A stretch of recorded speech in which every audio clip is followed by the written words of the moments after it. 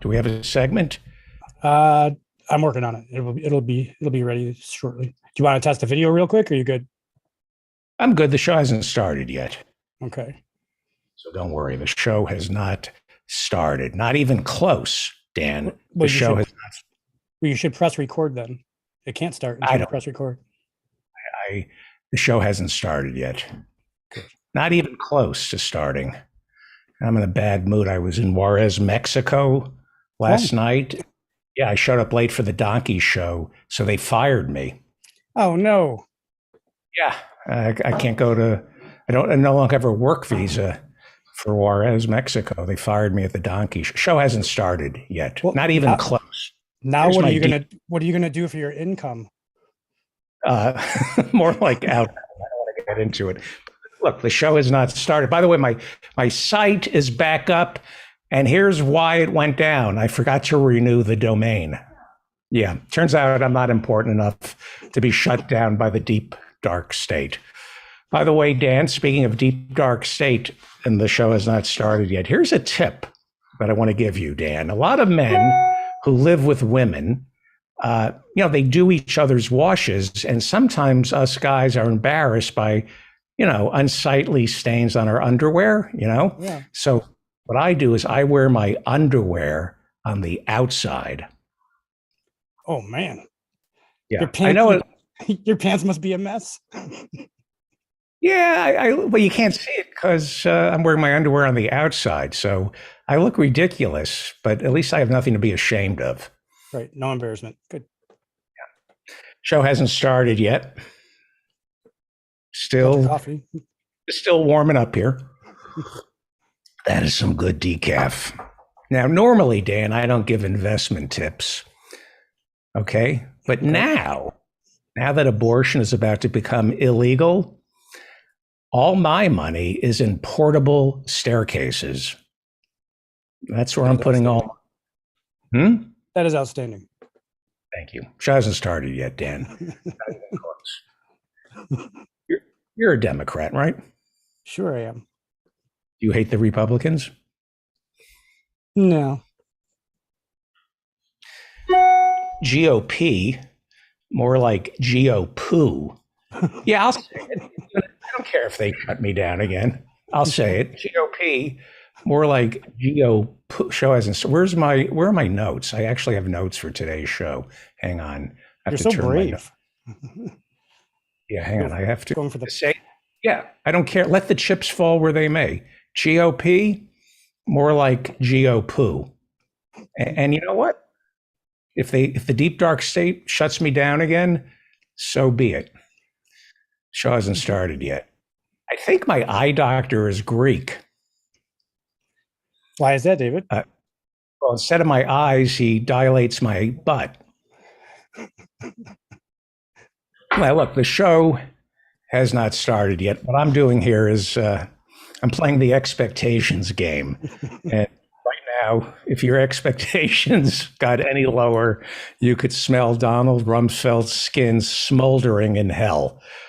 Should we start the show, Dan? I think it's time. Or end it? Thank you. It's enough poo and butt jokes. It's time for the news. Okay. Yeah. The show hasn't started yet, so I can, now the show has started, so we have to be dignified. This is a very important show. Welcome to the Mop Up for May 9th, 2022. I'm David Feldman coming to you from an air shaft overlooking a parking garage somewhere in Manhattan where the temperature is 62 degrees and sunny. Protesters in Poland today doused the Russian ambassador with red paint. Sergei Andreev arrived at an event honoring Soviet soldiers who defeated the Nazis. Russia's ambassador was splattered with red paint to protest Putin's invasion of Ukraine, or perhaps the Russian ambassador's unibrow was so thick, PETA mistook it for a mink stole. Monday marks the show hasn't started yet. Monday marks the anniversary of the Soviet Union's defeat of Nazi Germany back in 1945. Vladimir Putin marked the occasion by commissioning 130,000 World War II reenactors to play the part of the Nazis by invading Ukraine. In a 10-minute speech on Moscow's Red Square, Vladimir Putin said, once again, Nazis are being defeated, this time in Ukraine. That's what he said.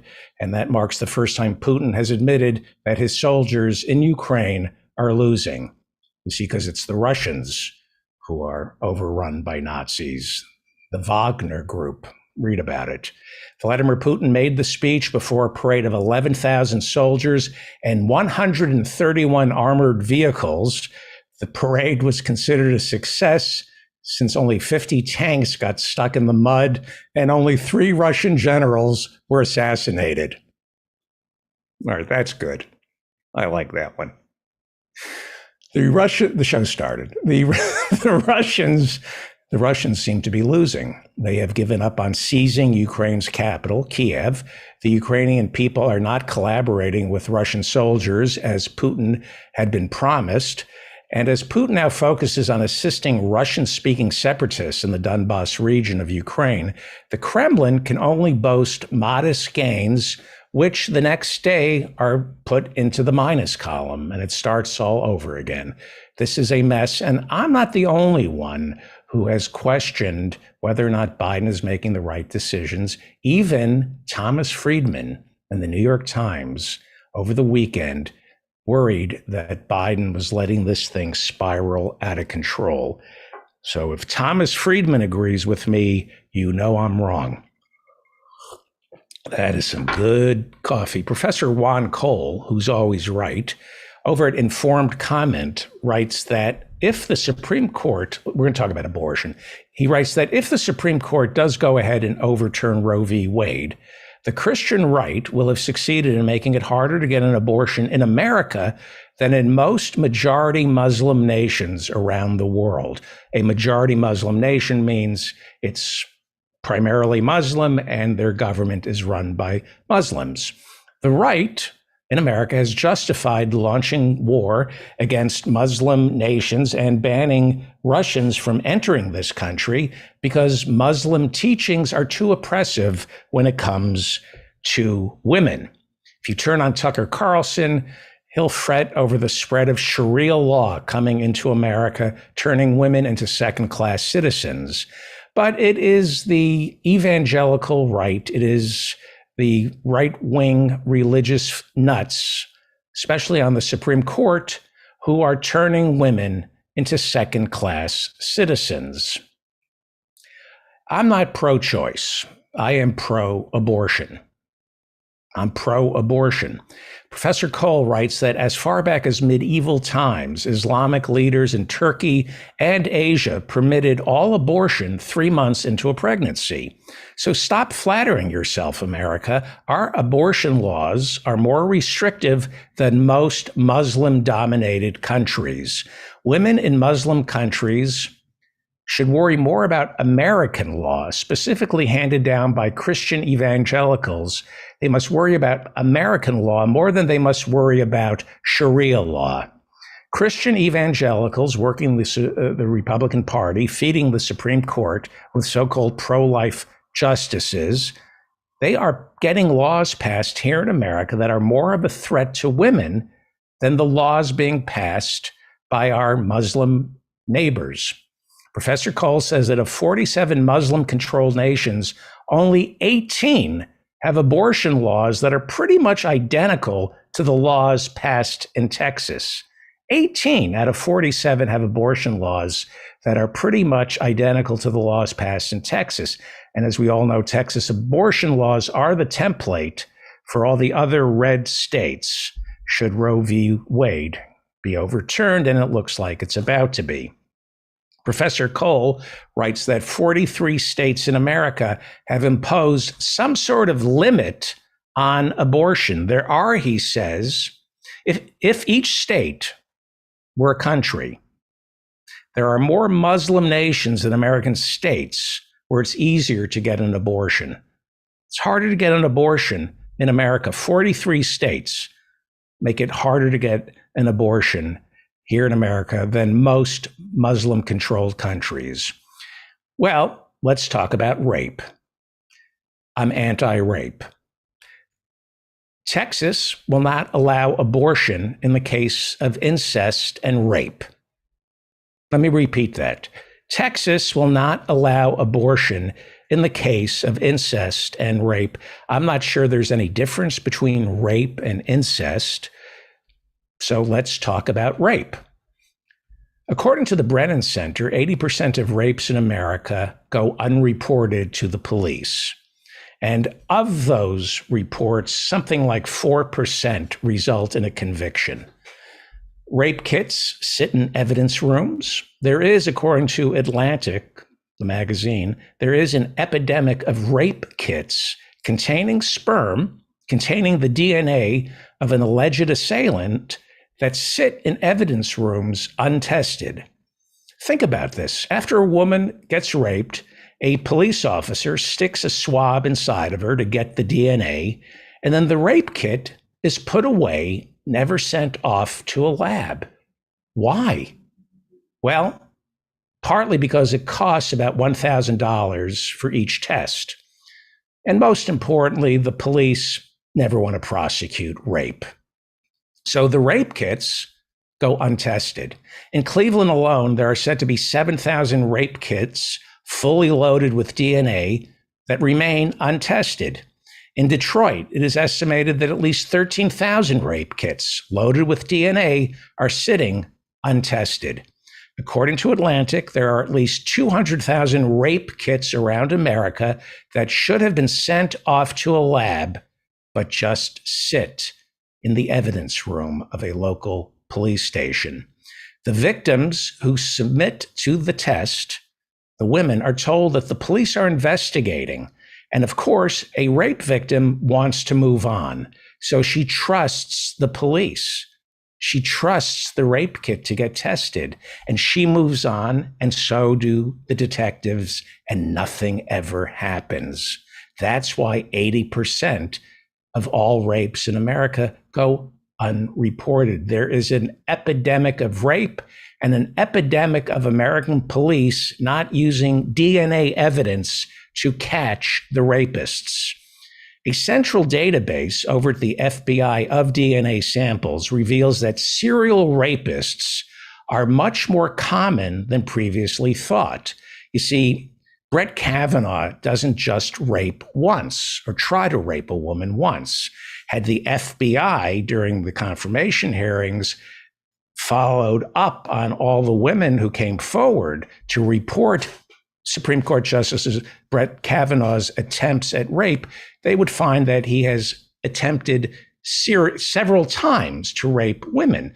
See, that's why rape kits are so important. If all the rape kits were tested, law enforcement would be able to catch these serial rapists.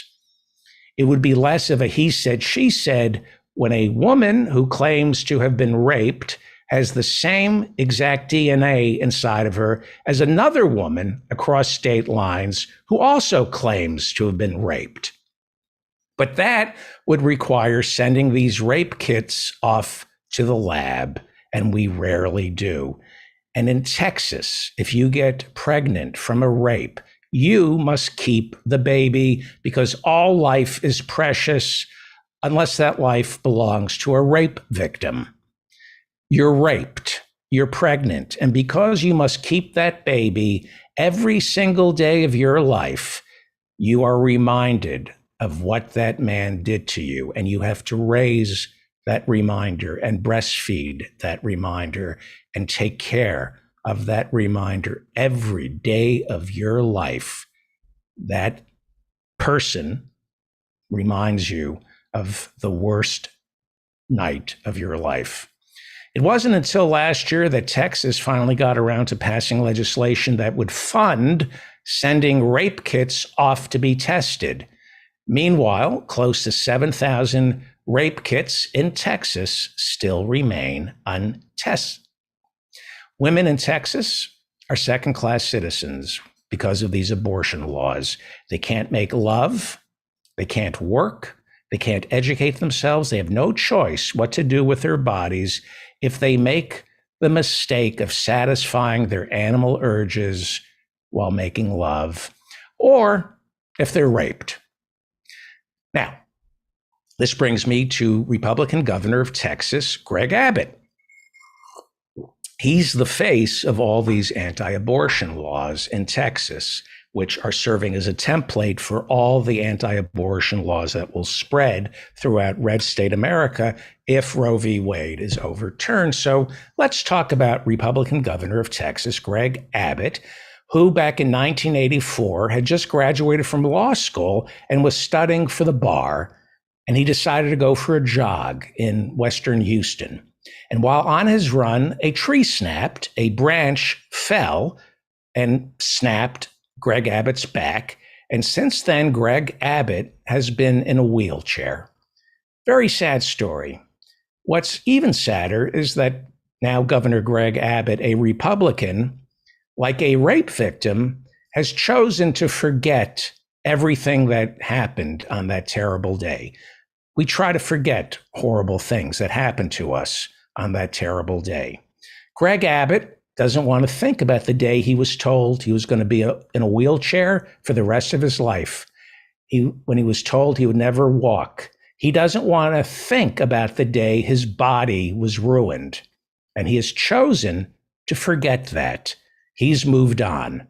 And by choosing to forget that day when he became a paraplegic, he has chosen to forget every single one of his fellow Texans who, like Greg Abbott, is confined to a wheelchair. That's who Governor Greg Abbott is. The Christopher and Dana Reeve Foundation, which advocates for the disabled, calls Governor Greg Abbott, and I quote, a disability advocate's worst nightmare. Greg Abbott, in a wheelchair, is called a disability advocate's worst nightmare. So here you have a politician, Greg Abbott, in a wheelchair. You would figure, well, I'm sorry this happened to him, but in many ways can be a good thing. Finally, a disabled lawyer who passes the bar will advocate on behalf of the disabled. But not so. He's made it worse for the disabled. According to these new voting laws, it's harder for disabled people to vote now in Texas, thanks to the paraplegic governor of Texas, Republican Greg Abbott. Before Governor Greg Abbott became Attorney General of Texas, he spoke out against the American Disabilities Act. And once he became Attorney General of Texas, he routinely challenged lawsuits that were based on the Americans with Disabilities Act. He cited Texas's sovereign immunity from federal law, meaning the Americans with Disabilities Act could not be applied to Texas, even though it was passed and proposed by Texas' favorite son, George Herbert Walker Bush, which he calls one of the greatest moments of his presidency. So despite having to spend the rest of his life as a paraplegic, Greg Abbott, as Texas's Attorney General, decided to declare the Americans with Disabilities Act unconstitutional. As Attorney General, Greg Abbott supported tort reform. He supported putting caps on how much someone can collect in civil damages because he hates trial lawyers. But not his trial lawyer. After that tree snapped his back, Greg Abbott sued, and he reached an agreement where the homeowner who had the tree on his property, as well as the tree inspector who said the tree wasn't going to break, he settled in court with the two of them, and they must pay him upwards of $15,000 a month for the rest of his life, all of that tax-free. Plus, he gets a 4% bump on that monthly stipend each year. So that's about $15,000 a month. And there are several lump sums coming his way every couple of years, each one amounting to anywhere between $300,000 to $500,000. All told, Republican Texas Governor Greg Abbott has collected close to $6 million from that settlement and it keeps on coming in. That money will keep on coming in for the rest of his life. And you know who got Governor Greg Abbott that settlement? Trial lawyers, tort law, which Greg Abbott wants for himself, but not for the people who elected him, not for the people he represents. Now, I feel a bit uncomfortable politicizing the fact that Greg Abbott, the governor of Texas, is a paraplegic. It makes me uncomfortable, but he is a Republican. I used to feel bad about bringing up his predecessor, Rick Perry, especially bringing up the rumors about his homosexuality. But Rick Perry is a Republican. You see, Republicans, especially the ones from Texas, have a double standard. What applies to me doesn't apply to you. Like George W. Bush and his dad, they were all in on the Vietnam War. But George W. Bush didn't want to serve because he didn't want to get killed. He wanted you to get killed. So George W. Bush's dad down in Texas pulled strings and got George W. in the Champaign unit of the Texas Air National Guard. He was supposed to serve in the Alabama National Guard, but he lost interest and was AWOL, literally AWOL. But he still supported the war in Vietnam, as did his father. George W. Bush was reported AWOL from the Alabama National Guard, which is a crime. But if you're the CIA director's son, your dad pretty much knows how to cover up missing people. While Vice President Bush and President Reagan were fighting a war on drugs, George W. was snorting them, while his father was bringing them into the ghetto to finance the Contras. Never been disproven. The Bush family for decades gave to Planned Parenthood until abortion became a political football in the early 80s. And then the Bush family decided, you know what, we can afford an abortion. We know how to get an abortion. Better poor women shouldn't be able to get one. Who cares about poor women? They don't vote Republican. Well, back to the paraplegic governor of Texas, Greg Abbott, who has passed some of the most stringent anti-abortion laws in the world, stricter than what you see in Muslim nations. Only 18 Muslim nations out of 47 Muslim majority nations have abortion laws as strict as Texas. Greg Abbott, governor of Texas, I'm sorry he's a paraplegic, but there's something obscene about a man telling a woman what she can do with her body when he himself can't tell his own body what to do. It's obscene, and it explains what the anti-abortion movement is all about. It's no coincidence that the strictest abortion laws are coming from a Republican man in a wheelchair. Democrats in wheelchairs, I like to think, are a little different. You know, FDR, who realized, Franklin Delano Roosevelt, who realized that some people are luckier than others. And it is the role of government, first and foremost, to provide for those who are unlucky. People in wheelchairs are in wheelchairs because of bad luck. It's bad luck. One day you're studying for the bar, you take a break, go for a jog, a tree branch falls on your back, and you spend the rest of your life as a paraplegic in a wheelchair, just like Greg Abbott.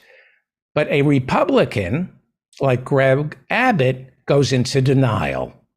Screw people with disabilities. I'm not disabled. It never happened.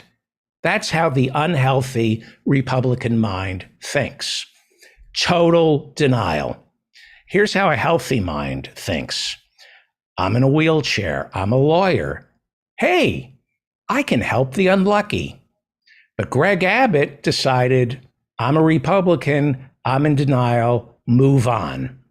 To be the same person he was before the accident. That's what he decided to be. And he turned his back on his fellow unlucky Texans. He turned his back on his fellow unlucky Texans. He turned his back on other people in wheelchairs because it reminded him of partly who he is. He became a sycophant of the lucky, doing their bidding, speaking up for the lucky so they would accept him. Greg Abbott, it is not Christian to turn your back on the unlucky. It is not Christian to identify with the lucky and serve as their errand boy. Most importantly, Greg Abbott, that is not what a real man does. Therefore, Greg Abbott, you are not a real man by any definition of manhood. By any definition of manhood, Greg Abbott, there's the right definition of manhood and the wrong definition of what a man is. By any definition, you, Greg Abbott, are not a man. Men do not pick on the weak. They don't turn their back on the disabled. Men help the weak. I suspect Abbott wasn't a real man before he became a paraplegic. And I suspect he became even less of a man after he became a paraplegic. He clings to the wrong definition of what constitutes a man. There's a type of Texan who fetishes manhood as being something synonymous with self-sufficiency, with being strong, not getting kicked around and fighting back.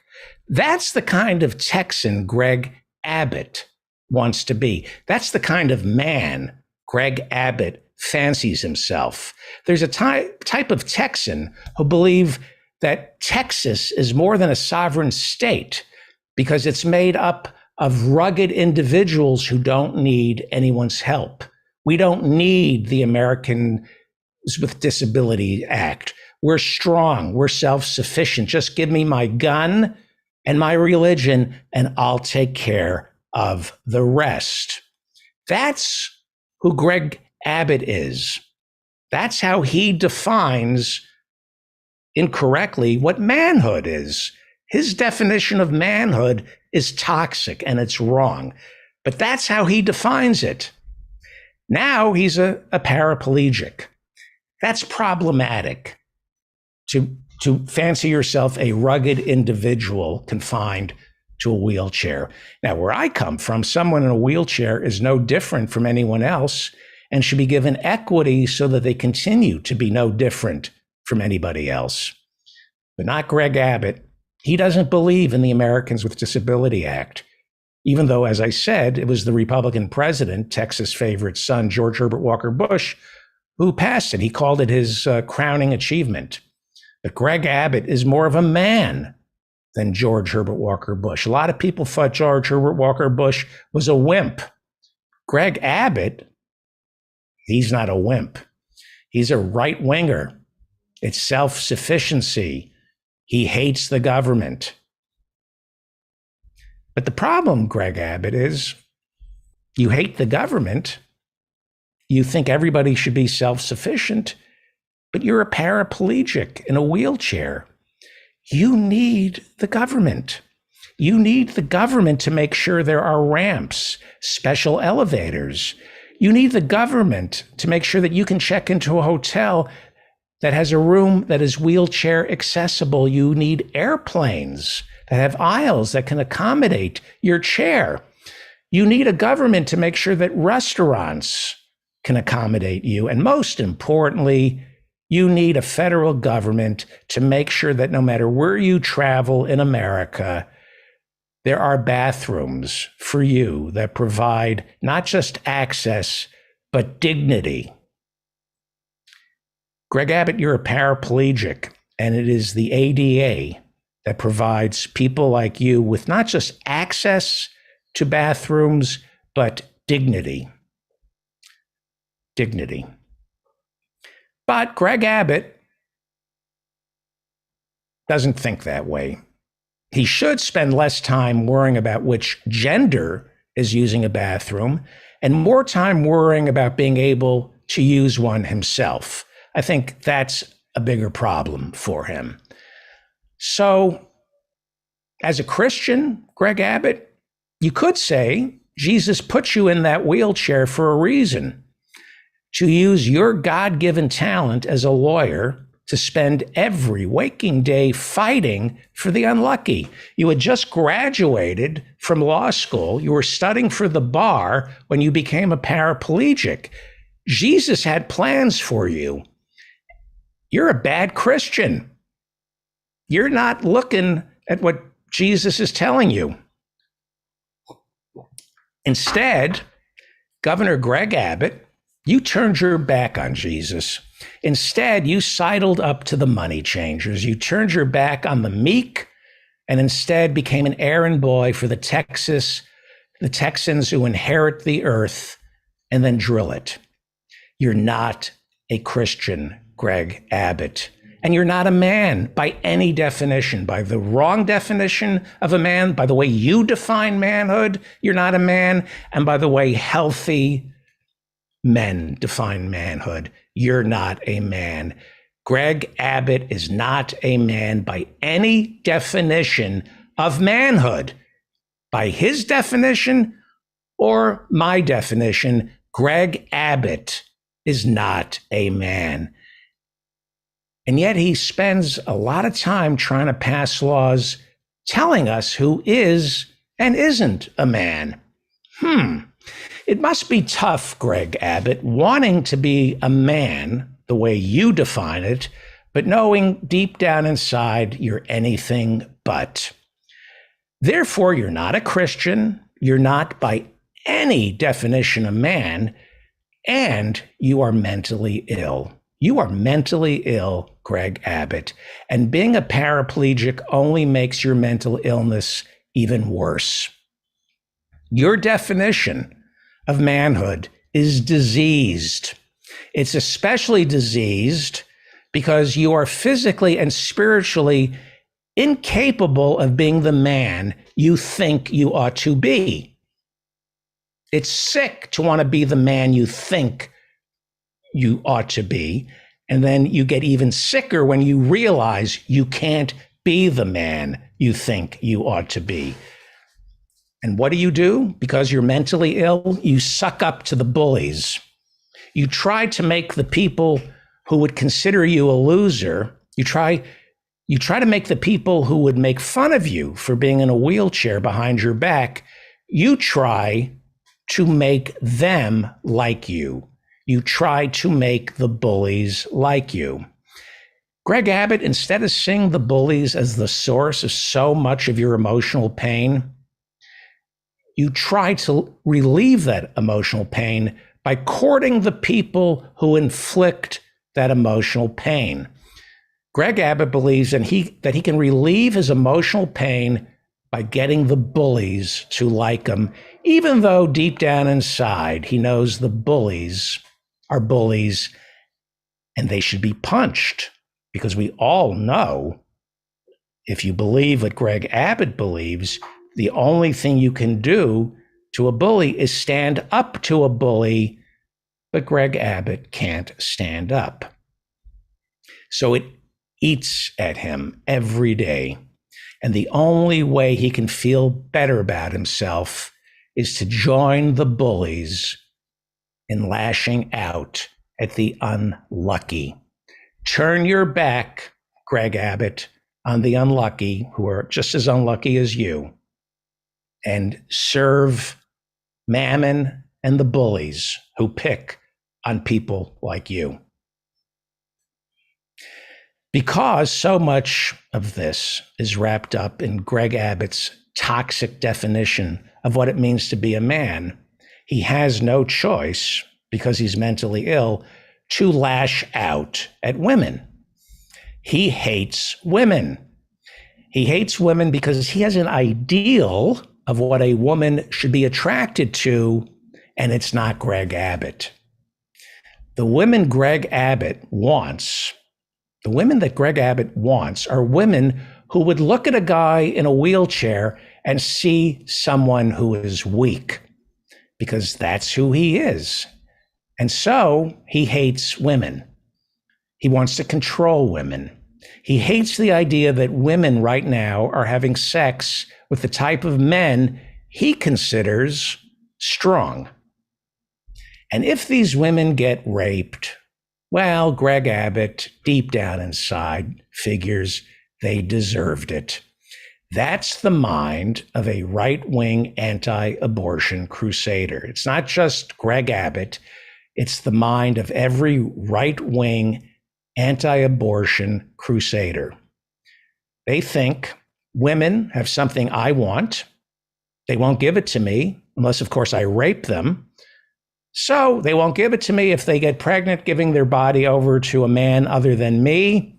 They should have to keep the baby as punishment, even if it's rape. I know this is true.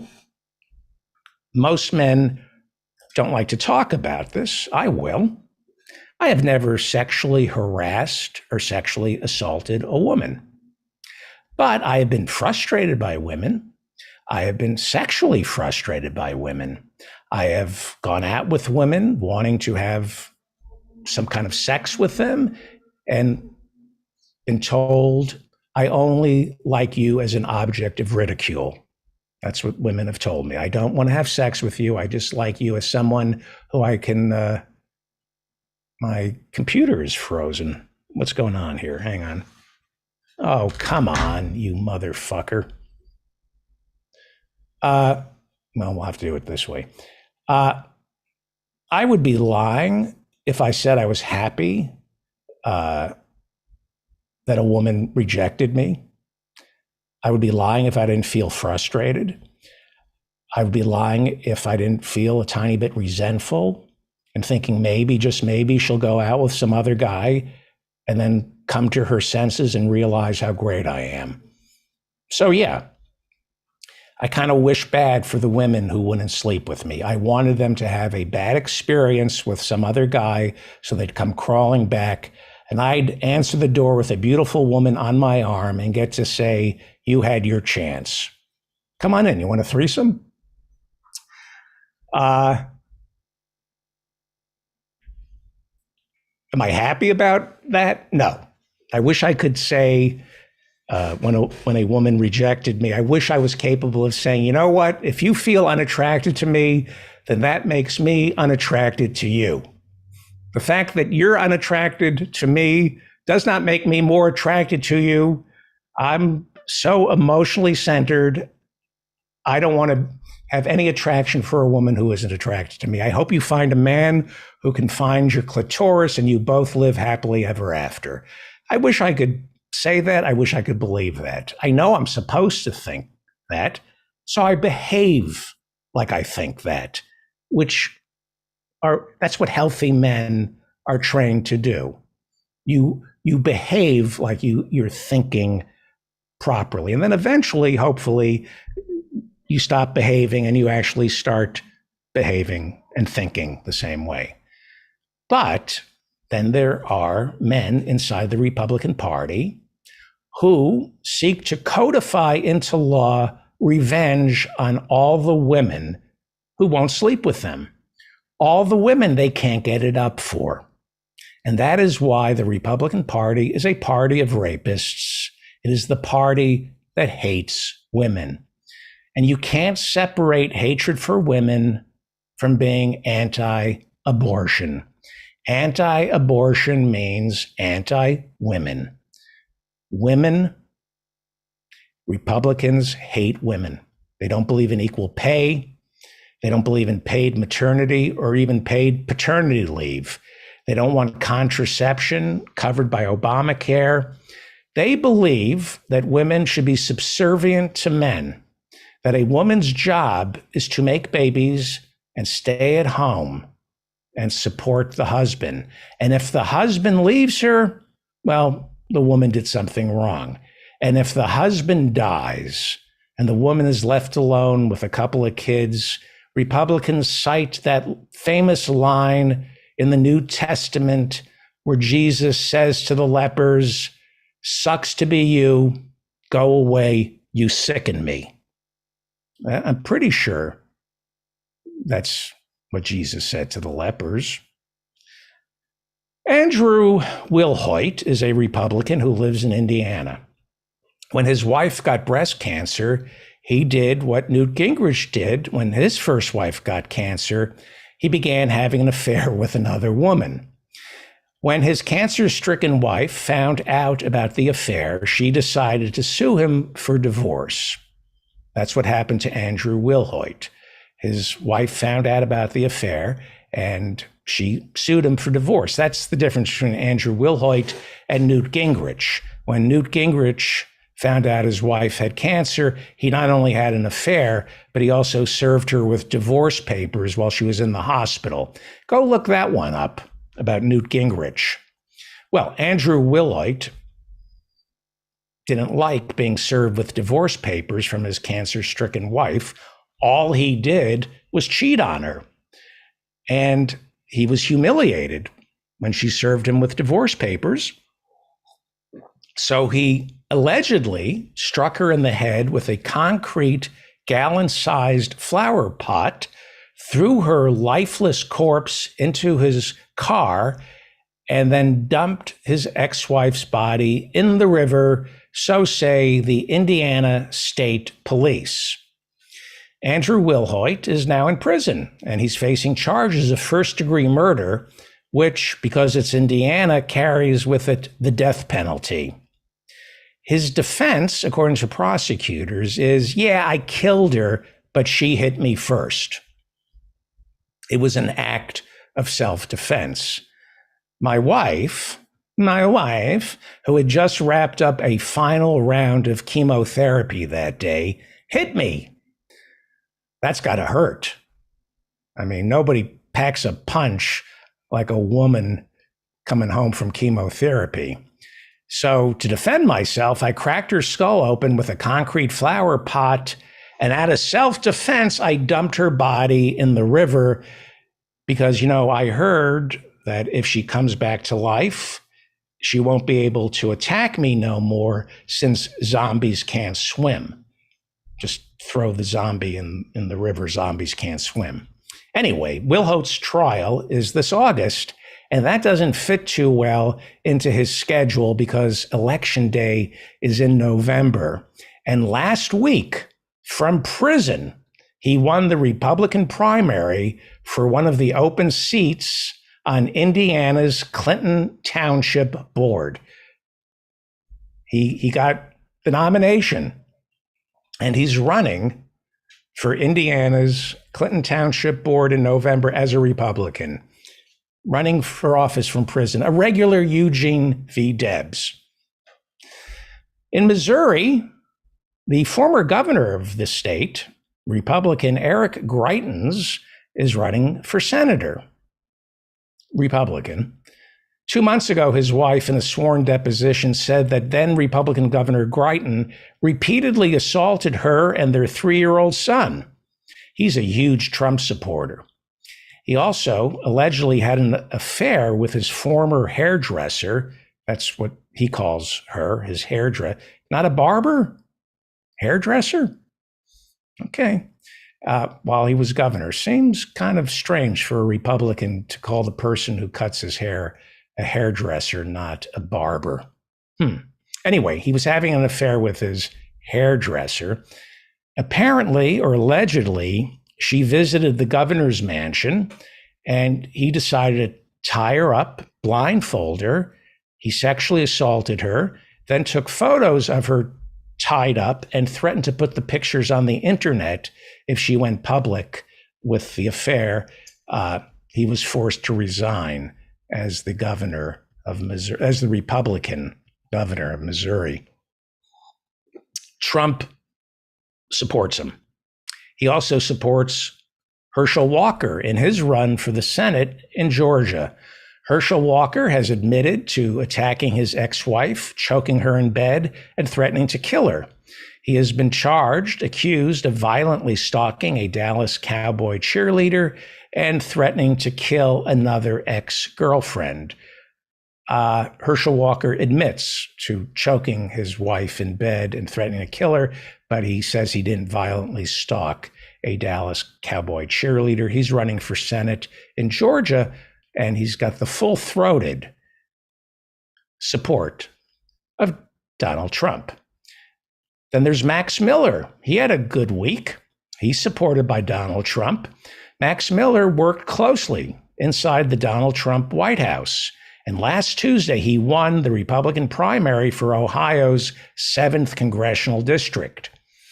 Former White House press secretary Stephanie Grisham said she dated Max Miller while the two of them worked in the Trump White House.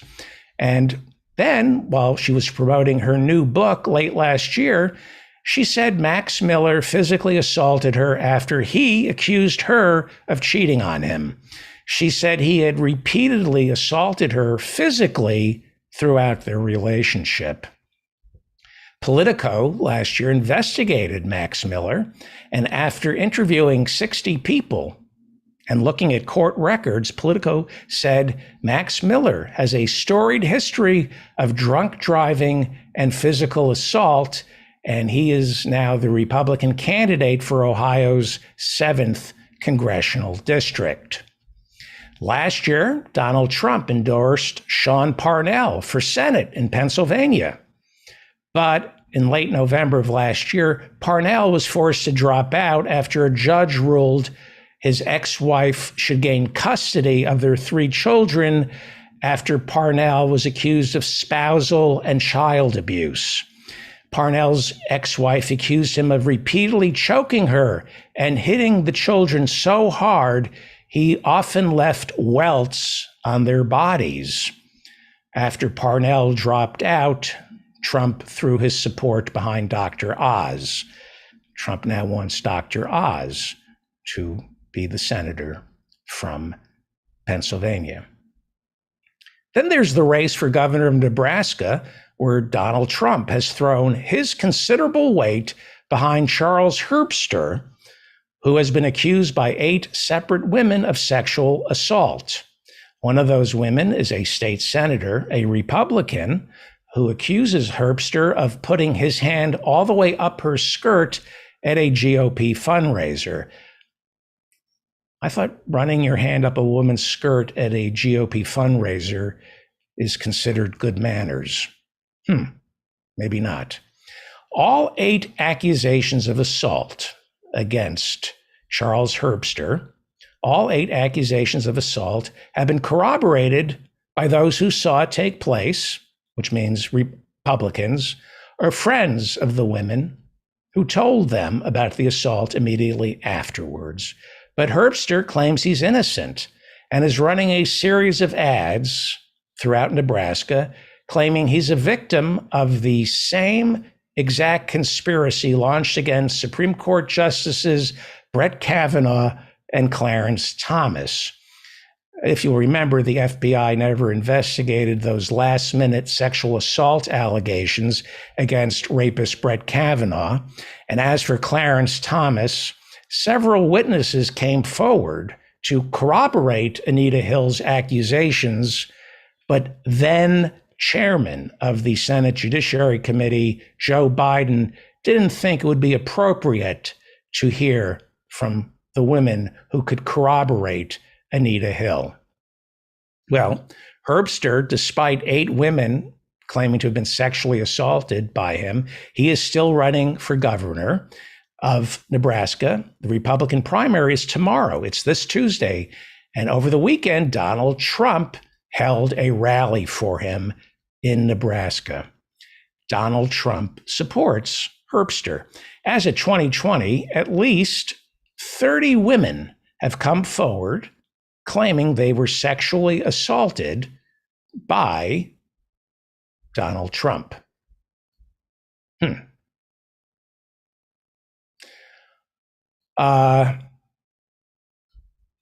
And that is the same Donald Trump who picked 3 of the 5 Supreme Court justices who reportedly have just voted to overturn Roe v. Wade. Not a coincidence. Makes perfect sense. If you hate women, then you're a Republican. If you hate women, you're opposed to abortion. Now, look, I'm not a fan of Hillary Clinton's But we were warned back in 2016. Roe v. Wade was on the ballot. The Clintons knew exactly what they were up against, not just a vast right-wing conspiracy, a vast right-wing Christian conspiracy, the Federalist Society, Ken Starr, the Grand Inquisitor, who was all about Christian morals. His mistress wrote last year that the Grand Inquisitor, the great Christian Ken Starr, when they were working on the impeachment, Brett Kavanaugh was working for Ken Starr. Brett Starr is the quarterback. And Brett Kavanaugh and Ken Starr's mistress were working together, and Brett Kavanaugh had a temper tantrum, got in this woman's face, threatened to do physical harm, and she reported him. She reported Brett Kavanaugh to Ken Starr, and Ken Starr said, this is what she said. Ken Starr said, "I'm apologizing for him. Do not make trouble. I have big plans. We have big plans for Brett Kavanaugh." Ken Starr knows who Brett Kavanaugh is. Ken Starr hates women, and Hillary knew that. The Clintons knew that. And we were warned back in 2016 what we were up against. Roe v. Wade was on the ballot.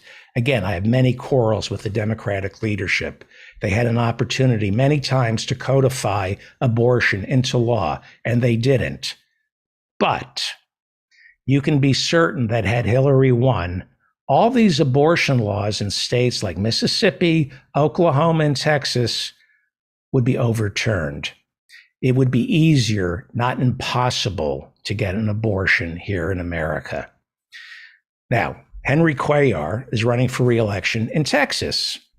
He's pro-life and a Democrat, and he has been endorsed by Pelosi and the Democratic leadership. But he is the only pro-life Democrat in the House of Representatives. 5 years ago, there were 3 pro-life Democrats serving in the House. Ben McAdams served 1 term from Utah. Congressman Colin Peterson, Minnesota, and Dan Lipinski from Illinois, and they all got voted out in 2020. All that's left is Cuellar. It's just Cuellar. So it's not like there's one asshole, pro-life asshole, in the House who's a Democrat. Anyway, Charles Herbster is running for governor of Nebraska. 8 women accuse him of sexual assault. We'll find out if he wins this Tuesday. He also made his fortune in bull semen. And one of the people stumping for him is a man who made his money in bullshit, Stephen Moore. Stephen Moore, a former Trump advisor, joined Herbster this past weekend, stumping across Nebraska. Stephen Moore founded Club for Growth, which supports eliminating the estate tax, lowering taxes, reforming Medicare, Medicaid, and Social Security by privatizing all 3. He loves tort reform and school choice. He also opposes any legislation to fight climate change. When he was running Club for Growth, it gave hundreds of thousands of dollars to candidates illegally. And Club for Growth ended up paying hundreds of thousands of dollars in fines to the FEC for failing to register as a super PAC. So Stephen Moore was voted out of the Club for Growth. But that didn't stop him from finding work at the Heritage Foundation, the Wall Street Journal, Herman Cain's presidential campaign, Fox News, and even worse, he served as CNN's chief economic analyst up until 2019. Stephen Moore calls himself an economist, but all he has is a master's in economics. But that's enough to rise within the Republican Party so long as you parrot talking points that favor cutting taxes for the rich, because that's who funds Stephen Moore Billionaires. The Club for Growth, which he founded, gets all its money from billionaires who donate as much as $1.5 million a year each. One of them is Peter Thiel, right-wing founder of PayPal, who financed a multi-million-dollar lawsuit that bankrupted Gawker. Thiel was mad at Gawker for reporting that Thiel was a closeted homosexual. So Republican Thiel reportedly bankrolled Hulk Hogan's defamation suit against Gawker, and they won. Thiel, like Governor Abbott, also supports tort reform, just not for himself. It's okay for him to support the lawsuit against Gawker.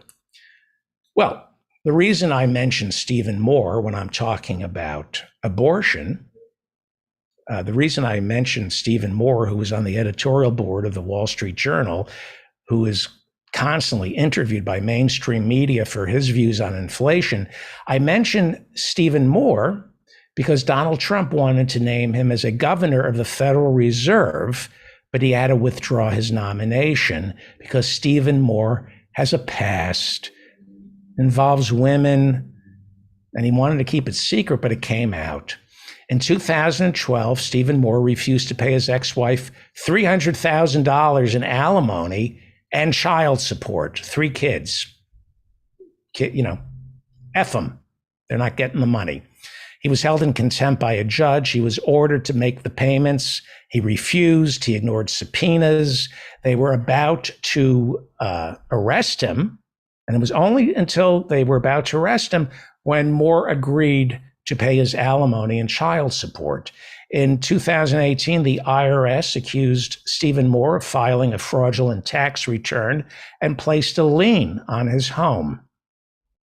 Stephen Moore's first wife, Allison Moore, claimed during the divorce that throughout the marriage, Moore inflicted emotional and psychological abuse. She said it got so bad she and her kids had to flee their home in the fall of 2009. That sounds like something worse than emotional abuse. According to the Washington Post, Stephen Moore signed a document admitting to being guilty of all the accusations made by his wife. Stephen Moore hates women. The Republican Party hates abortion because it hates women. It hates women on a very primal level. This is a party controlled by rapists, a party controlled by men who hate women because they are not the men they wish they were. This is a party controlled by stupid men like Louis Gohmert, who hate smart women because smart women remind them of every day just how unworthy they themselves are of respect. This is a party that doesn't want women in the workplace because these men have egos that can't tolerate a woman who's more efficient, more powerful, and even worse, wealthier. This is a party run by closeted homosexuals, men who are crippled on the outside or the inside, closeted homosexuals like Rick Perry, Lindsey Graham, and Madison Cawthorn, or Greg Abbott and Madison Cawthorn, who hate the men they are, so they punish women for enjoying company with the men they wish they could be. As bad as the Democrats are, and they are horrible, they are not this bad. The Democrats are not afraid of smart and powerful women. The Democrats have Maxine Waters, AOC, Cori Bush, Elizabeth Warren, to name just a few.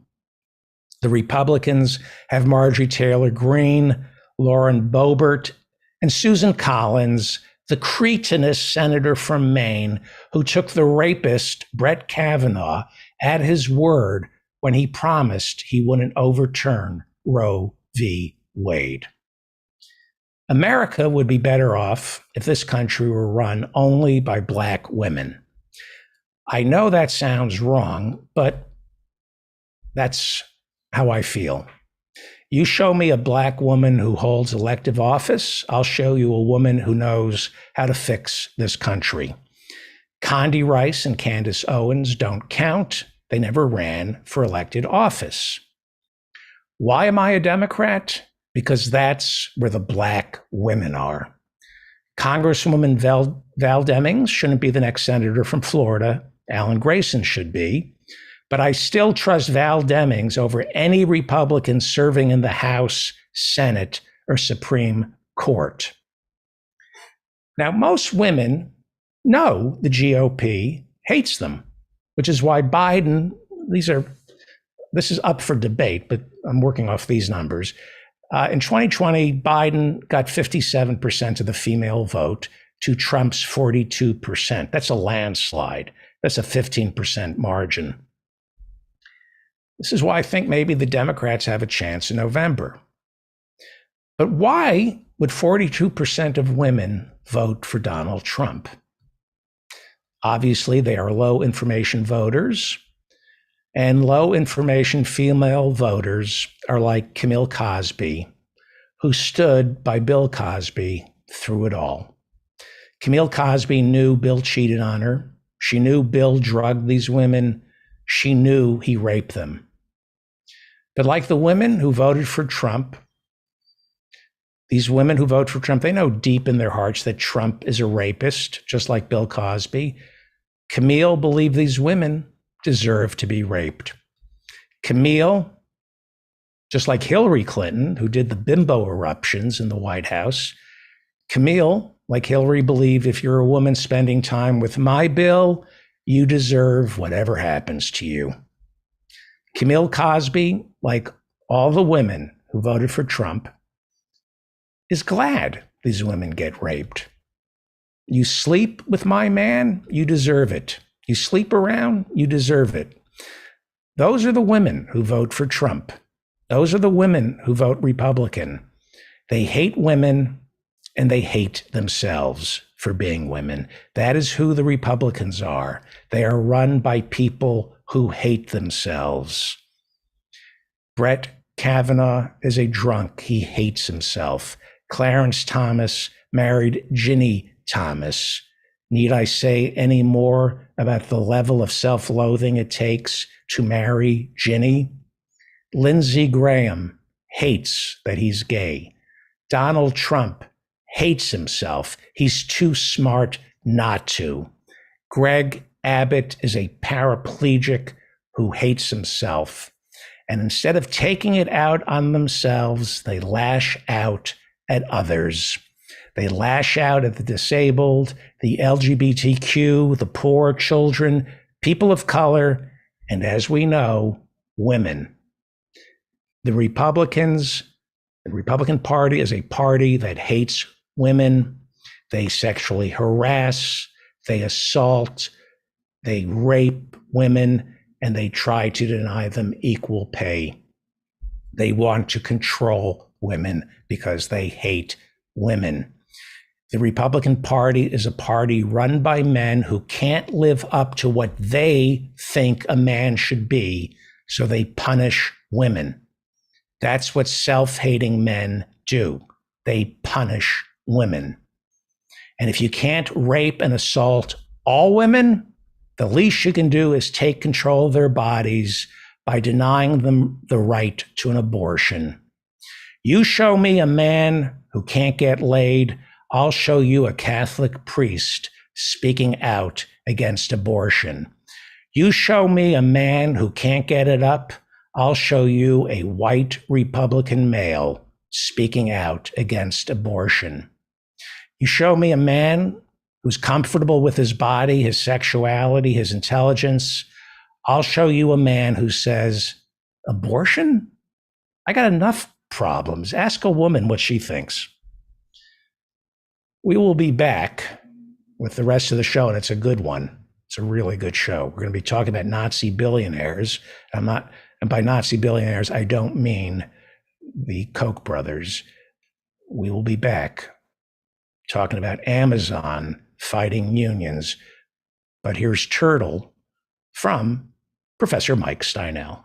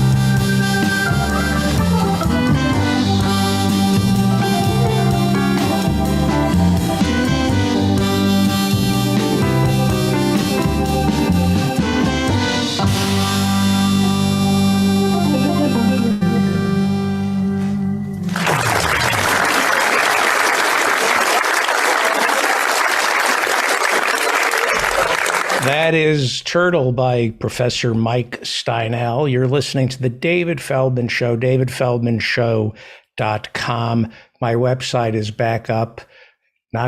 Was down for close to a week. I forgot to register the domain. I think I had it like on a 5-year thing, just keep renewing it. And then I guess 5 years were up and it got shut down. But I flattered myself into thinking it was the deep, dark state trying to silence me. No, it was just my own incompetence. Well, in the past couple of weeks, I've been talking about how there's been this conversation about this being the golden age of unionization here in America. But then I pointed out that 250,000 fewer union jobs were available last year than the year before, that the number of union members is still declining. It's at something like the lowest point in 100 years. There is some good news to report. The National Labor Relations Board is now saying that votes to hold union elections are now up more than 50% over the previous year during the 6 months ending in March. There's been a 50% increase this year and parts of last year over the previous 6 months in union activism. People working for Starbucks, working for Amazon, working for clothing stores to vote whether or not to go union. Starbucks have won, the workers have won some union votes in more than 50 states around America. And now it's happening over at Apple and the outdoor apparel retailer REI. So more and more Americans are voting on whether or not to join a union because we have a National Labor Relations Board that is a little more sympathetic to unions under Biden than it was under Trump. Joining us is Joe Thompson. He's a 19-year-old. Joe Thompson is a 19-year-old right out of the bat. I screwed up. Joe Thompson is a 19-year-old non-binary UC Santa Cruz student, a Starbucks union organizer, and a progressive candidate for California State Assembly District 28. Joe uses they, them pronouns, and if elected, they would be the first non-binary official elected to statewide office in California. Welcome, Joe Thompson. Thank you so much for having me. I really appreciate it. I really appreciate you doing this. You were recommended to us by Shahid Buttar, who is running to unseat Nancy Pelosi up in San Francisco. And any friend of Shahid is deserves a donation from us. How do we support you? How do we send you money to get you into the state assembly in California? You can check out our website. It's joeforassembly.org. I've been organizing. Am I talking closer? Because you're using the, you don't have a microphone, right? No, I'm just using my AirPods. Is it working good? Yeah, it's good. But if you could just talk closer to the computer. Yeah, of course. As Sheryl Sandberg said, lean in. Okay, I'm sorry. How do people donate to you? You can go to our website, joeforassembly.org.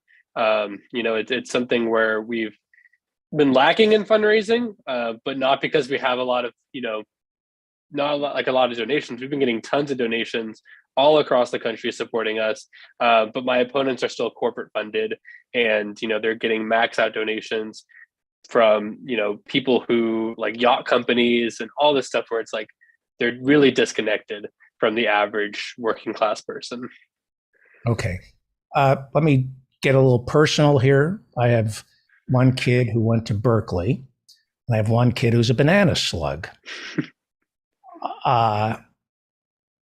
Anybody who thinks Berkeley is a hotbed for radicalism has never been to University of Santa Cruz. I'm going to say Berkeley is a vocational school for the managerial class. It produces liberals who pay lip service to leftist causes. It is Santa Cruz, University of Santa Cruz. Yeah. That is the true hotbed for left-wing radicalism. So, what are you majoring in? Environmental studies with a concentration in policy.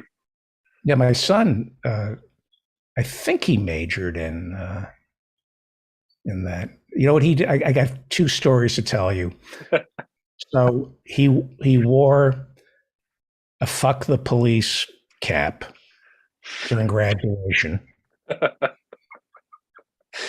Well, what year did he graduate? 2017, 2018. Okay, so that was near Cola Strike. So that's there was a lot of cops off campus in that time of Santa Cruz, and it's still here today. And we're fighting every day. I do a lot of activism on campus. The Cola Strikes, cost of living adjustment. And what did that have to do with the police? So during the Cola Strikes, we shut down the campus, and the UC Santa Cruz Police Department decided it was a good idea to go in and bash students' heads.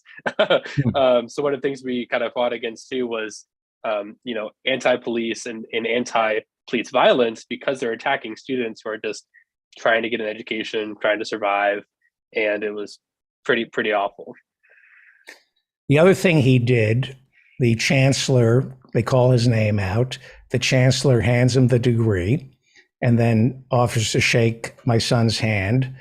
And my son offers to shake the chancellor's hand. I have this on videotape, and then just puts his hand up in the chancellor's face and gives him the finger and goes, "Sucker," and he videotaped it.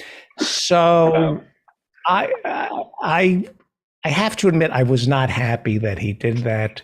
I just wanted to feel like a normal dad at a graduation. And so I said, I'm really glad you got the degree, but did you have to behave that way? Can't I have one normal day? And then I look over and Jesus Christ attached to a crucifix wearing a mortarboard is walking past me. I thought, all right, son, whatever. I guess you're a model. I don't know how many schools there are left like that. I don't know. We're one of the only special schools left where there still is that sentiment. And even now, our chancellor just got over $100,000 raise. So we decided to throw her a party, and it was basically a joke party on April Fools where everyone got together, we ate cake, and just joked about her making all this money. And I think now even there's still that sentimentality of, this is our school. This is not the chancellor's school. This is our school. Right. You know what the problem with Santa Cruz is? One day you have to leave. You have to leave it eventually. It is the most beautiful place on earth. It's up with the redwoods, and it's being ruined by Silicon Valley, unfortunately. Well, you are a Starbucks organizer. Tell me, do you work at Starbucks? I do. So I've been working there for about 2 years now. I started back when I was 16. I needed to get healthcare, and I was already working another job, and I didn't have health insurance, and I went to the dentist, and my estimated out of pocket was over $20,000 for dental care when I was 16, and I needed to get health insurance. And luckily, I started working at Starbucks, working about 20 hours a week. So I was able to get health insurance through them. And dental? And dental. So dental is pretty cheap through them. But, that's made me want to fight for Medicare for all and adding vision and dental, because we need people to have healthcare that is affordable, and we need to make sure everyone has it. No child in America should ever have to work 2 jobs during high school like I did to get health insurance. All right. We obviously believe in unions. I don't want to get you into trouble, but I think Howard Schultz, the interim CEO of Starbucks, multi-billionaire, is intimidating the unions. But let me challenge you. for the sake of putting on a show. Why do you need a union if Starbucks has generous benefits? I mean, they are known for benefits, and I believe they also will pay for online college. Is that true? That is true. So they do. I'm not saying they don't have the best benefits. And I think they pay the children who pick the beans in Guatemala, the 8-year-olds. I think they get $4 a day, which is more than most children get paid picking beans. I'm joking. They do have a problem with child labor. They do. They have a lot of problems. It's like any corporation in America. They need to get some things fixed. Pay our kids $5 a day. That's more than most kids in Central America get paid picking beans. Not funny. I'm just a sick man. So how do you sell people on joining a union when Starbucks is providing everything you think a union will give you? Benefits. So exactly, it's the union is not taking away benefits. We're only getting more. So with our union contract, we basically will get everything that we already have. Plus, we're going to get added seniority pay. We're going to get, instead of, I pay for my healthcare still through Starbucks. Last year, I paid about $5,000 through health insurance premiums. One of the things we're negotiating in our contract is to have Starbucks cover all of that. So it's an additional $5,000 being put back into your paycheck. And that's enough for any person who's pro-union to sign on. And I think when it comes down to it, especially young people like myself who are, in their early teens, late 20s, I think we're realizing that we have power and we have worth. We just need to get people to understand that we need to focus that energy on the billion-dollar corporations that are taking that from us. Right. I saw Christian Smalls, my hero, testifying before Bernie Sanders' Senate Budget Committee last week. And I'm going to talk about this on the show on Thursday. But the argument against unions is people aren't choosing unions. That's what Lindsey Graham said. Amazon lost the second vote in Staten Island. Bessemer, they lost. Boeing lost in South Carolina, the union push. He says unions are not as popular as socialists like Bernie Sanders think they are. Why do we lose union votes? What does the right win? What does corporate America do to stack it against us? It's all about union busting. So Starbucks hired the largest union busting firm in all of America, Littler Mendelson. And then they come into your store, they tell you if you vote for the union, you're going to lose your benefits, you're going to lose all these additional things. And they really do make it seem that the unions are the devil. It's an outside force attacking us, as Howard Schultz put it. And in the reality, it's 19-year-olds like me who are talking to my coworkers, building a partnership between ourselves to fight for things that we want. And, I think when it comes down to it, we're losing these votes, not because people aren't pro-union. It's because the union busters are getting their way and the NLRB doesn't have the resources, staffing, and adequate funding to actually stop Starbucks and Amazon and any other union busting company from truly doing the harm that's happening with this union busting across the entire United States. Right. As Christian Smalls pointed out during his testimony, there is a process that Lindsey Graham brags about. The National Labor Review Board, just go through them. They have lawyers who slow down the process. They stall and they stall. It takes years before they recognize the union, even though the workers voted to recognize the union. The corporation doesn't. And in the meantime, people like Christian Smalls are racking up debt. Somebody like Christian Smalls is not a rich man. He lives paycheck to paycheck. So they can outlast the organizers. What happened with you? Tell me about organizing with you and what Starbucks tried to do to you. How did they try to stop you? So they, the first thing they did was cut my hours. I was working about 20 hours a week. That's the bare minimum to get benefits. Sometimes I'd work a little bit more, up to 25 or 30. But there was about 4 or 5 weeks where I was only working 10 hours a week, and that cut my paycheck a lot. And Were I you was around the still able same. to get benefits? Yeah, so I was still able to get benefits because as long as have a certain number of hours over the last 6 months, that determines your benefit eligibility. So I'm still qualified on benefits.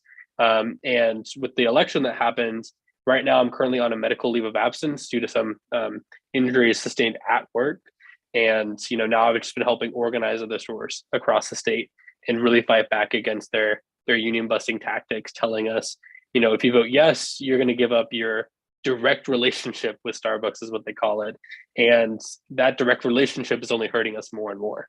It's not benefiting workers, it's not benefiting customers, it's only benefiting, the shareholders. There are lawyers, union busting lawyers, who go into Starbucks, who go into Amazon, and they not only proselytize against unions, they suss out which workers are pro-union and write them up and recommend either firing them or cutting back their hours. Starbucks, since Buffalo, it all started in Buffalo, has been firing union organizers in Texas and Buffalo. And also they've shut down stores for remodeling. That's the other trick they use, right? Well, you want to go union, we want to change this workplace too. We're going to remodel for a couple of months. It's awful. It really is. And even at our Santa Cruz stores, we actually filed charges against Starbucks for their union busting, including discriminately enforcing dress code against me. There's multiple times where my manager told me, this is out of dress code, I could write you up, all that kind of stuff. So we filed charges against Starbucks, and we heard back from the National Labor Relations Board. They told us to amend the charge, saying that Starbucks had union busted by holding captive audience meetings. So we'll actually be one of the first stores across the entire country who will have litigation about these captive audience meetings, because currently the general counsel wanted to have them be illegal, and under Section 7, I believe it is, to be illegal at captive audience meetings. So we'll actually be one of the first stores who actually decide if captive audience meetings are going to be illegal, and that's for all employees across the United States. Right. So there are laws on the books somewhere in America. It is against the law to eat a turkey sandwich on a Sunday. There are these there used to be a book that I used to get every year, the 100 most ridiculous laws, and they never overturned them because why bother? We just won't enforce them. So they're still on the books, and they're kind of quaint and cute. What it taught me is just because something's a law, it doesn't mean it's going to be enforced. It is who's in charge and what they decide through discretion, what they're going to enforce and what they're not going to enforce. There are laws on the books right now to protect unions. There's a National Labor Relations Board, but Republicans have stripped it of its power, of its oversight, of its funding. You have to pay your taxes, but if the IRS isn't being funded, it can't be enforced. So when Lindsey Graham and the Republicans during the Christian Smalls hearings are saying, we don't need new laws and we don't need executive orders, why can't we just trust the system that's already in place? Well, the Republicans for the past 50 years have put a system in place that has stripped all these pro-union laws of their potency. Who do you go to? System. It's a broken system. It's not broken. They fixed it in favor of the corporations from Starbucks. They fixed it. The laws are on the books. You don't have to change anything. And as long as corporations control the government, the system is fine. So they've cut back your hours. Yeah, they've done a lot more than that too. They've threatened to fire me. They've threatened to, write me up and all this other stuff. It's really disgusting. And I think at the end of the day, the thing that keeps me going is I'm not the youngest union organizer that I know. There's actually a 17-year-old in California who's organizing their store as well. And I think young people realize that we're in this fight for the long time, and we're going to continue fighting for everything. Okay. So we have limited time. I want you to come back. I really appreciate you doing this. I want everybody right now to go to joefораssembly.org. joefораssembly.org. If I have to spell that out for you, you're too stupid to vote or give him money. Give him money. Do you take any corporate financing? None at all. We're the only corporate free candidate in the race right now. How much is the most expensive drink at Starbucks? The most expensive I've got is upwards of $20. But it's I like to mess with the drinks.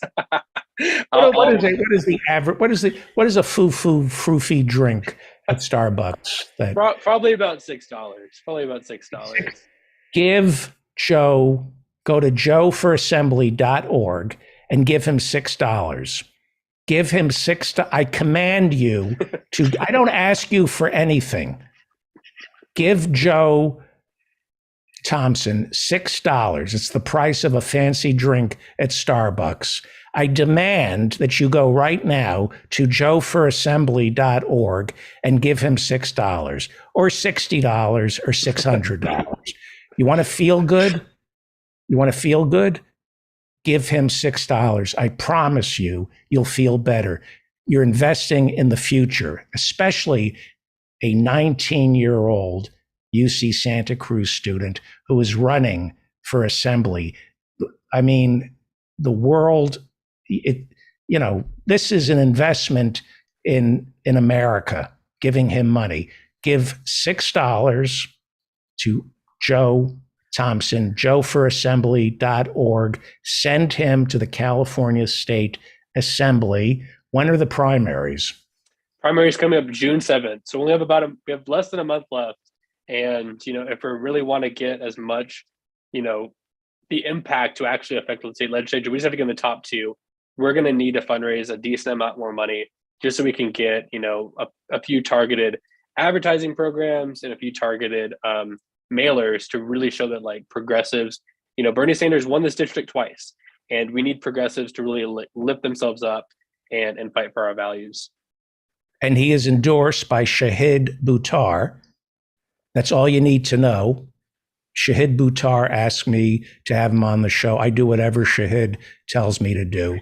Go to joefораssembly.org and give him $6 right now. Right now. Howie Klein also. Or don't listen to the show. I don't want you. If this guy isn't worth $6, do not stop listening to I'm serious. What's the point of listening? If you have $6 for a fancy drink at Starbucks, go without for one day and go to joefораssembly.org and then tell me you gave to him and I'll write you a thank you note. I command you to give him money. This is the future of America right here. We need to send him to the California State Assembly. Let's go through the drill, okay? Are you a millionaire? No. Are you a lawyer? He's not a millionaire and he's not a lawyer. Do you have any hopes of ever becoming a lawyer? I'm a broke college student is what I tell people. I work at Starbucks. That's it.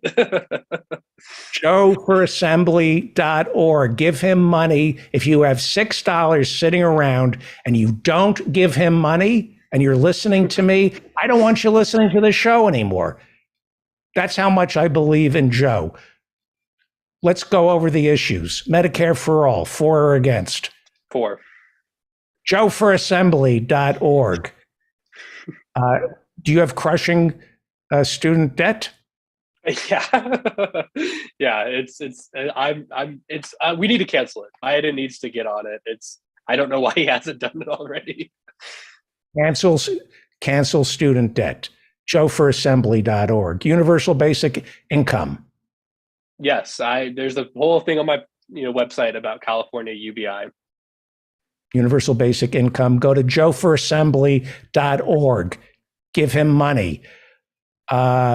Would you cross a picket line?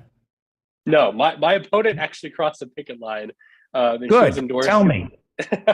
Yeah. So Gail Pellerin is her name. She's the corporate Democrat in this race. She was endorsed by, Anna Eshoo, Jimmy Panetta, all these very, establishment Democrats. And she crossed a picket line when the SEIU workers were on strike. And I'm actually in the SEIU office here in Santa Cruz. I use their office. They donated it to the Starbucks cause because I work on organizing, hundreds of stores throughout California now. And you're organizing hundreds of stores. So there's about 20 stores that have already publicly filed. And then there's probably, 50 or stores at least in the pipeline that we're hoping to get as soon as possible. But it's one of those things where I'm working with about 10 stores personally, and then I help guide all these other stores that are trying to file. JoeForAssembly.org. Give him money or stop listening to this show. If you have $6 for a double mocha frappuccino and not $6 for Joe Thompson, 19-year-old UC Santa Cruz, who's going to be the next assembly person from Santa Cruz. If you don't have $6 to give to JoeForAssembly.org, I don't want you listening to this show anymore. I really don't. Affordable housing. I fully support it. We need 100% deed restricted affordable housing. Also, shout out to Douglas Alford. They gave $6. That's it? There's a few more people too that gave more, but he gave the $6 solidarity. The $6. Go without one day, just one day without a Starbucks drink, and give it to Joe. Go to JoeForAssembly.org. If you have any extra money, if you've had a lucky year, if you're lucky and you don't give him money, I don't want you listening to my show, because this is why we do this. That you are the reason we get up every morning. I'm serious. You're the reason we do what, and boy, did we screw you over. my generations were fine. Oh man, sucks to be you. It really does. So we had a great time, though. We had a great time. You're paying for it, but I'll tell you, the '80s, it was worth it. It was worth it. Clean it up. Clean it up. Clean up the mess I made. Go to Joe. We're trying. Right now, everybody go to JoeForAssembly.org and give him money to clean up the mess I made. What is very quickly, what is Assembly Bill 1215, which expires in 2023? What is biometric surveillance? Oh, I know about this.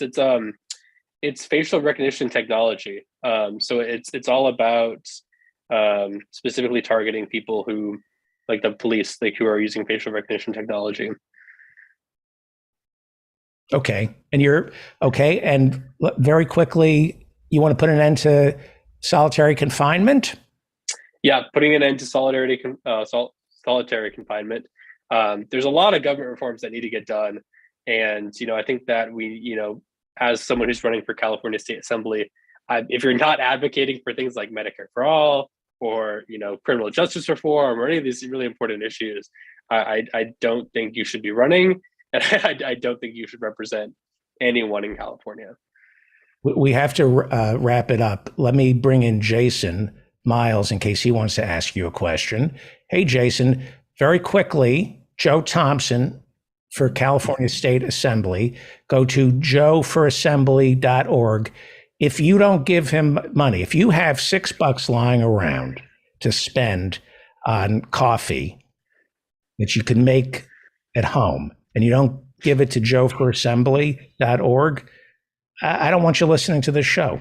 There's no point in you listening to this show if you have an extra $6 to give. If you have to be an American citizen or have a green card. Joining us is the host of This Is Revolution, and his name is Jason Miles. Have you met our new friend Joe Thompson, who's endorsed by Shahid Buttar, and you're going to have him on your show? Shahid or Joe?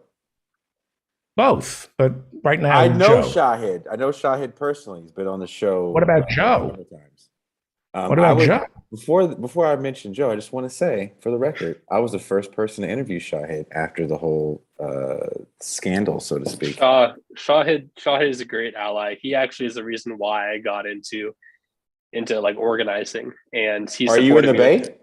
Yeah, so I'm in Santa Cruz. So I've supported Okay. him.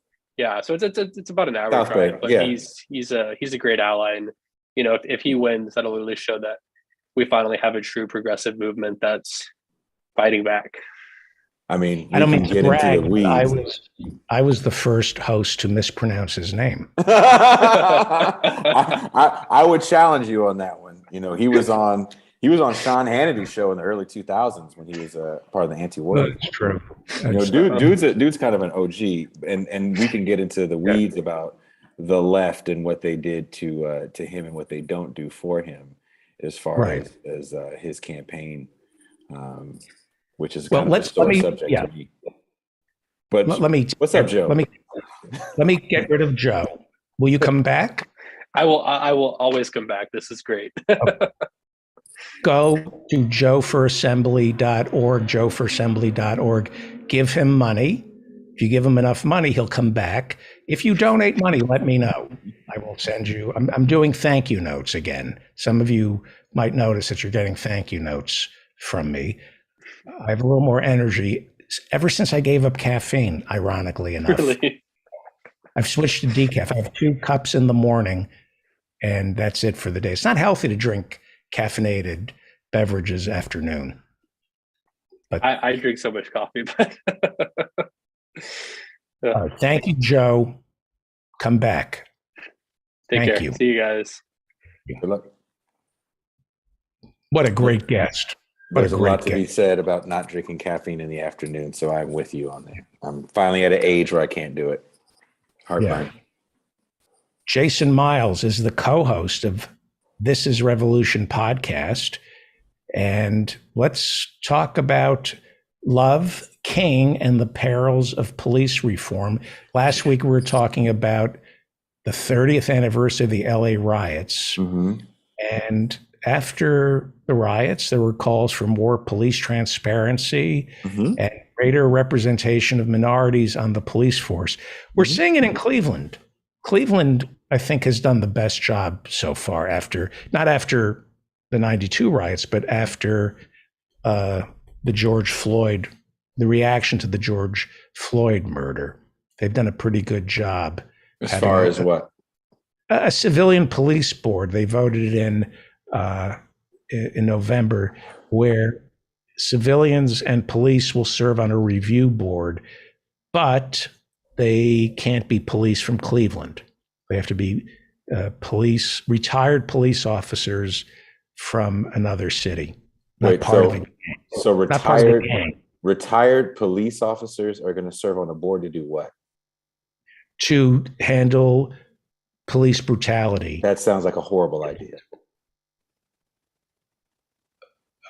All right. I when I read about it, I'm probably misrepresenting it. It's one of the most progressive. That police. Sounds the most like. Why would I want ex-cops to handle cops? Well, they also have, but I also believe they have public defenders sitting on the review board. It's not just cops; it's civilians and lawyers who have spent their careers defending. Not being prosecutors, defense attorneys. Well, I guess the other question is, how much power do you really have? Because there's tons of cities that have those boards. We had one in Oakland for a long time. I believe there was one in LA. It's all about how much power you have. And, I think there's a disconnect when it comes to rhetoric and power. So even if you look at community policing, like, okay, we're going to move a cop into an area. I think it's Illinois or maybe it's Chicago, where they actually have a cop that stays in a house that's in the city that they walk a beat in. So if you think about, this is my whole beef with reform. If you're not changing the material conditions that make police necessary, you're not going to ever do anything, because you're always going to have an other. Always.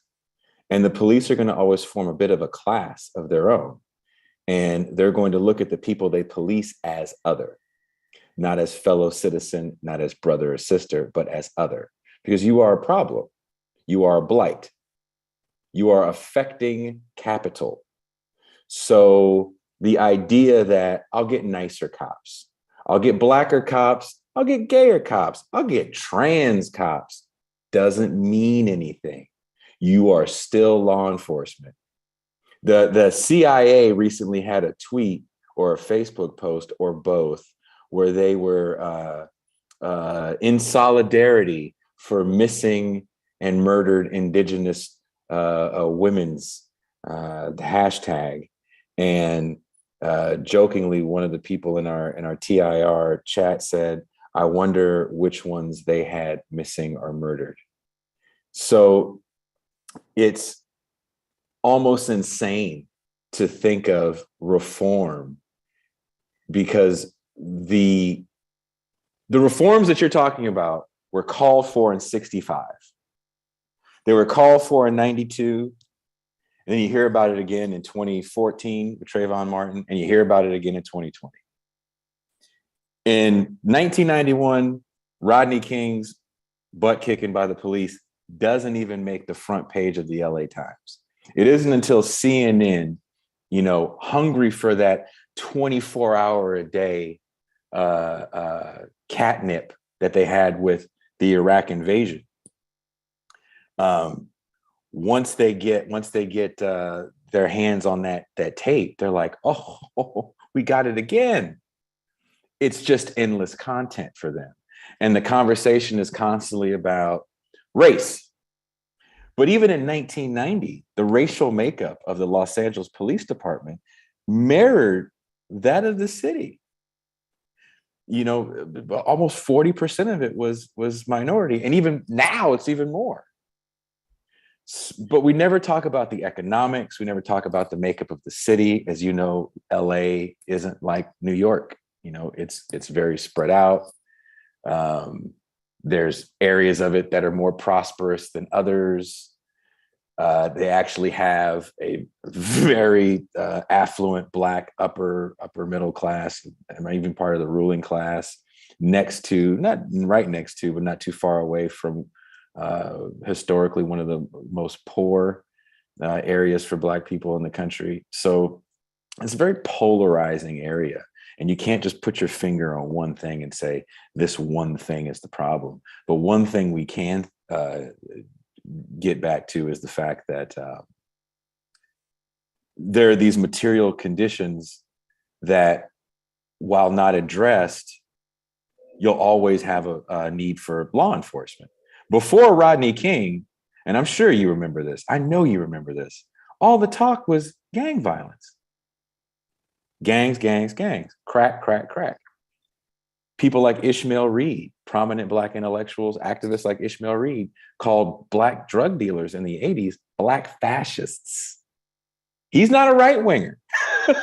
This is a real deal leftist, ex-Panther, calling Black drug dealers Black fascists. This is how we looked at crime in this era. After the Rodney King videotape gets shown ad nauseum, it totally changes the way we talk about problems in the community to now they're all police problems. And police were a problem. They definitely were a problem. But as someone that actually grew up in an area where I literally did have to dodge bullets, and I've been shot at, and I've had... You were shot at? Yeah. And I've had people close to me murdered. I do understand that there's, as Joe Biden says, very bad dudes. Right. But I also know how repressive and authoritarian police can be in neighborhoods like I grew up in. But as long as you have the neighborhood like I grew up in, you're always going to have police. Sorry. The new right-wing talking point about stricter sentencing guidelines and crack carrying more time than cocaine is, it was the Black leadership that came to Washington and said, we're being devastated by crack cocaine. Can you have some sentencing guidelines that lock these dealers up and users up for life so we can save our children.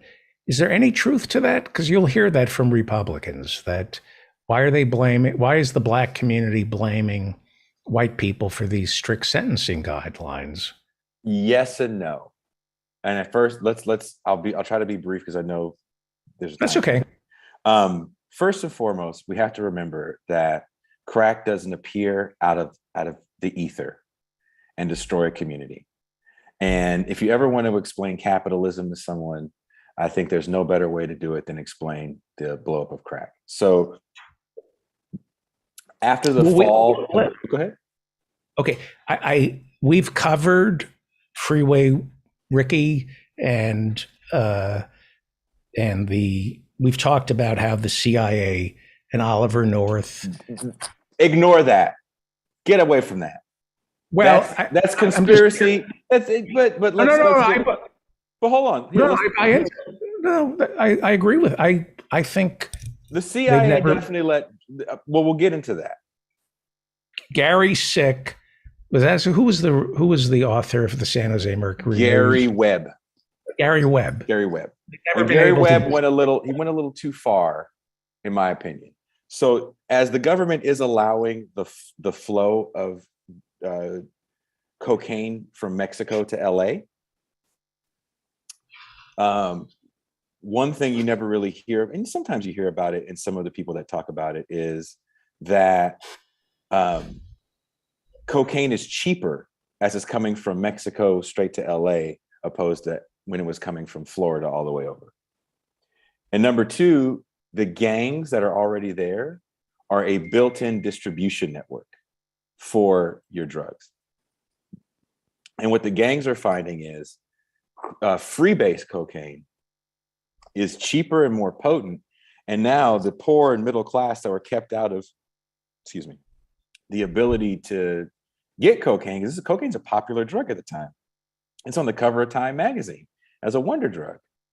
Now you have access to it, and you have a built-in distribution network in the gangs. So if you think about a kilo, well, let's just make up some numbers, and $79.80 costing you $3,000 to $5,000, you can now rock that kilo up and maybe turn it into $35,000 to $50,000. And you already have a built-in distribution network to get this out. One big reason why this happens isn't just because it's flowing in, it's because it's taking the place of all of these good factory jobs that used to be in LA. Right. By this time, if the jobs haven't left the state altogether, they've definitely left the area. And you already had a certain amount of citizens that came over in this very large migration from the South that didn't get jobs, that were living on government assistance. Reagan gets into office, and incrementally, he's trying to dismantle a lot of the welfare programs that we have. He even wants to get to the right of Milton Friedman. So you start to see the welfare queen rhetoric in like the early 70s with Reagan, and he starts to do little incremental welfare reforms. Then he eventually gets into the presidency, and they're a little larger. And then by the time Clinton gets in office, he takes all that rhetoric and just totally doubles down on it. But now we're past the 92 riots. But even getting up to that point, you also have to take into inflationary spending. You have a population that is not part of the tax base. So you have a kind of a failing tax base. So when we look at municipal, you also have a racist president, Ronald Reagan, mm-hmm. who would sell weapons to the Iranians, at the time our enemy.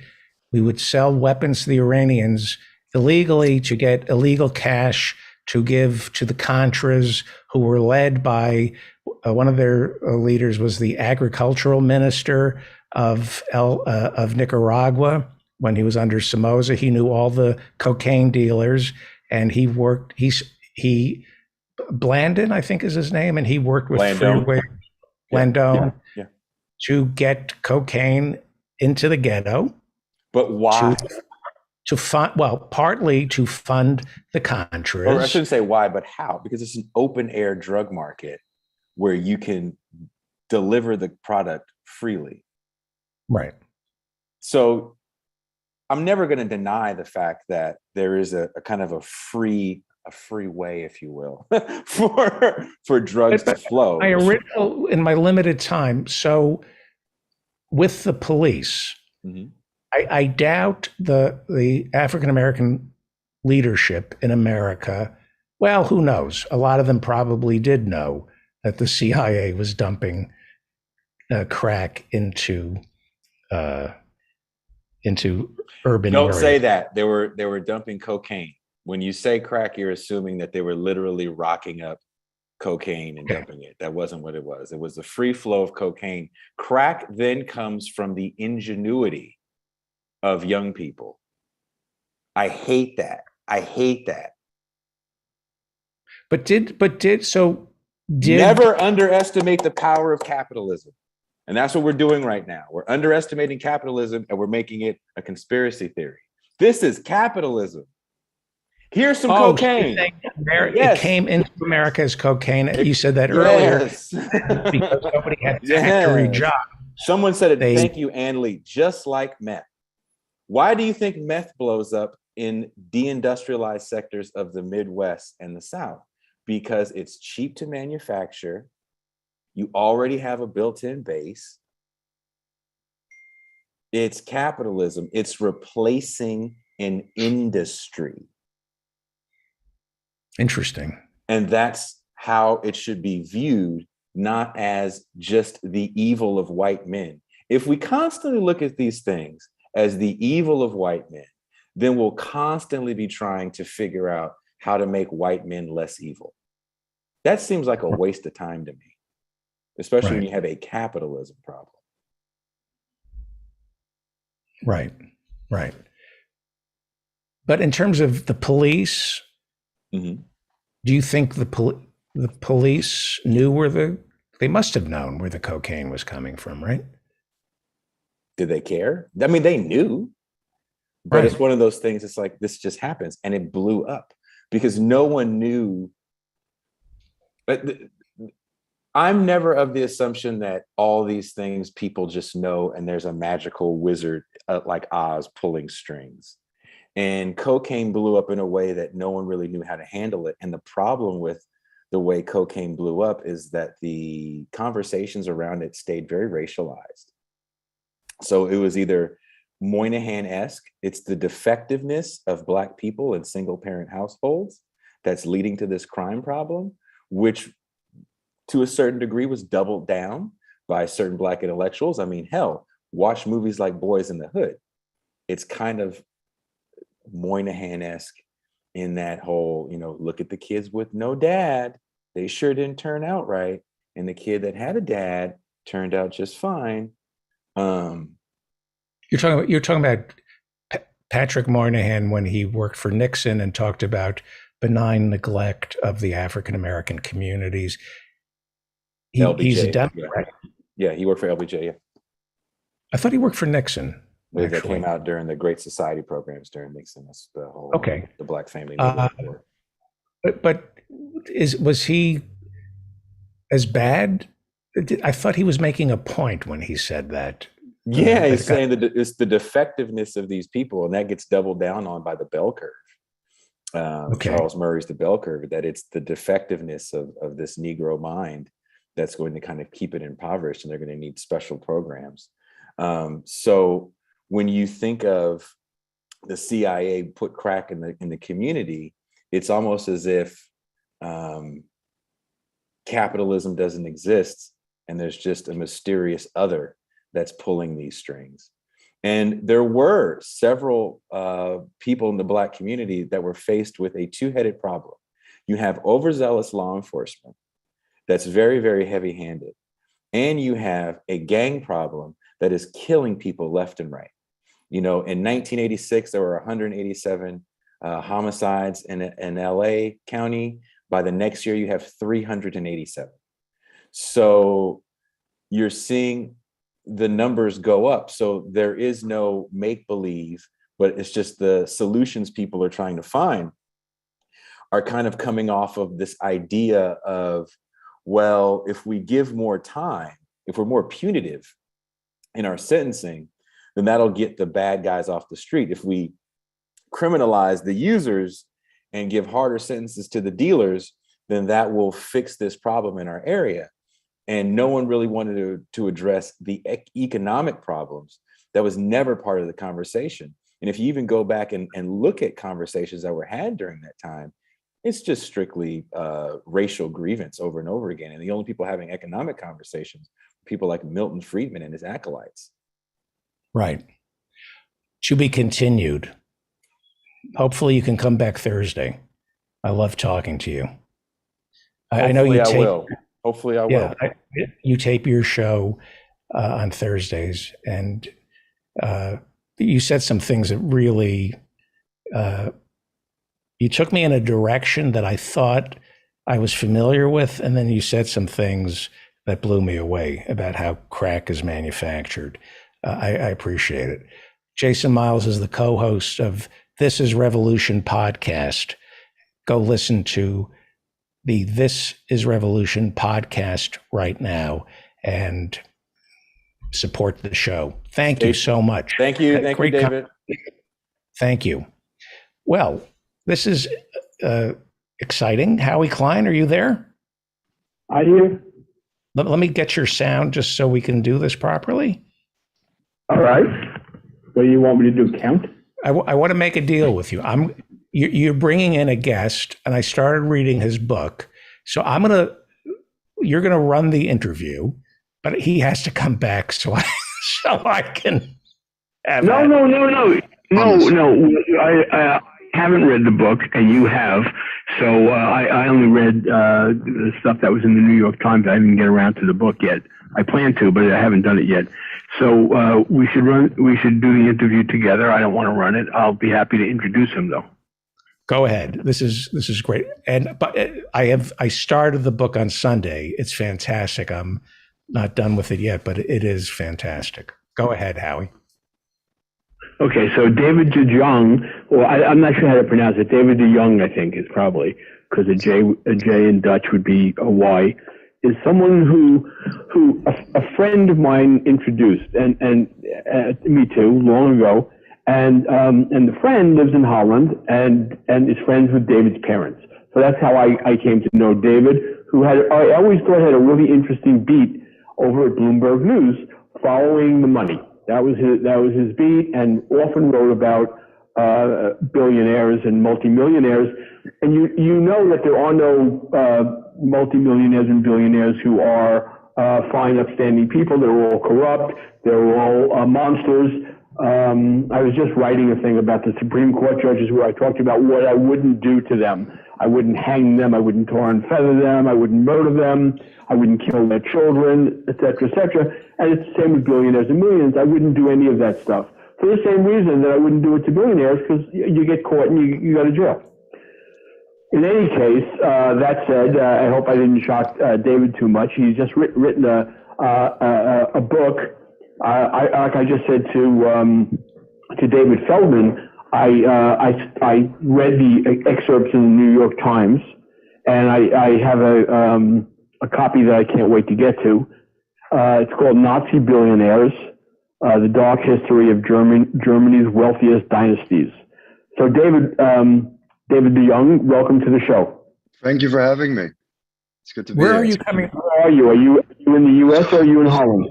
I'm in a nondescript suite in Palo Alto, California. Ah. Oh, near me. Yes. Relatively. Can I frame this? Howie, do you mind if I just, so my listeners understand what we're talking about? Jump right in. I should have done that and I didn't. Yeah, let me just explain. There are businesses that we buy from, Porsche, Volkswagen, certain bakeries. There are assorted German conglomerates, Krups, coffee makers that you can buy in America. They're very They're perfectly made. They're engineered to excellence. Their past is tainted by a little thing called the Nazis. The Germans, as David writes, have done a pretty good job reminding the citizenry of the Nazi political past, but they've done a piss poor job holding their corporate elite accountable for the fortunes they made during and because of the Nazi regime. So that their ancestors made. Their ancestors, yes, but I mean, the people, I mean, we want to talk with David about this, but the people that he writes about aren't really the ones who are living now and running these companies or living off the profits of these companies. They weren't actually in the war itself or doing the horrible things that their parents and grandparents did. Is that right, David DeYoung? That's correct. Yeah, no, it's the reason I got into the story and the driving argument of the story, but let me first talk about the reason I got into the story, was how I discovered on the billionaire beat at Bloomberg News, how I was asked to cover the German-speaking countries from New York, because I'm Dutch from origin, but I covered the North Americas too. And I covered Koch Industries and the Koch brothers and the Walton family and Walmart and real estate moguls in the United States. But what I found when I started covering the German-speaking countries and I started reporting these stories, which mix the financial and the historical and the business and the historical, was that companies like BMW and Porsche are today, and the families that control them, are celebrating the business successes of their saviors and their founders and patriarchs, but leave out through global business foundations and media prizes and corporate headquarters, but leave out the fact that these men committed war crimes or were members of the SS. And that brazen whitewashing is what led me to write the story, led me to write the book. And the book is also an argument in favor of historical transparency. They not only profited, they used concentration camp labor and stole business. Like Porsche, as you write, was run by a Jew, and they just made him sell. Co-founded by a Jew, yes. Yeah, it was co-founded by a Jew, a man named Adolf Rosenberger, who ended up immigrating in 1939 to the United States, ended up living in Los Angeles. But he was a co-founder of Porsche together with Ferdinand Porsche and his son-in-law, Anton Piech. And in 1930 and in 1935, they pushed him out as a shareholder, basically a few weeks before made him sell his stocks. Well, that's unclear if they forced him to sell his shares. But what is clear is that they bought his shares at nominal value, which was far under the market value of his shares in Porsche at the time. And as a Jewish man, has he tried to get his profits back, or somehow reverse? After the war, he tried to be reinstated as a shareholder of the Porsche company. And it ended up that his lawyer went behind his back and tried to settle and settled with the Porsche Piech family, and they gave him 50,000 Deutschmark, and he got to choose between a Volkswagen Beetle or the first Porsche sports car, as a payoff. I mean, sounds like my divorce attorney. Right. So there must have been a bad settlement then for your divorce. Yeah. David, did that end the case? It's all finished now? Well, it doesn't end the case, because then you have Ferry Porsche, who designed the first Porsche sports car, spewing virulent anti-Semitic vitriol about Adolf Rosenberger 9 years after his death. 90 years after Rosenberger's death in Los Angeles in 1967, he dies. And in 1967, he dies. And in 1976, Ferry Porsche publishes his first autobiography in the US. It's called We at Porsche. It was published by Doubleday. And in it, he spews virulent anti-Semitic vitriol about Adolf Rosenberger, who Ferry Porsche claims came to extort him and his family after the war. But not only that, he takes it broader, and he says that, Adolf Rosenberger was by no means an exception. Other Jewish families who fled Nazi Germany went back and claimed payment for a second time. And it's your and that it's staggering that especially somebody like Ferry Porsche, who voluntarily applied to the SS in 1938, was admitted to the SS in 1941, and surrounded himself as CEO at Porsche after the war in the 1950s and 60s with former high-ranking SS officers at Porsche, that he, just dares to put that in public and has no qualms about putting that anti-Semitic vitriol about Porsche's co-founder. Howie, I'll let you take over. I just have one really important question I want to ask, and then I'll take a back seat. I can hardly contain. Yeah. I'm sorry, Howie. I can hardly contain myself. Go for it. Problem, please. Just go ahead. All right. This is. I'm very interested in this topic.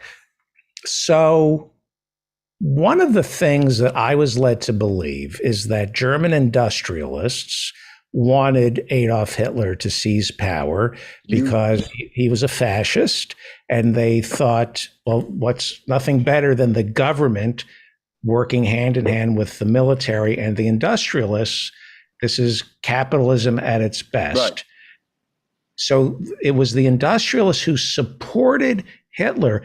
One of the things that I believed up until reading your book is it backfired on the industrialists, that Hitler got too big and kind of screwed over the industrialists, and they didn't do so well during and after the war. And boy, was I wrong.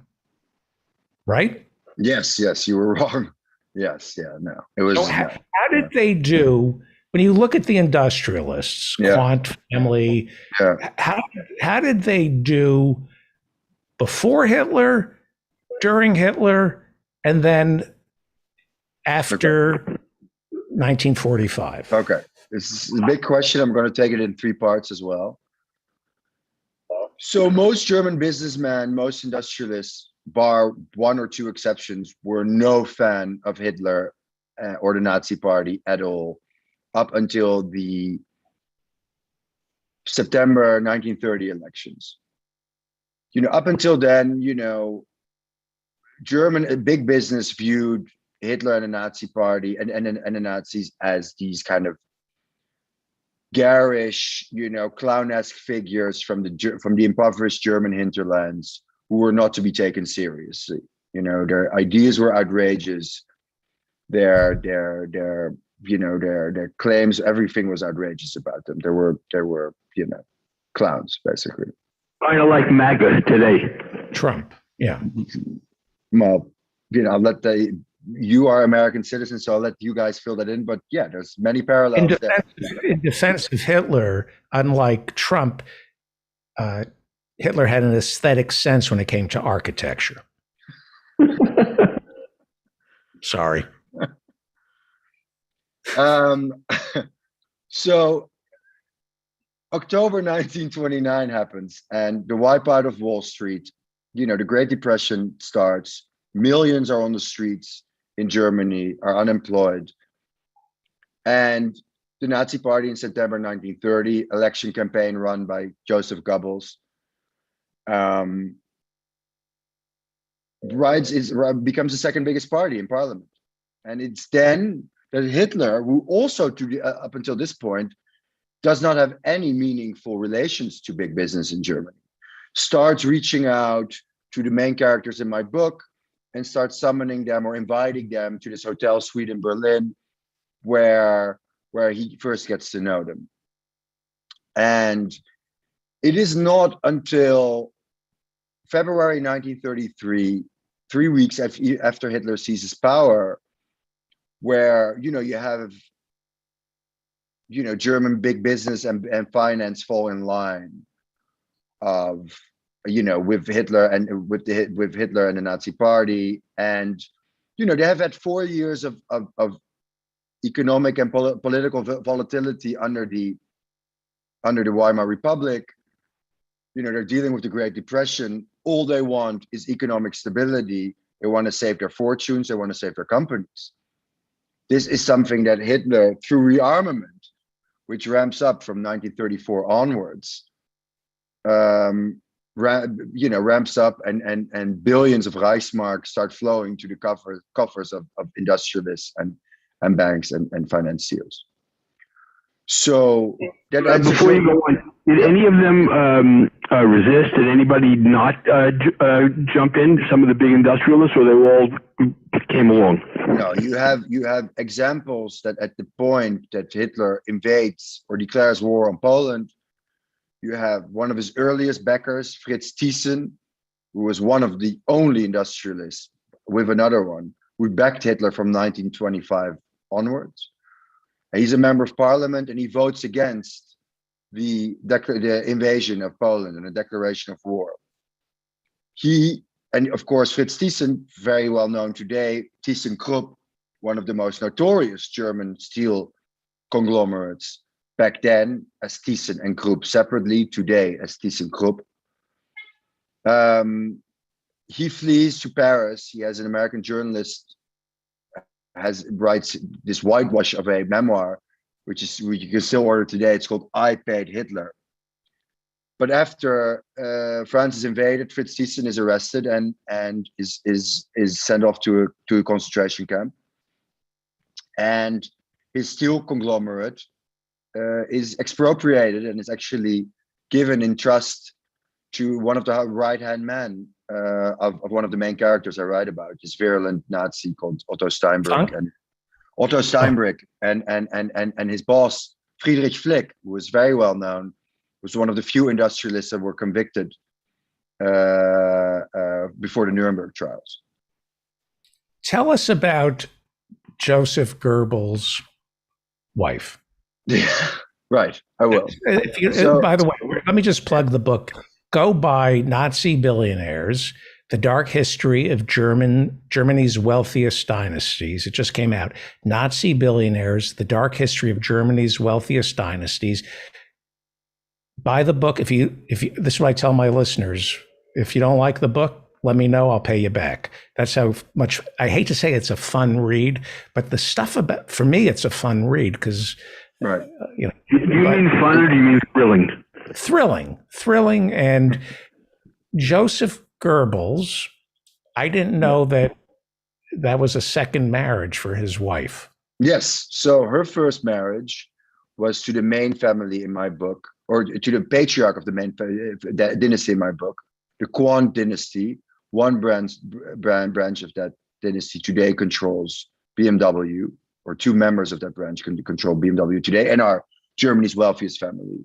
But the other branch, the poorer branch, which only has, a few billion, they are descendant of Magda Goebbels. Günter Quandt's first wife dies. Antonia dies in the Spanish flu, during the Spanish flu pandemic. And he's 37, he's a widower, he has two young sons. And then he meets at a train ride from Berlin to central Germany, he meets a 17-year-old girl called Magda Friedlander.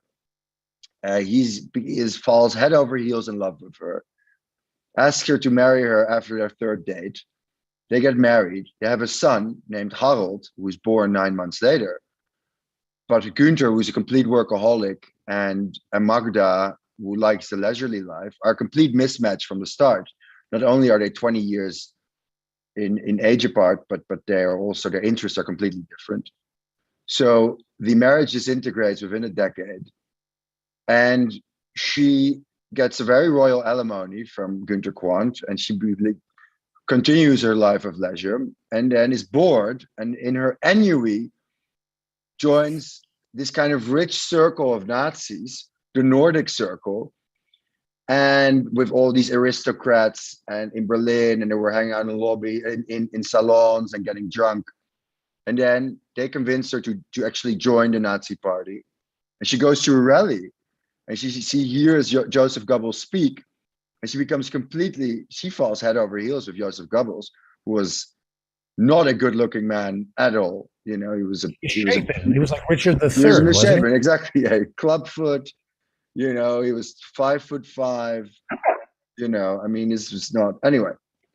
And she convinces him to take her on as his private archivist, and they started a relationship. They get married. Of course, famously, they get 6 children.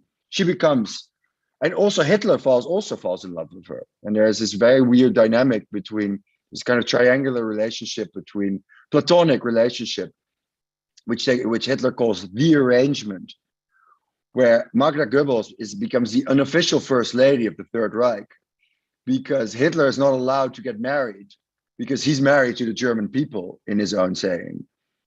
And you know, of course, famously, Magda and Joseph get 6 children, who Magda ends up murdering her 6 children in the Führer bunker, and then commits murder-suicide on April 30th, 1945, or May 1st, 1945. But her oldest son, Harold, survives the war in a British prisoner of war camp. He has joined the paratroopers, the German paratroopers. He's caught during the invasion of Italy, or the Allied invasion of Italy, and he survives the war, and he inherits part of his father's industrial empire together with his half brother Herbert. And so this is from the marriage to the Quandt family, exactly, not Joseph Goebbels. Yeah, because all those children she murdered. Yeah, she poisoned them. She gave them cyanide to her 6 children, and they killed them. Why was there a problem with her maiden name, Friedlander? Right. So exactly. Yeah.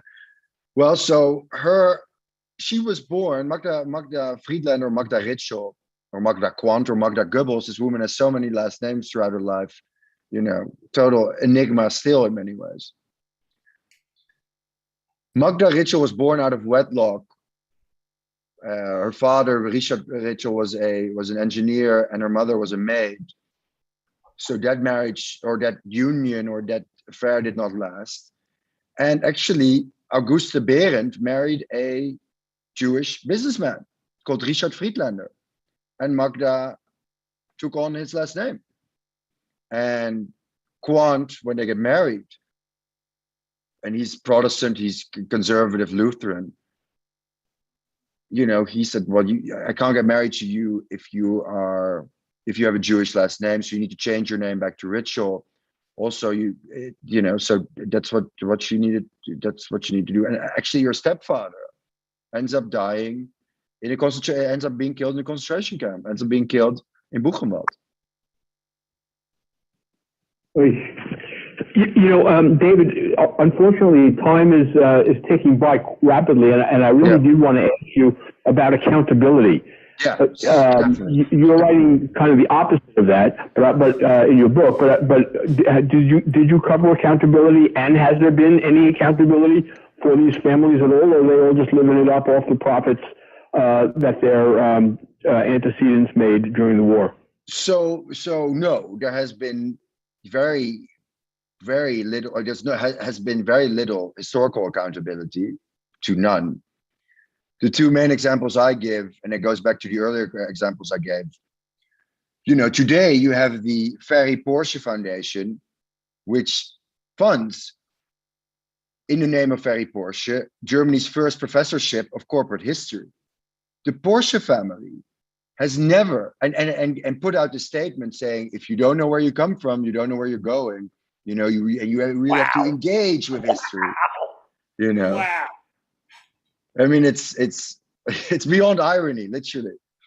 And they have never, the Porsche family has never said anything about Ferry's SS membership, SS affiliations, his anti-Semitic remarks, or about their father or their grandfather, Ferdinand Porsche, who of course designed the Volkswagen, convinced Hitler to put it into production, and then led the Volkswagen factory complex, where tens of thousands of forced slave laborers were used to produce arms, not cars, for the Nazi war machine.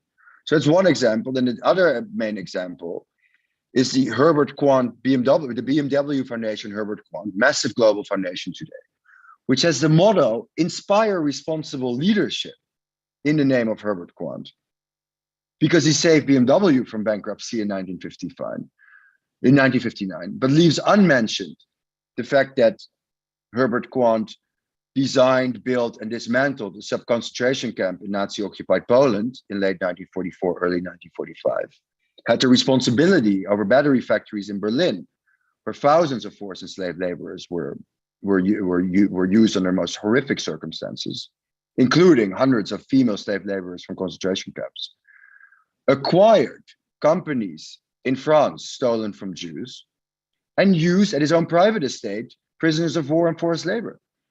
And today you have, a massive foundation, a massive global foundation in his name, with the motto, inspire responsible leadership.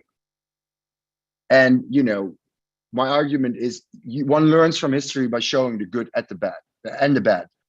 At the bare minimum, what we can expect from these companies is historical transparency and accountability. And if on their global foundations, on their media prizes, on their corporate headquarters, if they don't want to do that, they should rename them. At the very least, this is what consumers, us, can expect from these companies, these stock exchange listed companies, at a bare minimum.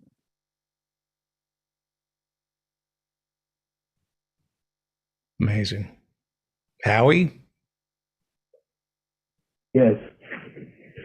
Uh, It is amazing, and basically what I'm trying to figure out is for example, just as an example, the people who they harmed, have they made restitution, reasonable restitution? Well, they all paid in. So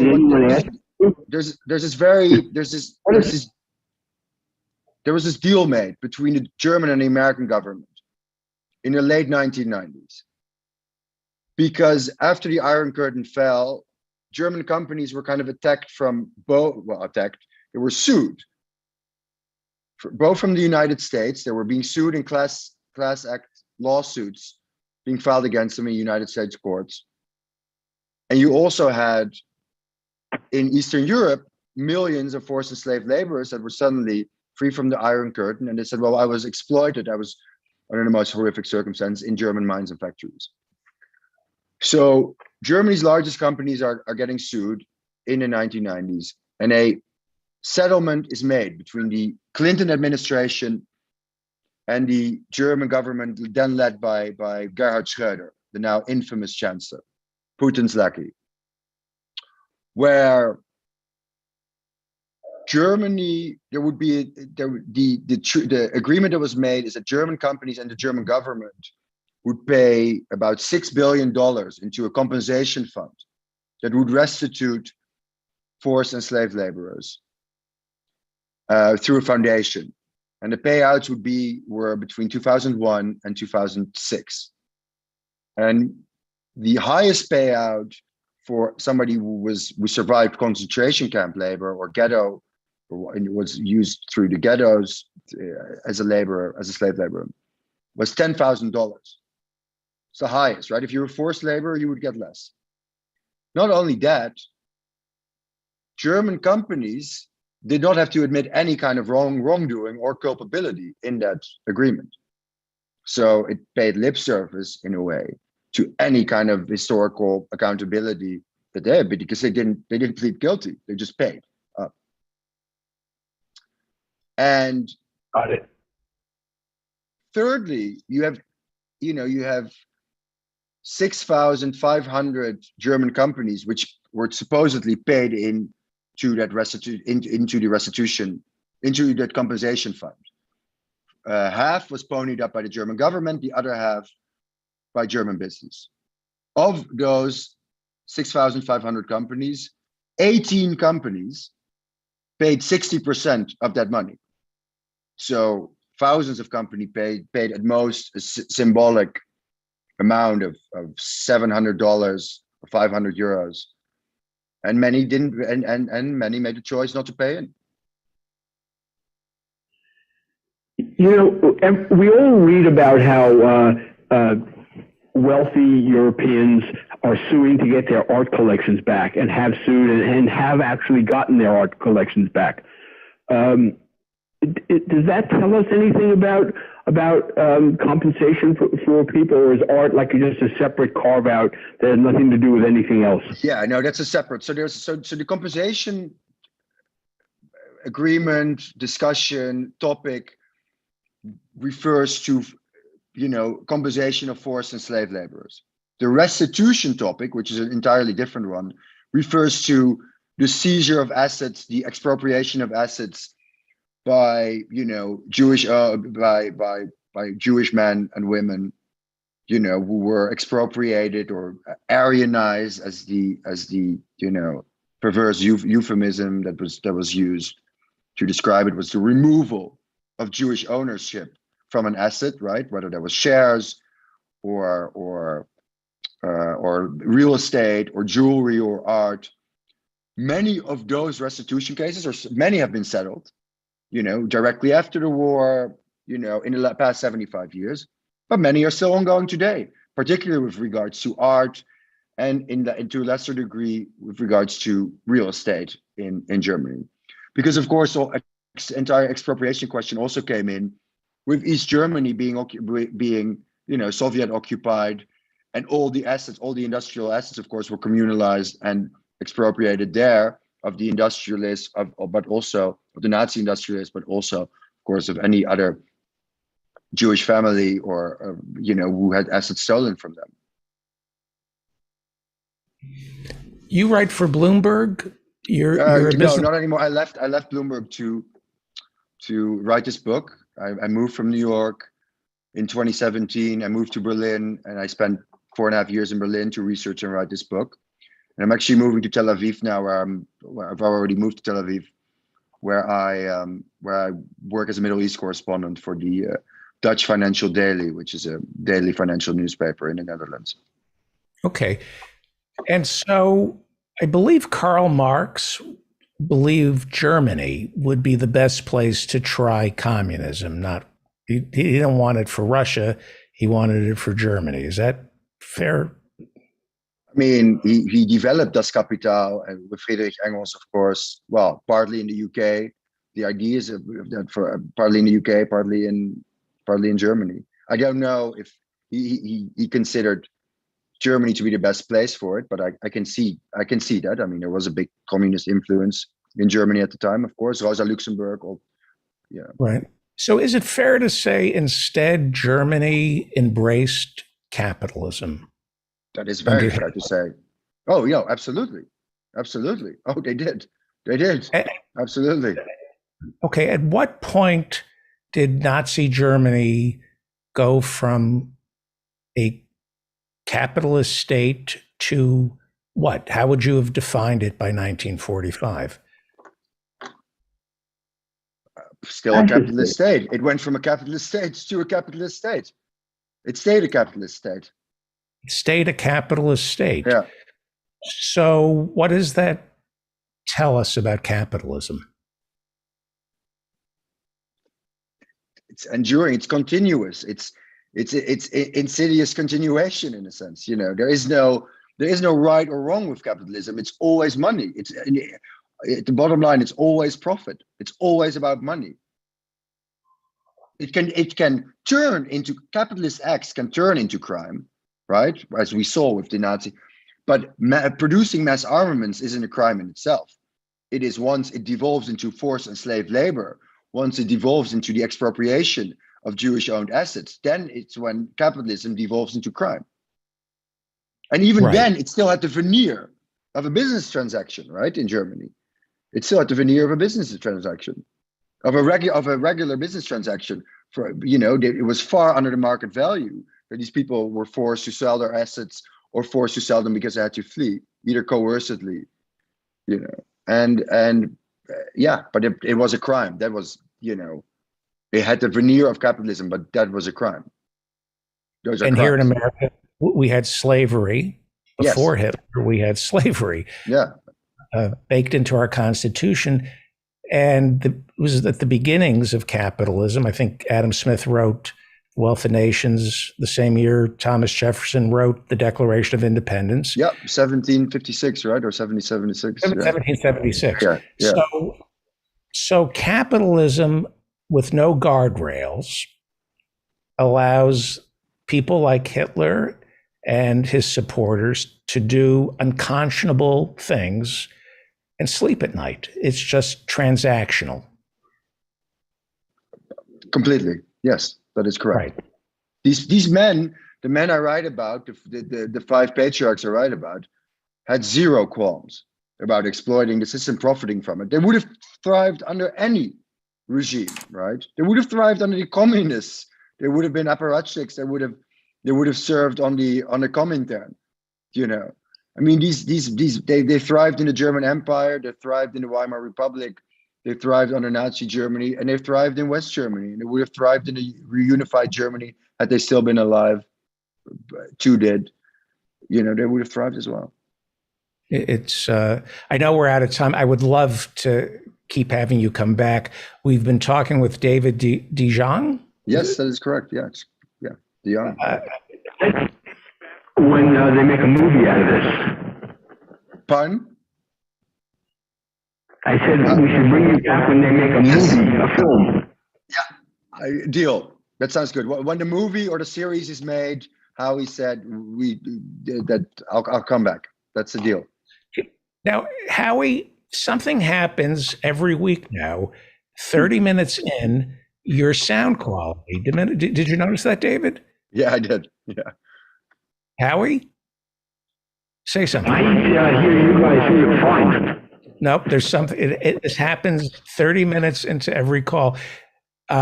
David de Jong is the author of the Nazi Billionaires, The Dark History of Germany's Wealthiest Dynasties.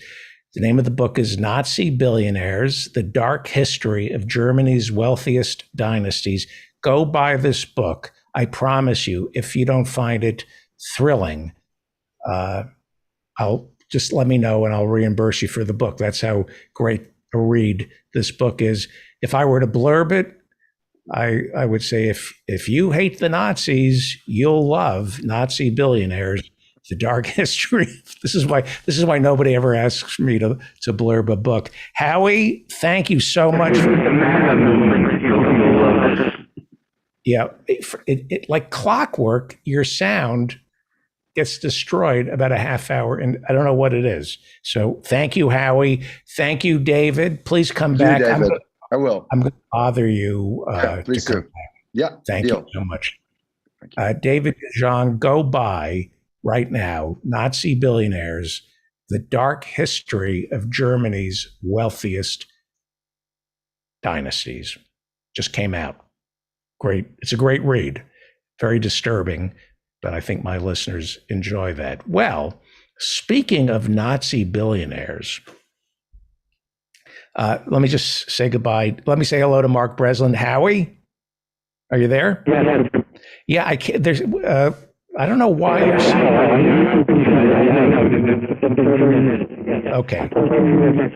All right. I'll talk to you next week. Thank you, Howie Klein. Read him over at Down with Tyranny, and he is the founder and treasurer of the Blue America PAC, which raises money for progressive candidates around America. Joining us now is the founder and president of Yuck Yucks, the largest comedy chain in North America, Mark Breslin. We didn't have you last week because it was your birthday. How was we have to unmute you, and you come to us from Toronto tonight. I do, and it wasn't just any birthday, I'll have you know. It was my 70th birthday. Wow. I know. Well, we're applauding. We don't hear anything. 70 years. Considering I was voted in high school least likely to make it past 30, I think that I'm pretty proud of where I am today. That's all I'm going to say. And you know what? maybe you thought that was a joke. It wasn't actually a joke. And because of the way I've conducted my life, and I've been so combative with so many people, I really always thought I'd get murdered by some angry, crazy patron or somebody that I insulted on stage, or some bikers, or who knows, mobsters. I've tangled with everybody. And so when I hit 70, it's kind of a big milestone for me. I don't know how many good years I've got left. Maybe I have a lot of years left, but how many good years do I have left? I just came from my sister's birthday today at the nursing home. She's 93. Wow. And she sees ghosts and things that don't really exist. You look a little pale. You are pale. I am pale. It's true. And when you're wearing your KKK outfit, well, I can understand how she could see ghosts. I've been accused of wearing, whiteface before, but I was only doing mine. I don't see why anybody would get so upset about that, except albinos. And they're free to get upset as much as they want. It's like really weird eyebrows. Anyway, so 70 was a big milestone, but we didn't celebrate it in a big way. I went out for some dinner with a really nice place with some friends. But I've had some pretty wild parties and some pretty crazy parties that my wife has produced for. I'll call them productions. The last one, when I was 65, she took over an old age home and took over the restaurant part of the old age home. And I came. Hang on 1 second. Do me a favor. Lean into, since you're using the computer microphone. Okay, is this better? Yes, much better. Thank you. Fine. I'm leaning in. Oh, so your wife, who is a wedding planner. Yeah, an event planner. So she knows how to do these things, but it's her idea. And the idea was a surprise party for me in a nursing home. It was the funniest thing. And we actually ate the nursing home food. So it was all like mush and jello for dessert. It was very funny. It was very, very funny. And so she's done a number of things like that. When I was 50, I had this big party. We took over the top floor of a restaurant. It was a sit-down dinner. There must have been 50 people there. Booked 50 people to do 50 things to be there. And I asked myself, what can I do to make this me? So what I did was I hired 2 child actors to play my long lost kids, Michael and David, right? And I sent them a script. The night of the birthday party, they came over. We met with them. We went over their script with them. They sat there at one of the tables. Everybody kind of wondered who the kids were, but they didn't make a big deal about it, And then I got up and I made my speech, and I thanked everybody for coming, and I thanked doctors for my health, and I thanked everybody. And I said, but the most important thing in life is family.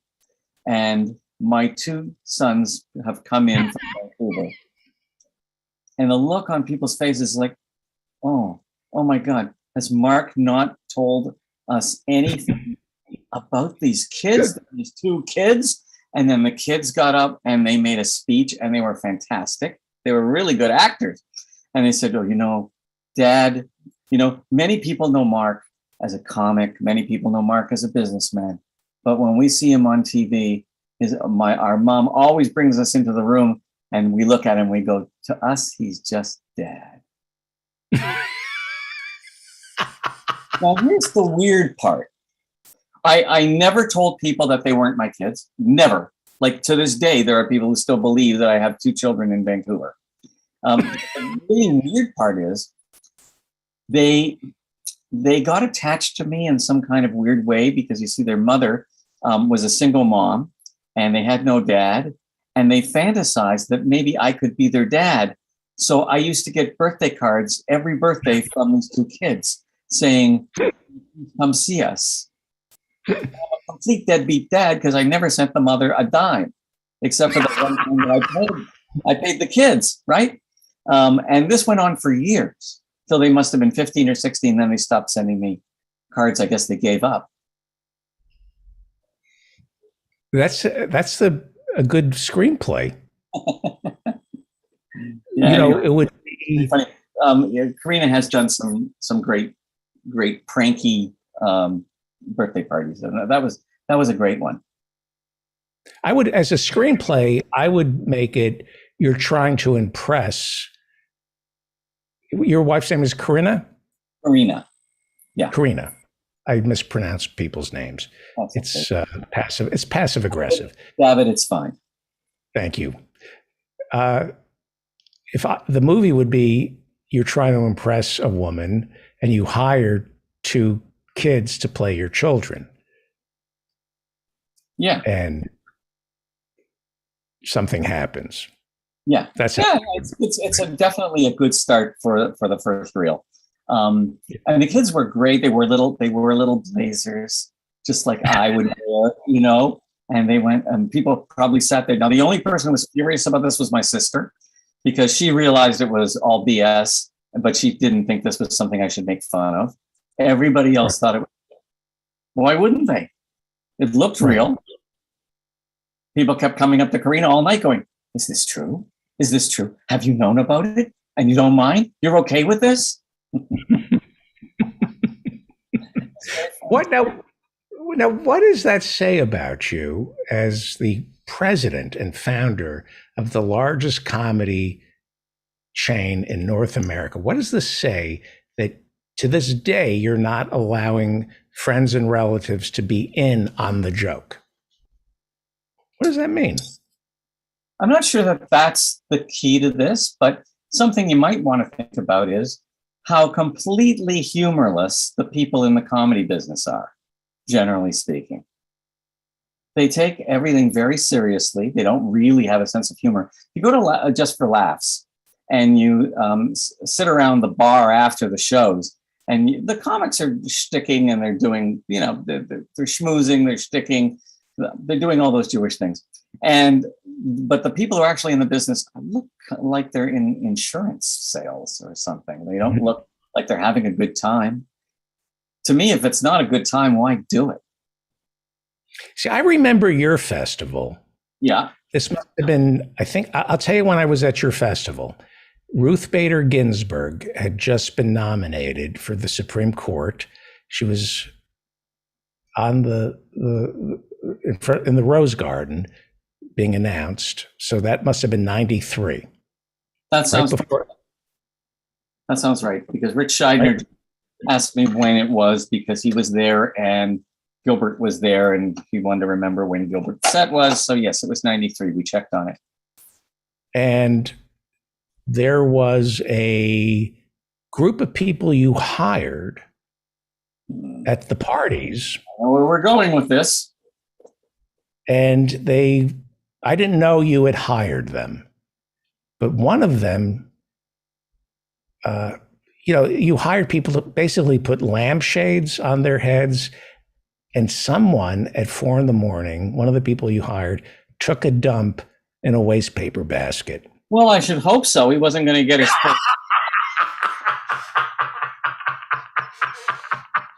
full fee otherwise. In fact, I had to dock him a little pay because he did it so late. He was supposed to 2:30 at the latest. Crowd had already thinned out by 4. That wasn't fair, right? Do you remember this? It was great. Of course, it was great. Bob Scott. I'm still friends with him, and he's one of the greatest drummers in the country. And he took the dump in the waste paper basket. I asked him to take the dump in the tuba, but they didn't bring the tuba. They couldn't do that, so he took the dump in the waste paper basket. I know. And now he's a drummer. The dump bump. You were what? The dump bump. He's a drummer. The Yes. dump bump. Bum bum bum. Bum bum. Yes. On 2. 1, 2. Sorry. So yeah, well, they were part of a group, performance group called the Look People, run by a guy named James B. James B is an incredible man about town. He works on Jazz FM now. He is the bon vivant, I think, of Toronto. Nobody has more fun in this city than James B. He takes people to New York on jazz holidays. You pay him some rather large amount of money, and he takes 8 people, and he takes you to all the jazz clubs. And he looks a bit like Burl Ives with long white hair, somewhere between Burl Ives and Colonel Sanders. A complete character. A complete character. Love the guy. Yeah, I remember that festival. That you were, I don't want to say you were competitive with Montreal, but it was your way of saying this is how you throw a festival. Well, it's certainly how you throw a I party. saw things no man should see at the after parties. Well, that's the idea. Look, I mean, I'm not going to criticize just for laughs, but let's face it, they have a lot of corporate people that they have to satisfy. I had virtually none. And because of that, anybody could do whatever they wanted to do. It wasn't going to bounce back and hit us in the face, especially. Right. But Speaking of things that bounce back and hit you in the face, abortion. Yeah, we're all watching, your country with aghast that people would want to withdraw abortion rights from the federal table. But on the other hand, it's kind of good for us. Do you want to know why? Why? Tourism. It'll be great for tourism in Canada because people will want to go they'll need an abortion. They'll come up here. They'll have their abortion, but they'll also see a show. They'll go to maybe get some tickets to Yuck Yucks. I'm thinking of actually working out some packages for women who This will also be really good for New York and California, where I think the New York package could be fantastic. Two tickets to the Music Man, 20% off a very good restaurant. Mm-hmm. Abortion. An abortion. What? All one price. Aaron Berg could probably create a miscarriage on stage in Canada. There's some material that you may actually be able to abort.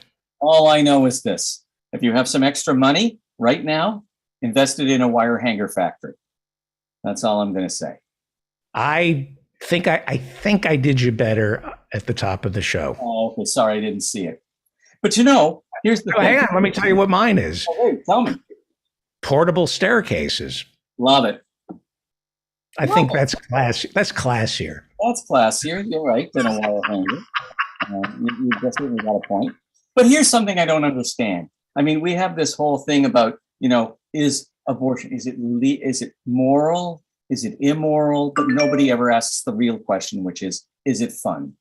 And I think that's a really important question. What? I'm sorry, I was laughing. What is it fun? That's all I heard, and I started laughing. Fun? It's an important question to ask, right? Especially from the point of view of the abortionist, because if you think of it this way, and I don't know if you're like me, David, but when I finish vacuuming, I get a real sense of accomplishment.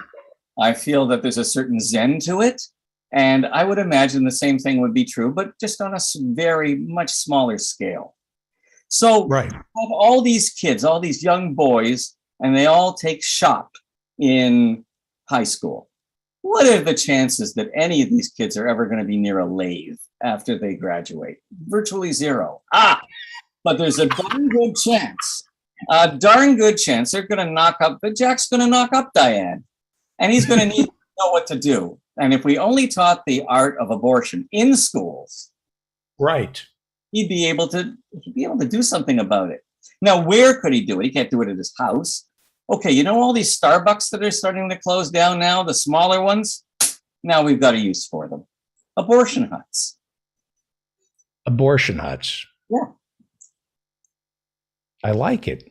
And maybe Dyson can come out with a vacuum cleaner I love it. that they call Dyson and Guy Daughter. Oh, that's good, David. That's great.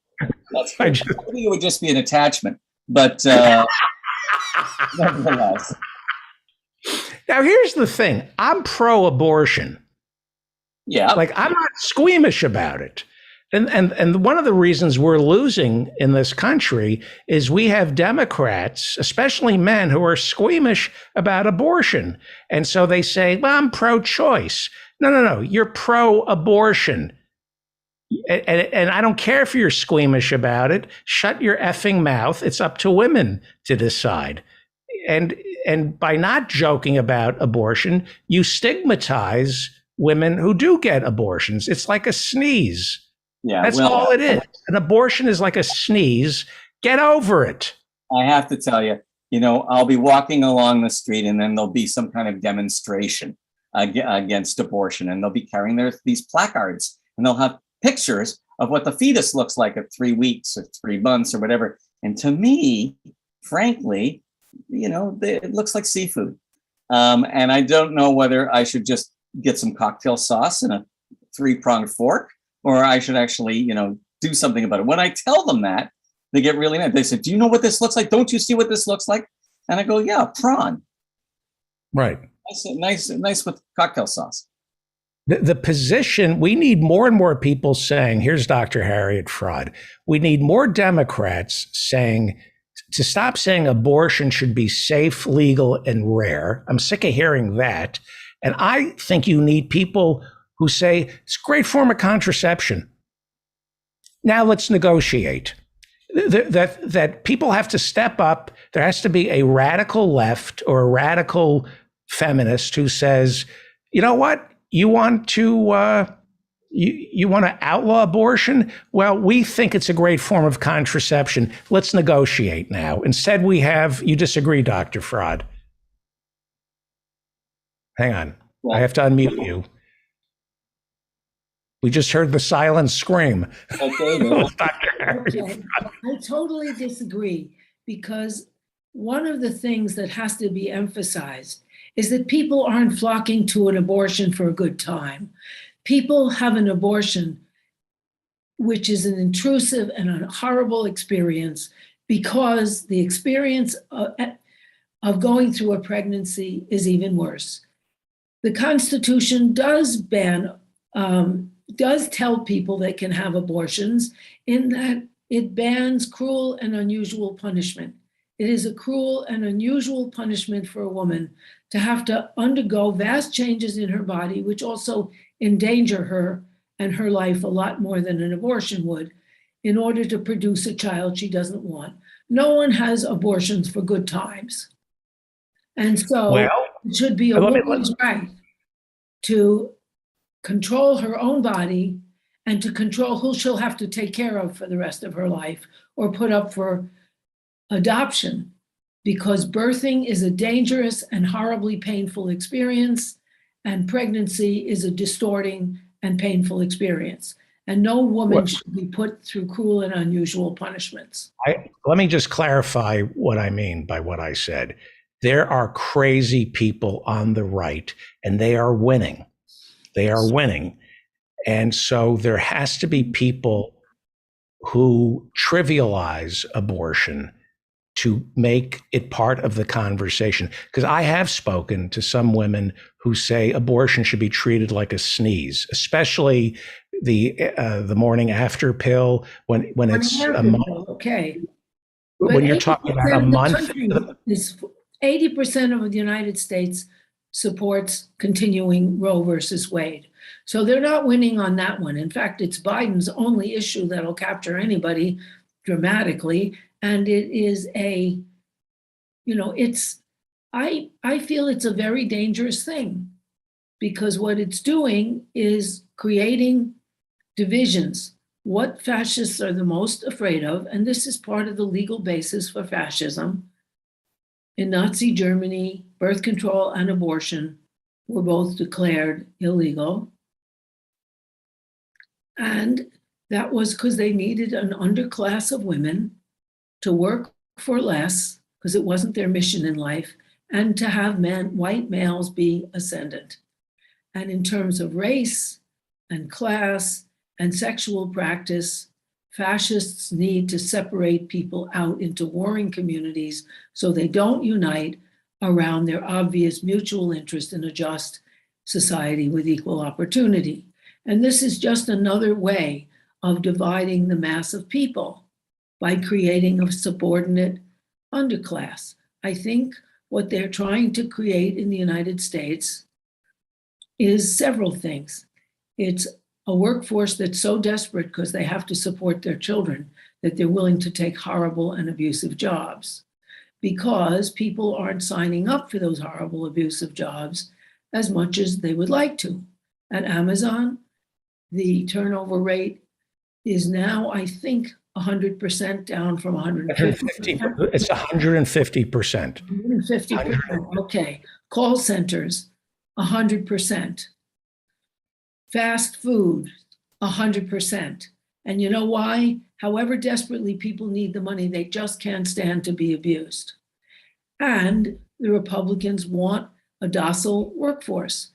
In fact, what I think this is about is creating a family system that is like that in Nazi Germany, a kind of fascist feudal system in which the woman is in a household owned by the man legally, bound to obey, to have no control over her body, and to be paid much less than men, compelled to work because people don't get enough money, but paid much less than men because, after all, their true mission is to create children and take care of men. And so you create huge divisions in the working class of men and women, whites and non-whites. And I think that's the mission. And they are trying to create the legal basis for fascism here.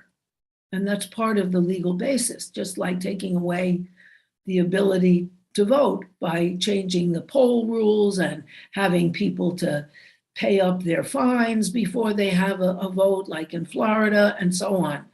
They are trying to create a legal basis for fascism. And they are also trying to divide us from one another on the basis of race and sex, as well as class.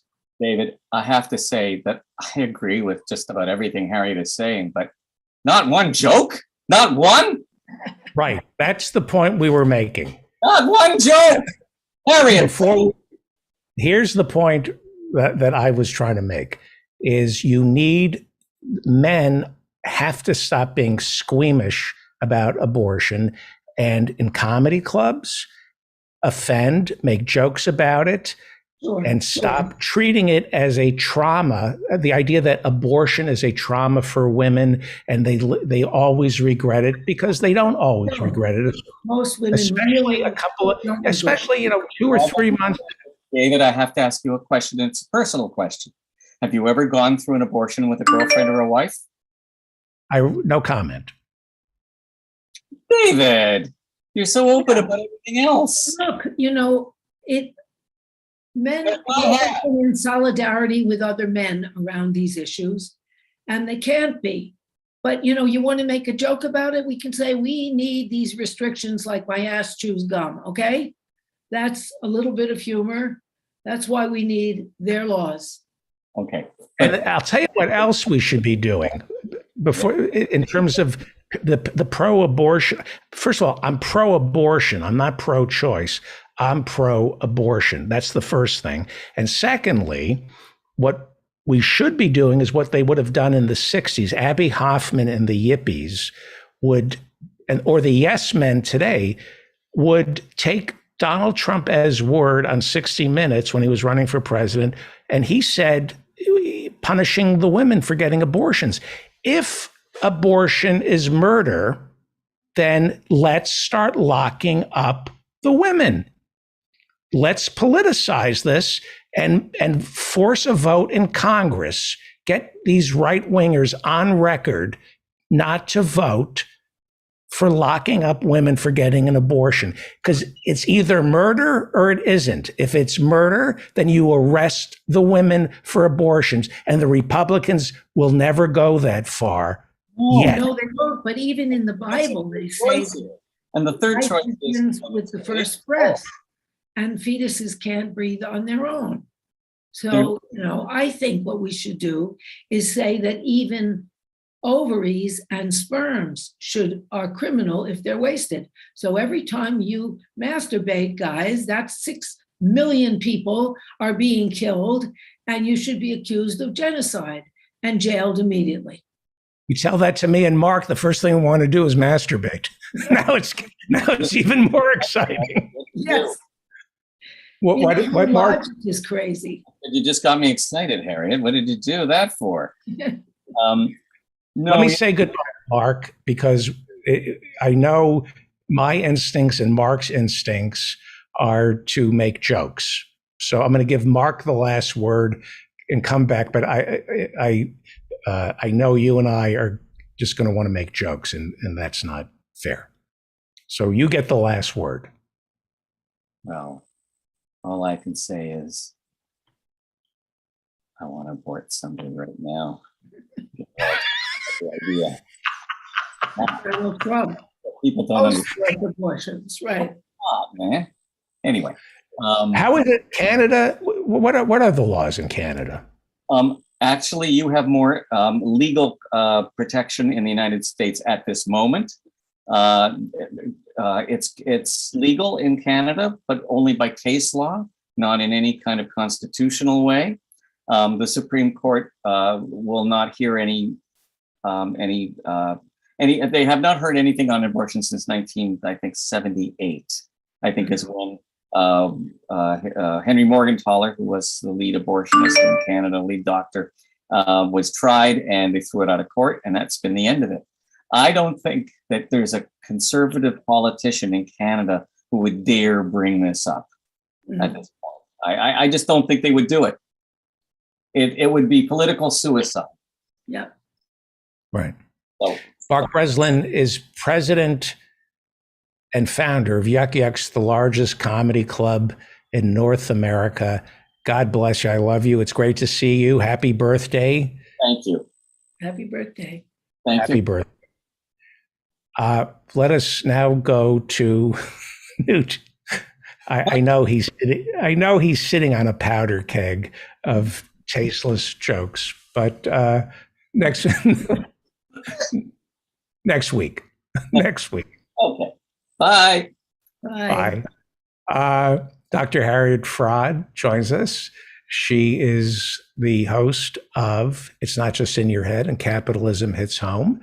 And she is a psychotherapist who filters our neuroses and paranoia through the prism of capitalism. And she is a joy. It's always a joy. And you're one of the founding mothers of women's liberation. Yes, and I have a radio program called Interpersonal Update on WBAI on Wednesdays at 2:30.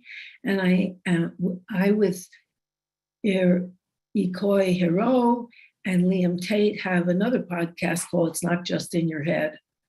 So I have those things. However, I'm glad. I love your show. It's Well, we so love you. provocative and wonderful. Thank you. High praise coming from you. As a founding mother of the second wave women's Yes. liberation movement, you were there, I guess, with Betty Friedan and Betty Friedan kind of predated the women's liberation movement. She wrote her book in 1965. The women's liberation movement started after that and basically was launched with their first periodical, Notes from the First Year, that came out of New York. And then it was read by people like me who said, oh my God, we have to do this here. Called my friends, set up one little meeting, 5 people. Within 2 months, it was 100 people. And people all over the country did similar things. But we also fought for abortion rights. That was part of the early women's movement and continuing movement until abortion rights were granted in 1973. And, right. And people came to New York for abortions. It was pretty loose up until now. Was it loose, legal? What was it before Roe v. Wade? It was illegal. It was illegal. For women with money, it was always available. Your private obstetrician would refer you to somebody either here or in Puerto Rico or something else where you could get an abortion. However, you'd have to go to that location and pay the abortionist several $100s, and people who didn't have any money couldn't do that. There were also other places where you could get an abortion. There was a doctor in Pennsylvania whose daughter had been killed by an illegal abortion and who gave abortions. in Ashland, Pennsylvania, but it's about a 6-hour drive from almost everywhere, but it was safe. However, there were places in Union, New Jersey. Those places cost money and you had to know about them. And most poor women didn't know about them. You'd only know about it through feminist circles. And so are they called abortifacients? How is it pronounced? An abortifacient? And that would be, Plan B, the morning after pill. Yeah. They didn't have those then. They didn't have the mepifestone, the pills, abortion pills. They didn't have the morning after pills.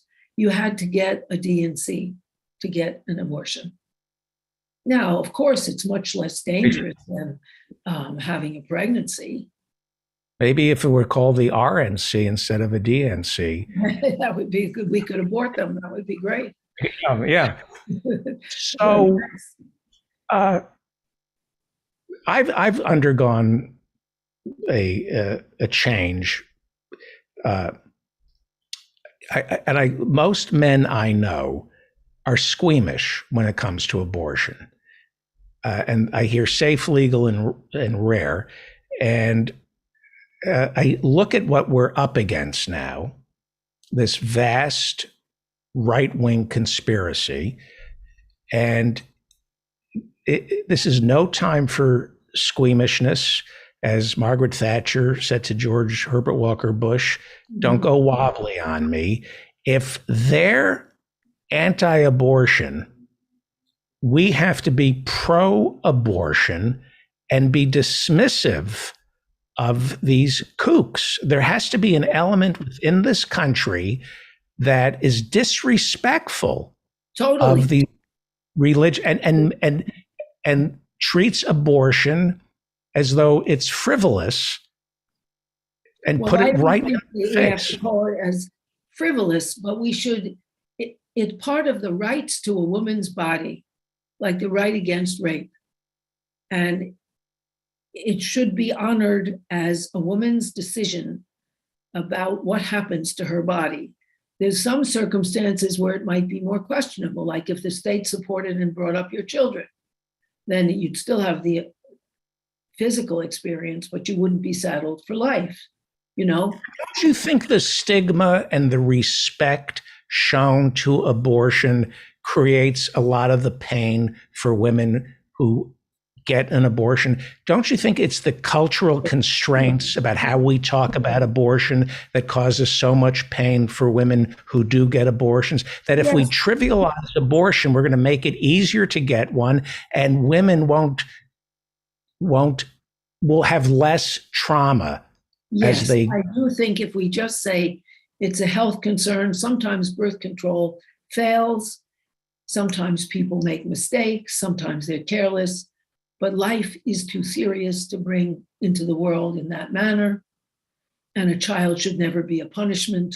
And an unwanted pregnancy is a punishment of a woman's body. And therefore, for all those reasons, abortion should be a right for every woman who chooses it.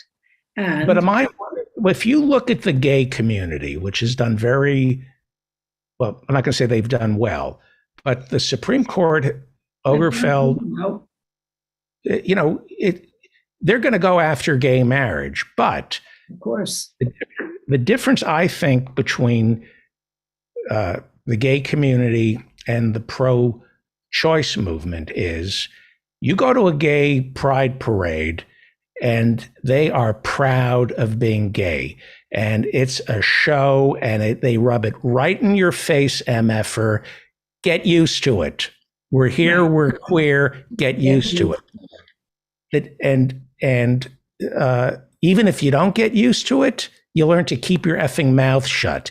That's what, Emily's list, that's what you have to do with abortion. You have to celebrate it. You have to get in the face of these people and paint it as something to be proud of, that you took control of your life, because we're losing the right to an abortion because the people who speak up for abortion rights are squeamish and uncomfortable about abortion, and that has to end. Well, I think that we're losing a lot of things because just as the Republicans employ wild political theater to act out, and as the gays got AIDS noticed because of the militant demonstrations, the Republicans are absolutely outrageous and the Democrats are acquiescent and polite. And we can't be. We need a raucous movement. And we need a movement for women's rights across the board because they're all being taken away, as well as the right to vote and other things, which the Republicans are trying to erode as part of a fascist legal backdrop. And that has to be reacted against. We have to stop this. 80% of the country thinks Roe versus Wade should exist. And we are the vast majority, but they don't care. I think the vast majority believe that everybody should have a right to vote. But that doesn't mean that they're not going to try to take it away and create a legal basis for fascism. Abortion is a civil right, correct? Yes, it is. Okay. So when friends of mine say, look, I'm pro-choice. I was having this conversation with a friend of mine who I really am close to. I respect this person. He's brilliant and he votes properly. But he said to me, look, people who are pro-life, there's something kind of innocent about them. I can see, I don't want to be antagonistic towards them. Isn't that tantamount when you look at what women, forcing a rape victim to have a baby is tantamount to saying, I'm for Black people voting, but I understand why we don't let them vote. And we shouldn't antagonize the people who don't want Black people to vote because they're coming, that's what they feel in their heart, and we should respect that. No, I don't want to respect that. No, and also I think we should be called the pro-life, pro-women's life movement, and they should be called the forced birth movement because they want to force women to give birth against their will and force children to be unwanted, have a hard enough time. They don't want to feed the children. 1 in 4 is hungry in the United States, 1 in 4 kids. They don't want to feed them. They don't want any rights once they emerge from the womb. But they say that they are pro-life. We shouldn't let them get away with it. They're forced birth supporters, and they should be castigated and they should be rejected for that. And people should militantly work against them, militantly. And it should be pointed out, this is a forced birth movement and it has to stop. It's a torture for women. And that abortion should be something that women can choose safely because women will always have abortions. The question is, will they be able to live afterwards? Will they be safe abortions or not? Right. My thoughts about evolution are, I want to be left alone. In what sense? Huh? In what sense? I don't want anybody to tell me how to live my life. And if a woman wants an abortion, needs my help, I'll drive you, whatever. But I want to be left alone. And I don't understand why men feel the need to get up inside a woman's business other than a deep-rooted misogyny, a hatred for women, which I understand. I understand why men hate women. I understand why women hate men, but it's unacceptable. There's no excuse for it. Allowed. And also, it is, I think there was an interview with two writers on the radio. And one was Margaret Atwood, the other was a male writer. And the radio interviewer said, what are women most afraid of from men?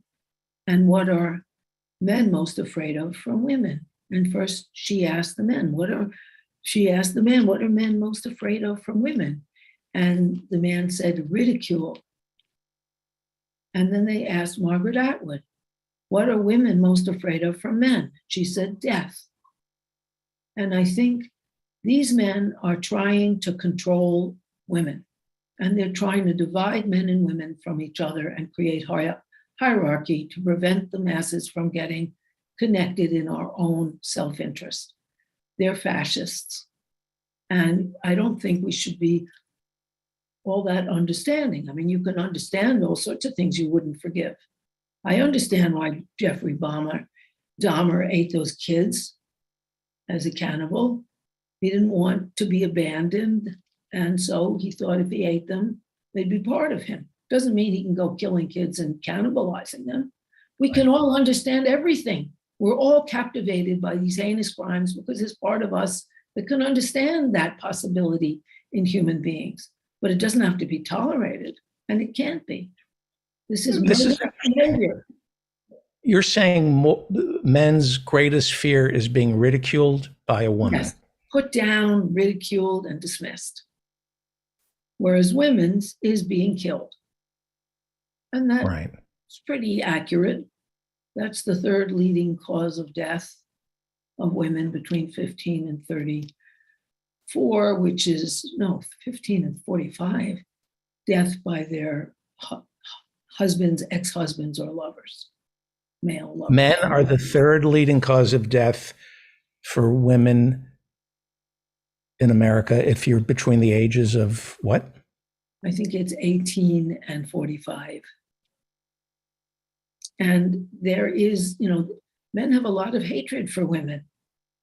It's encouraged by the Republicans, but I think it's because as males, you grow up in a matriarchy. Your most powerless, frightened years are in the hands of the powerful women who give birth to you, who are your mother, who are your babysitter, who are your nurse, who are your nursery school teacher, who are your daycare provider. And so that they have this sense of the omnipotent and terrifying woman. And some women have that too, only they feel like I will grow up to be a woman, and they have a different identification.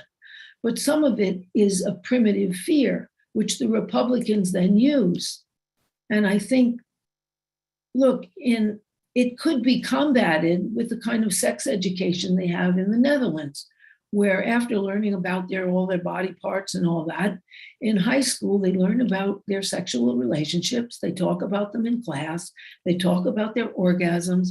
They talk about what they owe to a sexual partner and what could be happening with the life that they create and whether they want to take that responsibility of creating a life. So they learn all about relationships with each other. There's only 17 states out of 50 that teach accurate biological sex education, and none of them teach relational sex education. And so men and women are really not taught to be friends and connected. And this is a vengeful, ugly, political, fascistic thing that they're doing here. And it's very unpopular. I think it's the one reason that people will actually be inspired to vote for Biden. In defense of the Democrats, last week we were going after Henry Cuellar. He's running for re-election in Texas, and he's been supported by Pelosi and Clyburn, and he's a right-to-lifer. And we were indignant that the Democrats would support a right-to-lifer, while at the same time planning to introduce legislation that would codify Roe v. Wade into law. But he's the only right-to-lifer in the Democrats. He's the only one left. Mm-hmm. I loathe Hillary Clinton and her husband. But had she been elected in 2016, she would have picked 3 Supreme Court justices. Yes, and none of them would be Catholic misogynists, extreme Catholic misogynists. None of them. Right. All 3 are Catholic. Even Clarence Thomas is Catholic, and Alito is Catholic. Yeah, and Coney Barrett is in a fundamentalist kind of Catholicism. Right. And their view on abortion comes from, if you're Catholic, your views on abortion come from men who are forbidden to have sex with women. Right. I happen to be a fan of the Catholic Church. In all seriousness, I think liberation theology, I think Pope Francis, position. I think the Catholic Church does a lot of good in this world. I do. But its stance on abortion is not the lot of good it's doing. But it's also against capital punishment. Well, that's good, because I think if you are against abortion and the killing of what you think is innocent life, then you better be against all war where civilians get killed much more than warriors. And you ought to be also against capital punishment, because you could always find somebody innocent after you've killed them. The Pope was against the illegal invasion of Iraq. Yes, he was. And he's also against the support of war in the Ukraine. So he's courageous on those things. Right. If I were going to convert, it would be Catholicism. That would, I think, because of its affinity and obsession with the poor, that I think there is a strong strain within the Catholic Church. There is. Liberation theology is a minority position. And I think they elected that Pope because the last continent that believes in Catholicism is South America. So they better do something there. And they better look a little more progressive for the people of South America. And I do think he is an exception. And he is much better than his predecessors. So these are Catholic Supreme Court justices handed over to us by the Federalist Society, who is basically run by right-wing evangelical Christians. Right. That are just as doctrinaire. This is a hate movement. This is a movement that hates women and wants to control us on every level. And it's also a movement of people who need to divide the mass of people from each other on the basis of sex and race and income. All men have a beast within. All women do too. Well, but in this case, I'm talking about the beast within men, which is a lot more dangerous for the most part. Eileen Wuornos notwithstanding. Yeah, she's the wild exception. Yeah. And it's important to recognize the beast within, know what you're capable of thinking and doing. This is why men are usually sent off to war. Know what you're capable of thinking and doing, and fear the beast within. The Republican Party celebrates the beast within. Donald Trump is a beast. He's a fool, but he's a beast. That's right. He is a beast, and his mentality is that of a lower animal, and so are his appetites. And everyone should recognize their own proclivities towards hatred and meanness so that we can all say, okay, I have that in me and I reject it. Right. We're capable of being ugly. But this is a very important thing. It's stemming the tide of fascism in the United States. And the Democrats, who are also a capitalist corporate party, have allowed this to continue. The only thing they really mobilize for is things like stabbing Bernie in the back, which they did very efficiently, and other candidates that seem to be too progressive, and defending Nancy Pelosi when the squad was saying she should no longer hold her position. Now they're quiet about it, and okaying whatever war money is needed. And so people are very disgusted with them. And I think the only thing that will save them now is the Republicans' opposition to abortion. Because I don't think most people care that much about the Ukraine, which the left is starting to see through. And, that they just gave $40 billion to them, but, we don't have a peace movement here either. So You told us that Gloria Steinem was a CIA agent. absolutely known as one. Yep, infiltrated women's liberation and made it more about hatred of men than class struggle. Right. She made it a gender only. Look, gender has a place within the women's movement, just like talking about racial difference has a role in the Black movement. But the CIA operation called the Great Wurlitzer, there's a book by that name that explains it, was really about going into the women's liberation movement and the Black civil rights movement and making a race only, gender only issue out of it and excising class right out of it. That was her job. It's right. If anybody wants to look it up, there's an article that was in Bloomberg News. What do Henry Kissinger and Gloria Steinem have in common? CIA pay.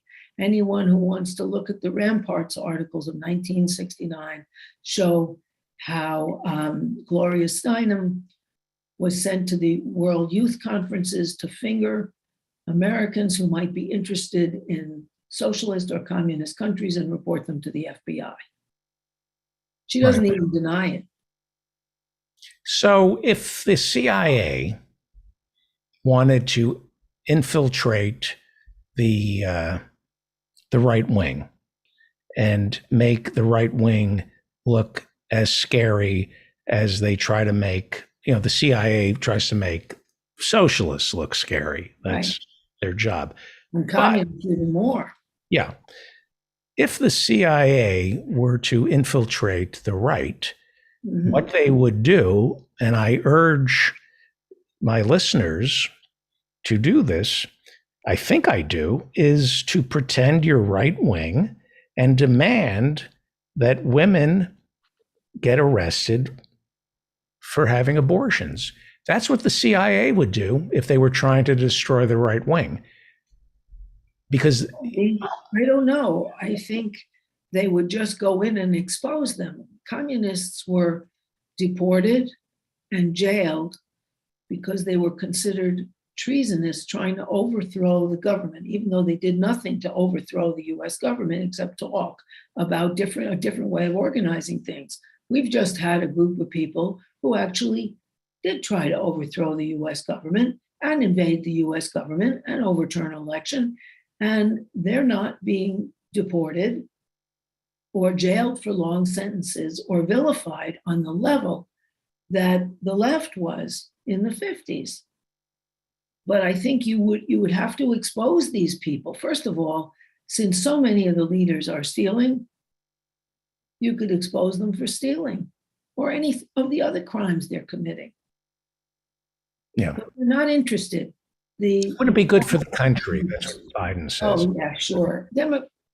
We have to wrap it up. Tolerate anything. We have to wrap it up.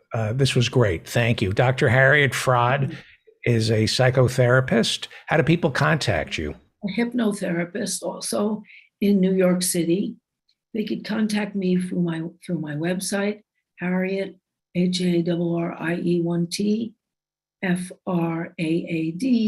FRAAD.com or hfraud@gmail.com. Fantastic. Thank you. We love you. We love you. When we come back, your people too. But it is the people. Yes, it is.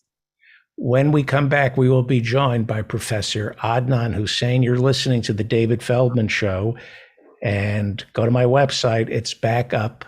We'll be back. But first, Professor Mike Steinel.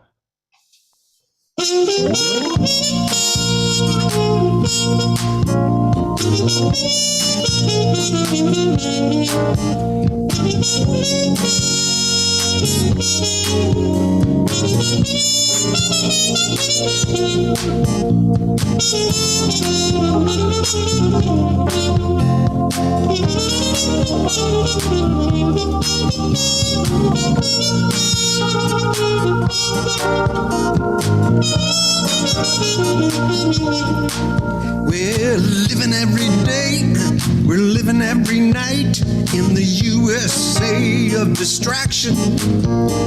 We wake every morning like the Rolling Stones, 'cause we just can't get no satisfaction. Democracy's in change, we could bury its remains, but infotainment culture has infected our brains. We're living every day, we're living every night in the USA of distraction. The wisdom we receive, the reality we perceive, is burned into our brains by cable TV. Scandal, crime, and disaster lead the news. Fear and white anxiety shape our views. The fourth estate has crumbled into an irrelevant heap. Critical thinking is all but asleep, 'cause we're living every day, we're living every night in the USA of distraction. The pathological pursuit of power and profit drives everything in sight, not sure we can stop it. Corporate plutocracy has risen to the top. We've lost the power to think, so we shop until we drop. We're surveilled and monitored while they keep us all distracted, so we never notice that our data has been extracted. We're living every day, we're living every night in the USA of distraction. All right.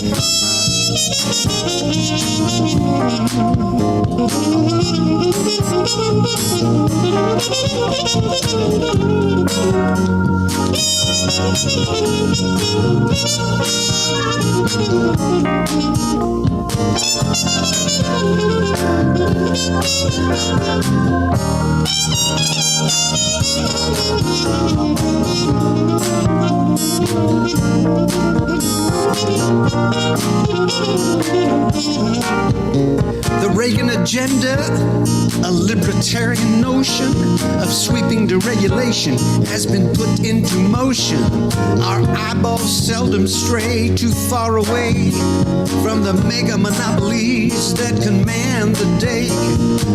Diversity in media is gone, gone, gone, slowly fading out like a sad, sad song.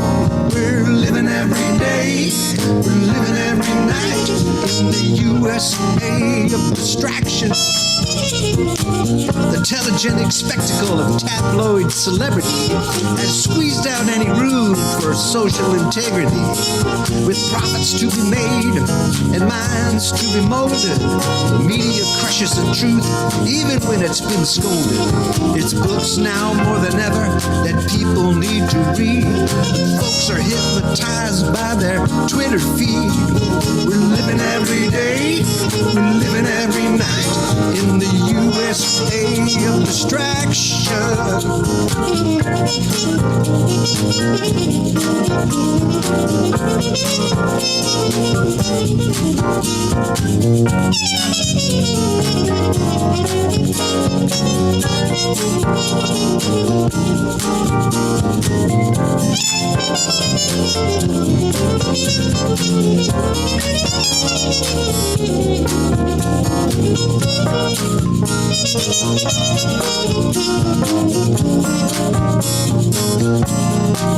Now we can't seem to get out of this neoliberal nightmare that cares more for Wall Street than anybody's health care. We've been bruised, battered, defunded, and dismantled. We've been diminished, infiltrated, manipulated, and manhandled. The sovereignty of citizenship, the bulwark of democracy, is under full attack by the cult of meritocracy. We're living every day, yeah. We're living every night in the USA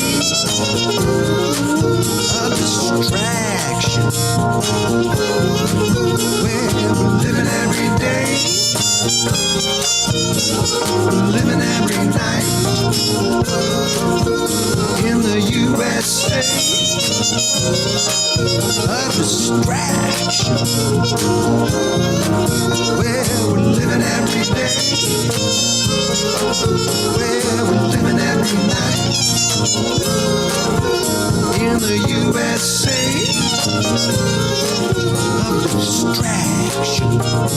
that's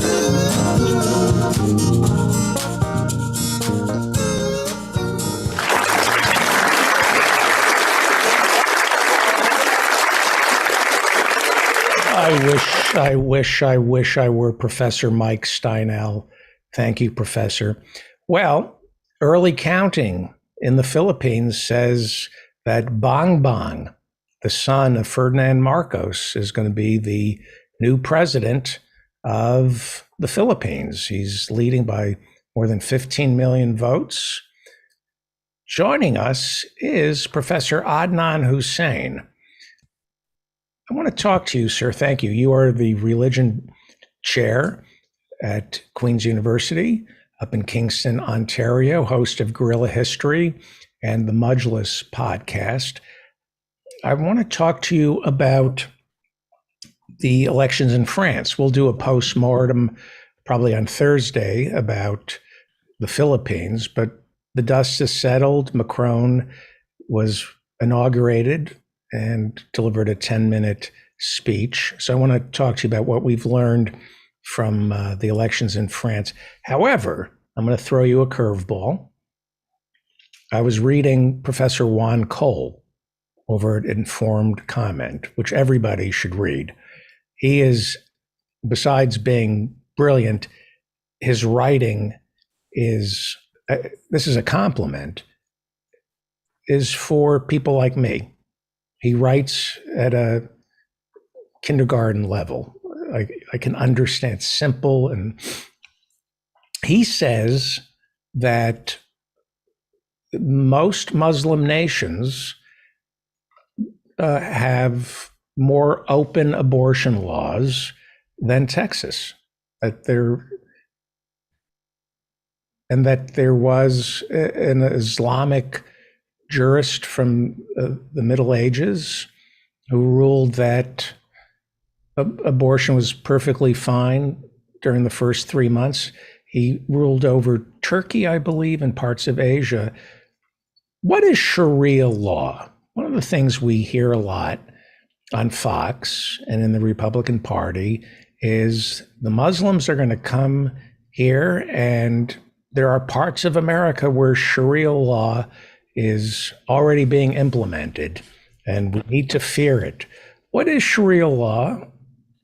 And well, yeah, go ahead. No, go, please. You. Oh, sure. Well, I mean, what is Sharia law? Well, firstly, I think even the phrase Sharia law ends up making it seem as if it is comparable to civic or constitutional law that we have in the United States, right? Or in the modern nation state, that there's a codified set of laws that are uniformly, or at least theoretically, meant to be uniformly enforced by a state apparatus, and that you could go find out exactly what are the laws, right? They're published or they're listed. Sharia is a lot like halakha for those who are, Jews and understand a concept of religious practice that is very encompassing.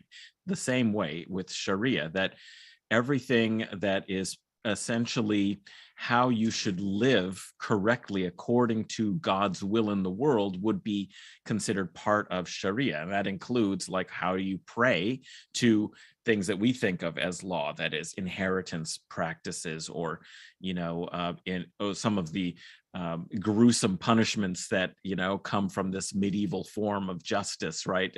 Those things are also part of it, but they're a very small part of it. Most of it relates to things like, daily practices, marriage arrangements, inheritance, ritual performance of one's religious obligations, prayers, things like the charitable tithing that you have to do. That is all considered part of Sharia law. So I am absolutely positive that there are many parts of the US where Sharia law is being implemented. And I would say one of them is, perhaps even my own home, in North America, is like, if you follow religious obligations like, dietary laws, performing prayers, you are, following Sharia law. I think where the, part that gets kind of controversial is how and whether this could be related to public law. And whether it comes into conflict with it, how is that to be adjudicated? And of course, the typical way in which it's adjudicated is that the public law established by the government in which you live is what you have to follow. And this is really interesting in coming from typically far-right evangelical Christians and others who hear about the specter of Sharia law, when you have this kind of Christian sovereignty movement that's expanding dramatically, that regards the Constitution itself as somehow subordinate to something they call God's law, that trumps it and should take precedent on some level. Nobody in kind of a mainstream Muslim community ever regards that this should be imposed on the rest of society. In Muslim countries, of course, where you have a majority, there are movements. Most of the Arab world, for example, takes its legal codes from the French the French code. When they were created as modern nation states in the post-colonial era, that's kind of the plan. The model of the nation state was imported into these countries. They have secular laws. There may be places where they accommodate religious practices or where they've put in particular provisions, but typically we're looking at a kind of secular code. The Swiss code or the French code is sort of the model. However, there is political organizing among certain Islamist parties that want to have Sharia be the basis of the state. And this is a very unique and new kind of idea. Of course, back in time immemorial in the medieval era, there was a sense that the dynasts, the sultans, the emirs were meant to support and protect Sharia, but this was never really enforced or implemented by the state as its ruling code and through its institutions. How it was is just like Jews follow the dictates of rabbis and the opinions of rabbis who differ with one another, have differences. And if you are looking for advice legally, like how should I deal with this particular situation of, giving my inheritance to my, descendants and families, you go and you consult and you get a kind of opinion. But if you don't like that opinion, you might consult a different rabbi. And the same is true for within Sharia law, is that, if you don't like the fatwa, which just means a judicial opinion of a legal scholar, a jurist, you might find another, because there isn't really a mechanism for establishing the law as a abstract codified element that then is enforced by the state. Wow. It is something that is developed through discussions and debates and convention. So it's not that there isn't a sense of what it is, it's just that develops through convention and consensus over time, but still has to deal with the fact that there isn't one authoritative source or one codified book that explains this is the law. So that's something that's important to recognize. I think most Americans think of the Ayatollah Khomeini and his taking back Iran from the Shah, but that's not Sharia law that the Iranians are living under, right? Well, there's a difference between Shiism and Sunnism in the sense that because of the particular authority of the Shi'i imams, like the dispute was who should be a source of guidance and of political leadership after the prophet died. And some people felt that his family and descendants should have both religious and political authority, for this, polity. But the majority decided that you didn't need to have that kind of charismatic spiritual authority. As a result, in Shiism, there has been a slightly more hierarchical or clerical kind of establishment that has developed to transmit the authoritative teachings of the family of the prophet. And as a result, they have a more hierarchical, group. They do have kind of rankings of scholars. And they can trace their ancestry back to Muhammad? Well, yes, they have people who are known as descendants of the prophet, but there aren't any living kind of descendants from the line it was after 12 generations it was sort of cut off, and that's why Shiism is messianic, like say Judaism, in the sense that they never ended up being in the early centuries the governors of this polity. So they just turned to religious authority. But after 12 descendants, there was, the disappearance of the 12th Imam. And so then they ended up, positing that the Imam would come back at the end of time and establish justice, and that we couldn't have it in this kind of intervening period. Now, in later centuries, Shiism, ended up becoming the adopted official religion of a majority in Iran. That's something that only happened in the 16th century, fairly recently. And in fact, it was imposed, on the population that was mostly Sunni at the time. So it was established as a sort of state religion. And so its history is a little bit different in how it ended up working out. So in the overthrow of the Shah, what ended up being established was an Islamic republic that attempts to make Sharia law, updated for the modern age on some level to function within, state institutions and so on. An Islamic republic. So they've got their particular way of trying to do it. And I would say, however, that this shows exactly the difficulties of this actual tradition of religious practice, trying to reframe it to serve state requirements and the state needs of government is where you get the real tyrannical kind of elements. So just like Saudi Arabia claims that it institutes Sharia law as law of the state, this is where you get, I think, something that isn't actually what happened earlier in history. This is something like a new phenomenon where it's being imposed by the state. But of course, when you talk about it in the US, merely the practice of Islam as a religion means following aspects of the Sharia. And this is used, I remember I think it was 2012, in response to Obama's election. And of course, that raised a lot of fears on the far right that in the Republican Party that, we had this kind of covert Muslim who had been, installed. As a result, there were a lot of referenda that were put on state ballots for the 2012 election across like maybe 15 or 20 states, referenda banning Sharia law, right.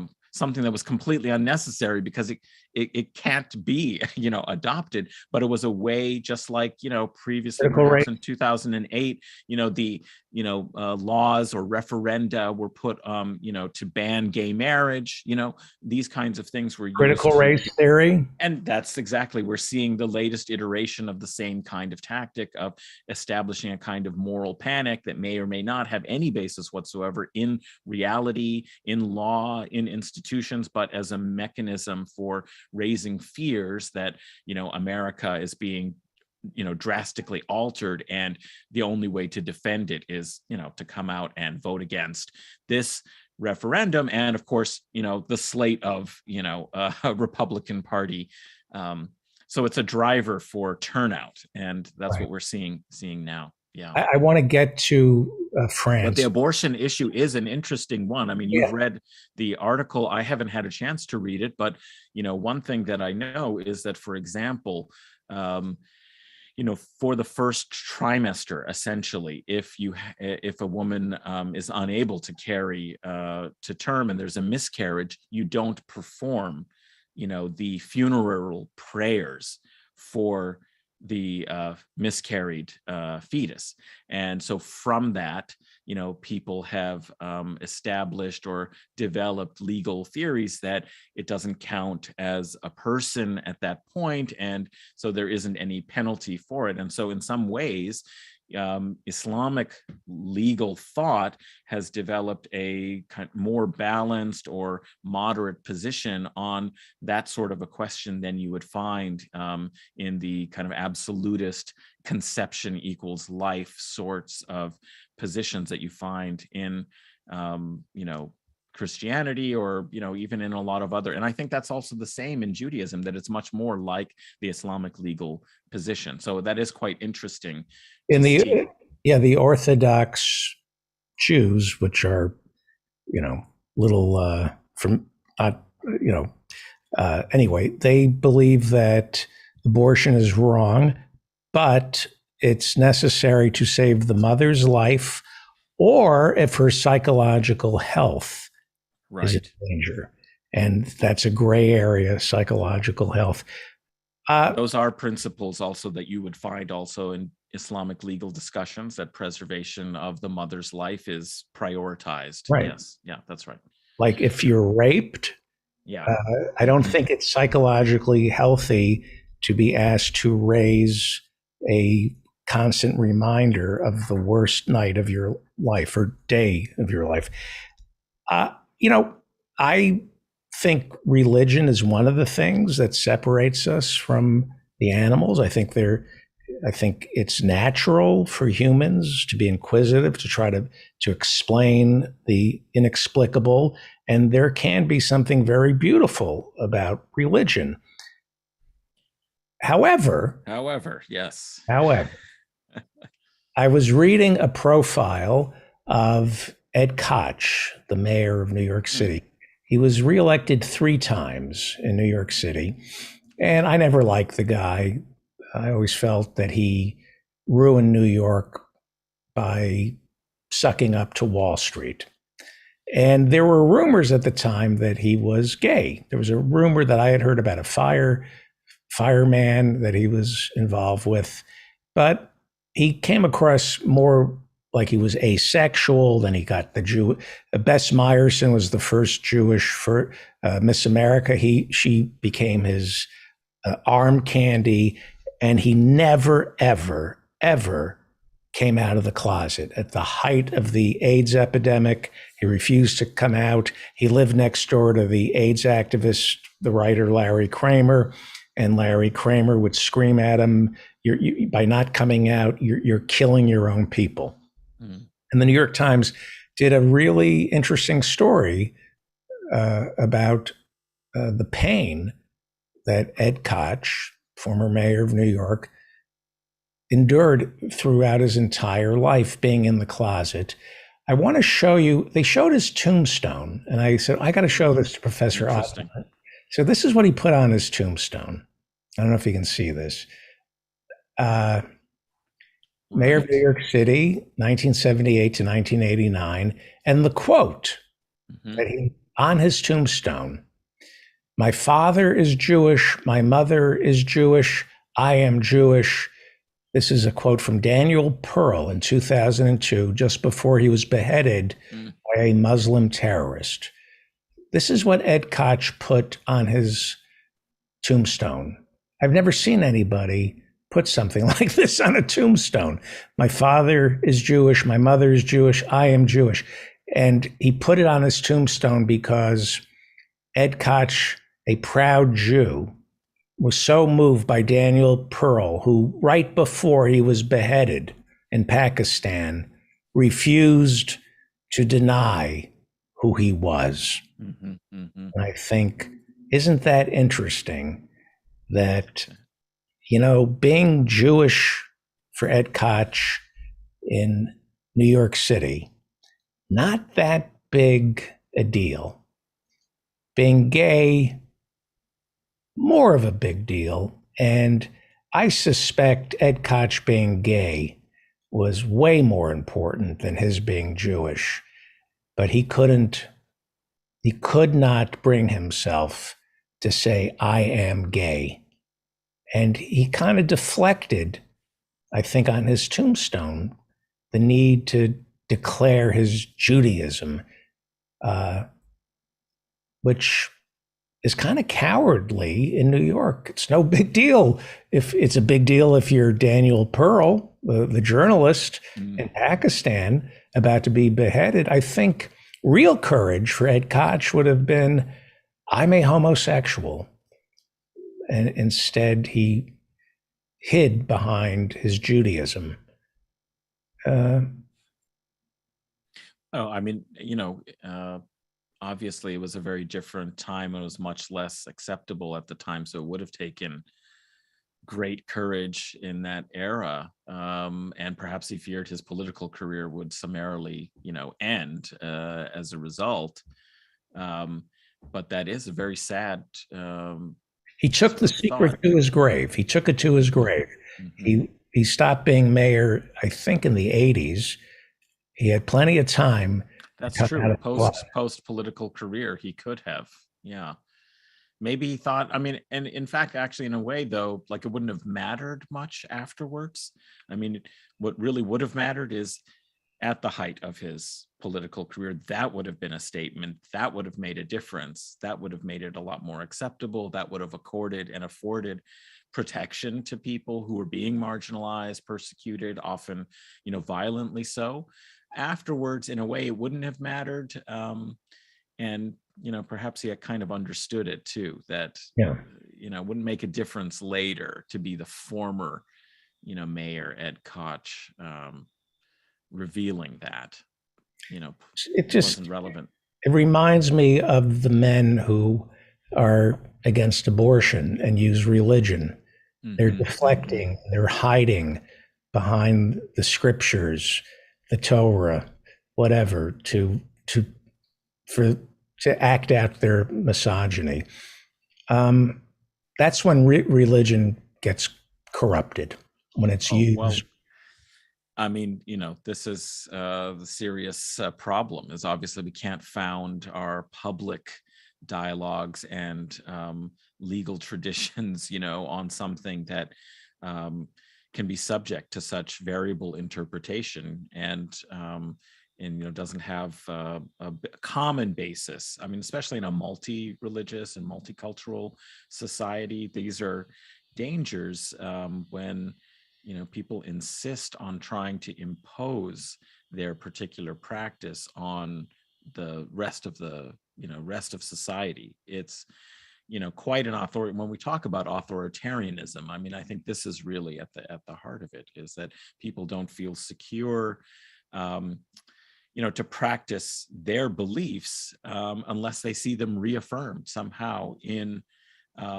their public symbols. I mean, it's the same thing with Christmas and these sorts of things, that it's somehow there's a kind of aggressive idea that you couldn't say accommodate other people's religious holidays. It's important that the state affirm kind of exclusively one's own. It's almost as if the state is, instead of it being the collective basis for all of society, it is the affirmation of one's identity in the public sphere. That's when it becomes, I think, very, very dangerous.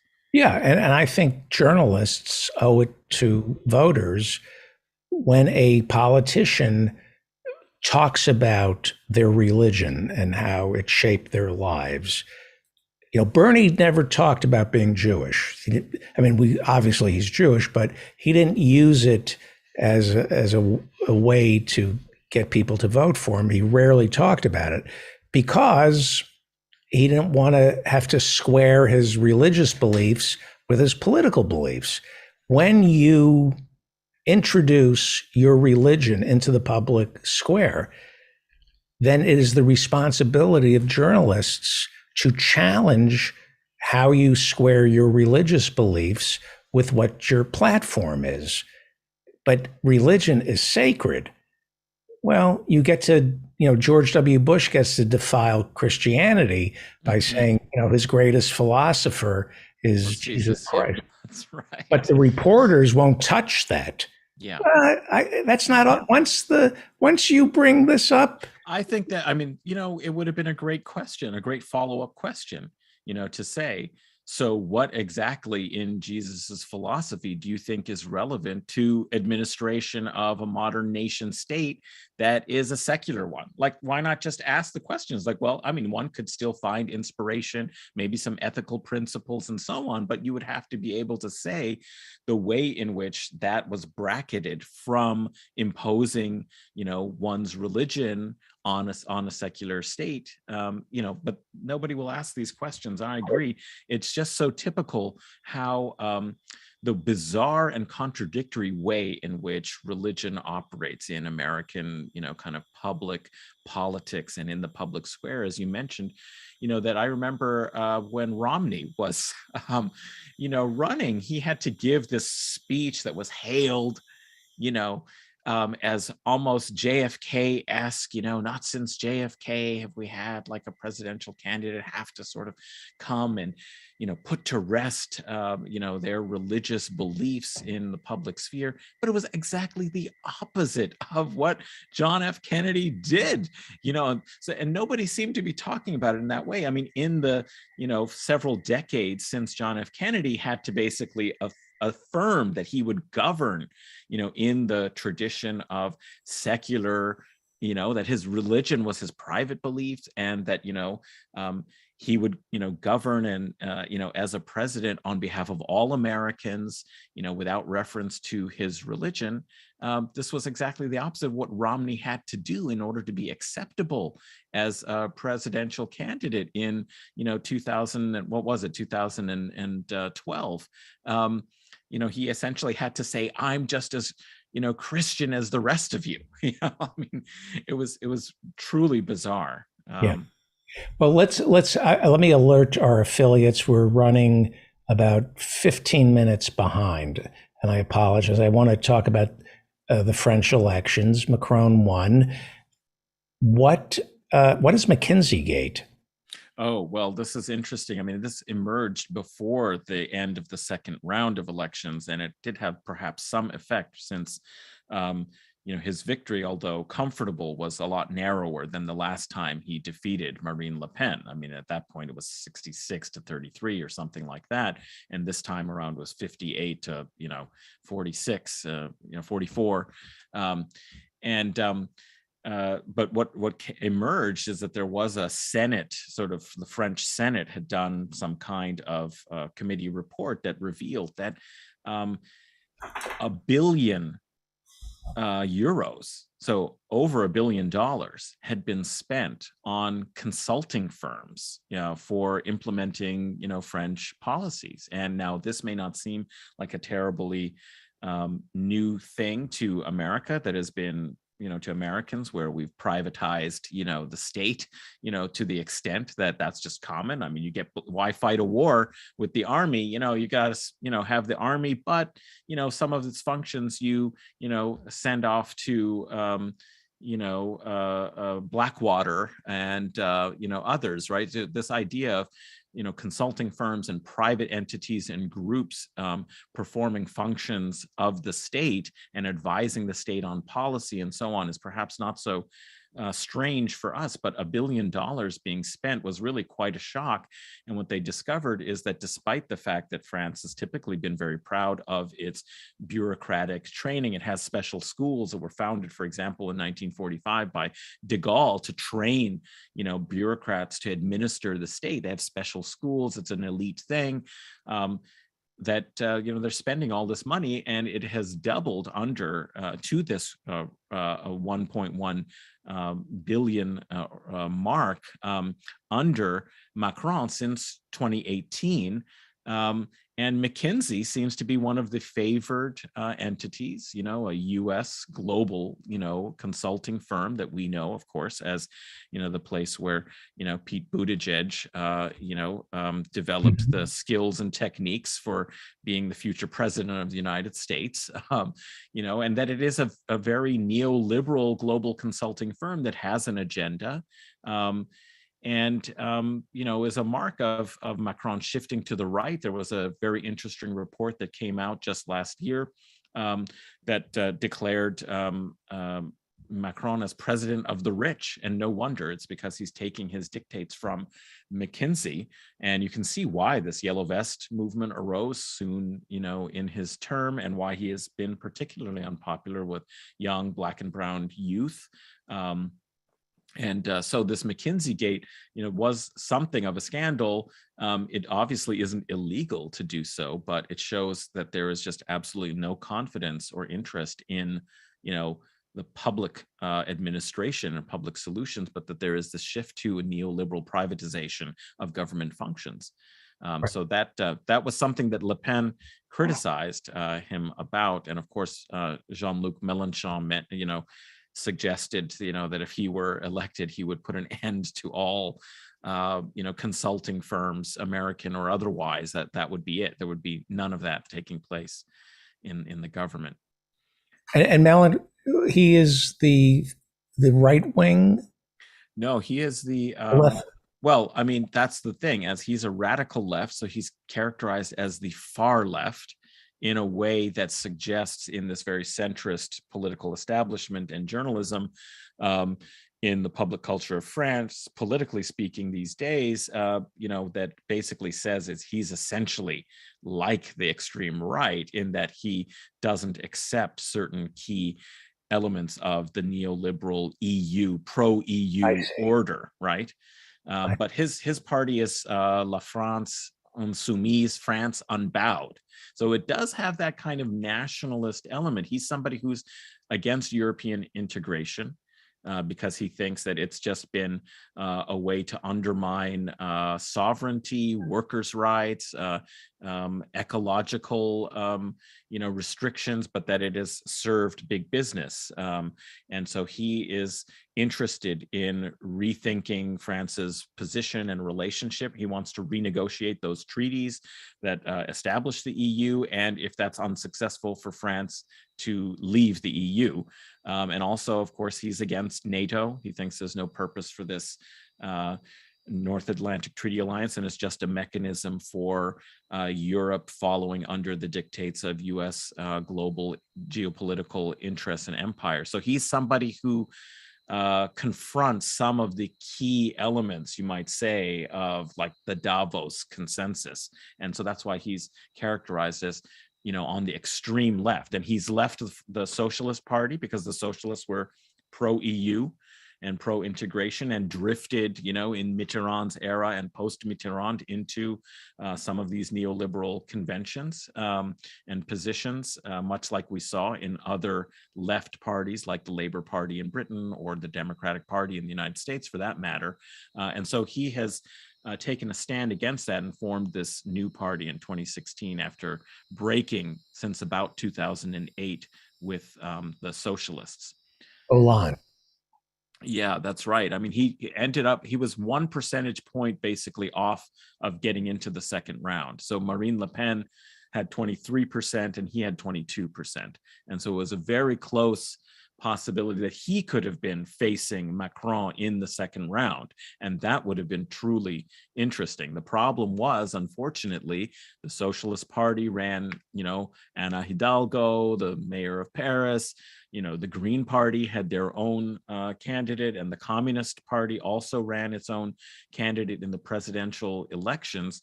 And so that splintered, just as, of course, the right wing was splintered. Yeah, isn't there a Jewish right-wing Islamophobic candidate? Well, I mean, there have been all three of the, Macron, Eric. Oh gosh, why do I always forget his name?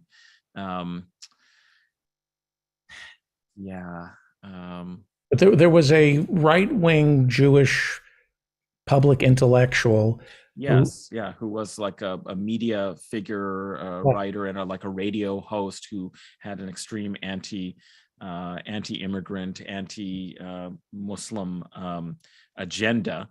Zemmour, Eric Zemmour, that was his name. Yeah, he was really the extreme. He was criticizing Le Pen for being soft on, immigrants and so on. So what is the right wing was I don't know what's happened to him. He ended up actually only getting about 10%, which is still quite amazing. I mean, he got 10%, but there was a period where it looked like he might end up making it into the second round. I mean, the traditional conservative, the essentially the Republican Party of France, their conservative party, only ended up with 4%. And so we have is a real realignment in France. There's this kind of broad, vague neoliberal centrist coalition. There's Marine Le Pen, who did consolidate a lot of the far right in the second round with her 44%, and there is still a core of leftists. And what they've decided is that for the parliamentary elections that are coming up here in June, that they will actually consolidate. So they've established a broad and pretty historic coalition that is called the New People's Ecological and Social Union, where the Socialist Party, Mélenchon's party, France Unbowed, the Green Party, and the Communists will act in coalition and not run candidates against one another, so that they can maximize the number of deputies that they, will hopefully elect into the French legislature, and that they've published, a kind of what they're calling a shared common set of programmatic goals that is really built around, Mélenchon's platform that includes some very interesting things. I mean, they want to establish a sixth republic, essentially have a constitutional assembly. This is something we're thinking about. The Constitution, it's so hard to amend. We're derailed by the judiciary and these life-term appointments and all kinds of undemocratic institutions like the judiciary, like the Senate, like the Electoral College. I mean, we have to be thinking that it's time for, a really big reform, but of course that raises the specter of what could you end up getting. But what their goal is to refound and establish a sixth republic, overturn this very presidential and authoritarian, in their view, anti-democratic republic established by De Gaulle, when he came in. They want more, as I said, refound the EU relationship, energy transition to full renewables by 2050. They've articulated that we need to have a decommodification of air, water, food, living, health, energy, and raise the wage to a true living wage, get out of NATO, and possibly get out of the EU or reestablish the treaties and renegotiate the treaties for a livable EU. And he's talked, I think, in the face of this far right environment, he has come around to, I don't know if this is where he was, he's a little bit like how Bernie was not comfortable talking about some of the ethno-racial and cultural sorts of issues. He's really focused on worker rights, unions, and this broad-based element, which of course is universal and absolutely the key. But he has come around to talking about creolization as the future of France, that it is a society that where which is very un-French-like, to talk about, where French culture is assumed to be, universal and doesn't need to accommodate itself to other influences. He's talking about how we need to have creolization, that is where every culture does bring something into the mixed, whether it's gender, racial or religious differences, and that this is the future of France, and that it's the future of humanity. And so it's a really kind of interesting vision. We'll see next month what happens in the parliamentary elections. But I think there's some lessons that we could take here in the US about that populist left, concerned about sovereignty and concerned about decommodifying the necessities of life. That is, I think, a powerful and important message. And a great one to end on, Rahima.org. Go to rahima.org, RAHIMA.org. It's a great organization set up by Professor Adnan Hussein's parents it's a food pantry essentially for refugees, specifically refugees from Afghanistan. At least it started that way, right? It started that way. And very interestingly, I was just talking with my mother the other day that especially during Ramadan, they had to, provide, people are fasting, they still need to eat. And they usually, have a meal, to break the fast in the evening. And, there's been a real influx, actually, of new refugees coming from Afghanistan since the pullout, since the end of U.S. combat operations and occupation in Afghanistan. It has led to at least some increase. And because historically so many settled in the East Bay area, San Jose and the East Bay, new refugees that are coming are settling in this area because they have connections, relatives, family connections, and so on. And so there's been a kind of second wave since the 1980s. I don't know if people have ever read Khaled Hosseini's famous novel, The Kite Runner. It got a lot of attention, and he's a Bay Area writer because he was a refugee in the East Bay. He talked about, in that book, going to the San Jose flea market, and that this is where a lot of people, kind of supported themselves by selling things at the flea market. That is not a fictional, setting. I used to go to that flea market with my parents, and we met so many people from Afghanistan, and that's where some of the connections were made for helping people in the future, refugees coming, that inspired my mother to start working to support them. So do help us out, rahima.org. We've got a second round of refugees coming. Of course, there's Ukrainians, but there are also people from US wars that have taken place in the Middle East and South Asia, and those people need to be supported and helped as well. Thank you. Professor Adnan Hussein, Majlis Podcast, and of course, Guerrilla History. Thank you. I hope to see you Thursday. Very generous of you to stop by. Thank you. See you Thursday. Thank you so much. And please go to rahima.org, RAHIMA.org, to support this important food pantry that I didn't know about until our next guest came on the show. His name is Peter B. Collins. He's a Bay Area Radio Hall of Famer. Sorry to keep you waiting. We're now 20 minutes behind. But David, that was the best. The last 15 minutes was the best coverage of the run-up and election in France that I have heard. And it ties in with what I want to talk about today. But I want to thank Professor Hussein. I also, if he's still online, would like to know the sources that he would recommend for learning about the deeper picture in France. Because I scan the New York Times and the Washington Post online every day. And one of the reasons I decided to do a recap of Biden's foreign policy blunders today is that you don't read about it in the corporate media in this country. They're feeding us 24/7 war porn from Ukraine. So Adnan, can you share with us some good sources for accurate reporting about France? Well, he goes to Breitbart, InfoWars.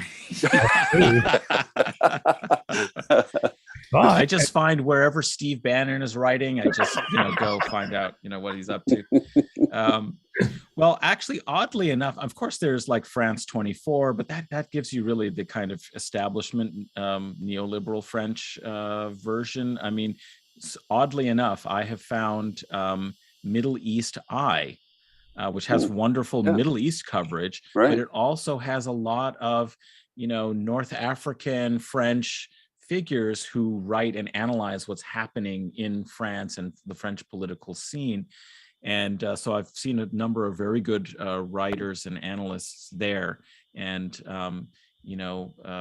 that's one place I would suggest people look to in general for both Middle East and some good European coverage. So check out the Middle East Eye. Great, thanks. Gareth Porter is a outstanding journalist since the Vietnam era, and he published many times at Middle East Eye, and that's how I learned about them.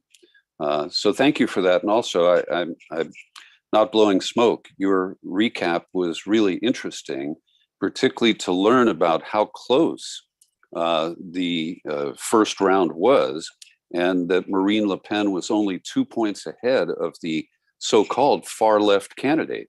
That would have put Mackenzie Macron in a real in a real pickle because he would have had to flip really freaking fast.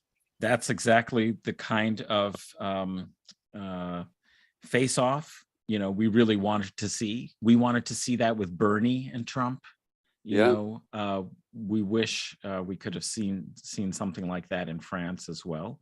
And it was really very close. So we could hopefully take some inspiration that these positions actually are fairly popular. And I didn't know about the McKinsey connection. I think some journalist needs to do a deep dive into McKinsey's connections to government worldwide, because I blamed Goldman Sachs for the financial takedown of Greece, but I don't really know what else McKinsey is up to. Well, ask the people of South Africa, ask the people who are addicted to opiates here in America, ask the Pentagon, which paid, I think, McKinsey to set up some relationship with China that ended up screwing the Pentagon. McKinsey has its fingers in the war in Afghanistan, the war in Ukraine. It's state capture. They're a consulting group that goes in, advises troubled companies, and then trades stock on inside information, which nobody ever talks about. And that's Pete Buttigieg. That's Mayor Pete. That's his back. Capitalism at its finest. Yeah. Well, thank you, Professor Adnan Hussein. And we should do more in-depth reporting on McKinsey here. Anthony Blinken is our Harvard-educated Secretary of State. Brilliant man. Everybody was coming down with COVID from the gridiron dinner. So the brilliant Secretary of State, Anthony Blinken, said, well, I guess everybody who was going to catch COVID got it at the gridiron dinner. I'm going to the White House Correspondents' Dinner so I can meet Kim Kardashian. He came down with COVID. He's from West Exec, a former lobbyist from Boeing. He recused himself a year ago from any decisions involving Boeing over at the State Department. However, he's the chief proponent of sending Boeing-made weapons to Ukraine. Somehow he didn't recuse himself from those conversations. But I'm a child, Peter B. Collins. He got his recusal advice from Mark Esper, the Raytheon executive who was Trump's last full-time Secretary of Defense. I saw him and Esper, who's hyping a book about all the things that he kept secret while Trump was screwing up, is now sharing them for his own personal profit. And the beat goes on. The same excuse, I watched him on 60 Minutes last night. He gave the same excuse that Colin Powell gave for not resigning in the lead up to the invasion of Iraq. Esper, Secretary of Defense, has a new book out in which he says Trump told him to bomb Mexico, right? I didn't hear that one. I didn't watch 60 Minutes last night, sorry. And this is the self-flattering of the bureaucrat. Mm-hmm. I didn't quit because I was afraid somebody a lot worse would come in. I'm Colin Powell. I can't quit because there are a lot of worse people standing in line to take this job. That's how they flatter the self-importance of the mindless bureaucrat. And indispensability. Yes. Yes. As Charles de Gaulle said, the graveyards are filled with indispensable people. That being said, Blinken, he knows stuff. He was I think he was editor-in-chief of the Harvard Crimson. He's the best and the brightest. Certainly he is making wise decisions, telling Biden what to do, right? I'm a child. Well, I'm David, not privy to what he's privy to. I made a list of 20 countries where under Biden and Blinken, American foreign policy is either unchanged or worse. And I didn't include Russia and Ukraine. That's pretty obvious, and that's what's getting the lion's share of coverage today in American media. And it's worse. Oh, of course, yeah. But let me start with Cuba. Obama's signature foreign policy achievement, which he didn't allow either Hillary or John Kerry, his two secretaries of state, to work on. He didn't trust them with reopening relations with Cuba. And it was a significant advance. It ended the failed almost 60-year blockade of Cuba that you can argue kept the Castros in power, hardened their control over the country, created alliances with the Soviet Union and then Russia and other non-aligned countries that complicated American policy in our hemisphere. And Biden has turned his back on Barack Obama and those important breakthroughs to essentially embrace the policies of Trump.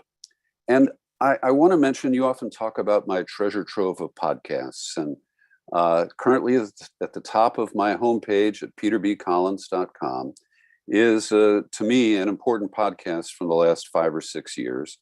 And it features Tom Hayden, the American revolutionary who died in 2015 or 16. And before he died, I did this interview with him, and it was a book called Listen, Yankee. And this is all prompted by the death on May 1st of Ricardo Alarcón. He was essentially the third Castro brother. He was UN ambassador for Cuba for many years, and then he was a longtime member of the Politburo, and he also ran the National Assembly. And so he was, very influential in Cuba. And Tom Hayden met him in the years just before Obama broke the ice. And they wrote a book together. Well, it was Hayden's book, but it was based on lengthy conversations with Alarcón. And the most interesting parallel is that they were both influenced by C. Wright Mills, who published a book in the early 1960s about revolution. Power Elite. Yes, and it became the basis for the Port Huron Statement that Tom Hayden wrote as the resistance to the war in Vietnam was growing. So I'll put up a link in the chat, but people are welcome to visit my website, and it's free, and you can listen to this interview. And it's really sad to me that Alarcón has died and that things are actually worse between the United States and Cuba than they were just 5-6 years ago. So that's my leadoff point. And David, interrupt as I mention these nations to add your own comments. But next up, Iran. Biden, he campaigned on rejoining the nuclear deal. And it is now impossible because they didn't strike a deal before Russia invaded Ukraine and became a worldwide pariah. And Russia was essential to the negotiation of the nuclear framework with Iran. Now, this is driven, in my view, by Biden's extreme support for the government of the State of Israel, because they were the ones who prodded Trump to pull out of the Iran agreement. They were the ones who punished Obama for engaging in it in the first place. And the Middle East is a much less safe place without that nuclear agreement.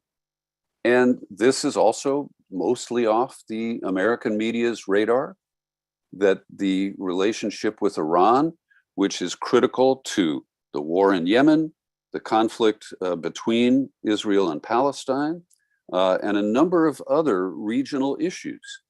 And so by just allowing that to kind of slip away, we once again put ourselves into a much more risky position. I Yeah. wanted to give you an opportunity to Well, comment because I have 20 of these and I don't want to. we should plow through them because I'm fascinated. I was just going to point out the lunacy of Israel fearing a nuclear-armed Iran when 25% of Israel proper is Arab, is Palestinians. You drop a bomb on Israel, you're going to end up killing Palestinians and Arabs, and it's a pretty close proximity to Lebanon and Syria. Yeah. You drop a nuke on Israel, you're going to be nuking your allies. So go ahead. Next on my list is Venezuela. There was a moment at the beginning of the Russia-Ukraine conflict where we sent an envoy who was given 2 of these oil company hostages to bring back.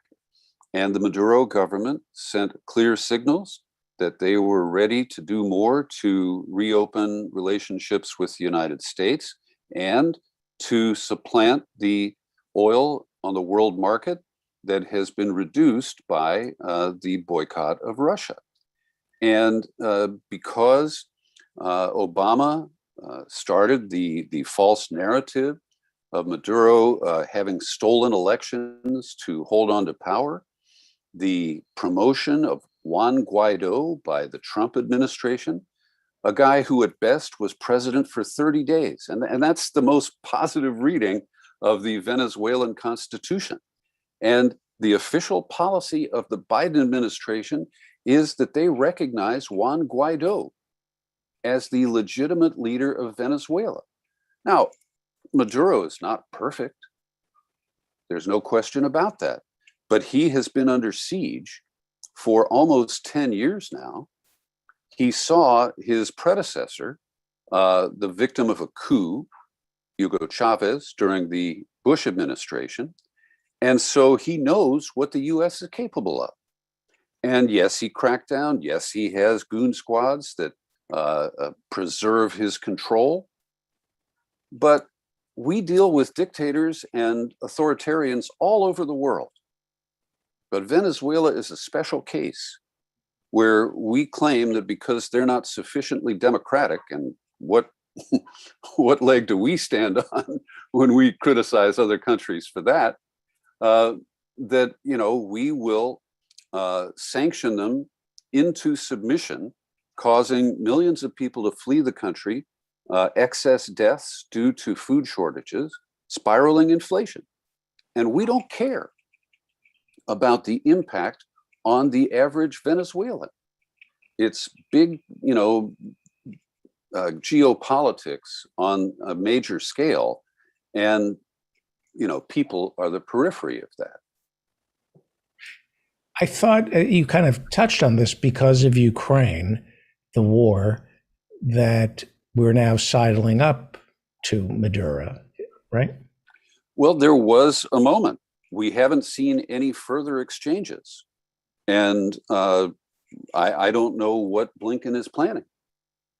Well, I think he's planning to send American oil instead of Argentinian oil. I think Argentina has one of the largest untapped oil reserves on the planet.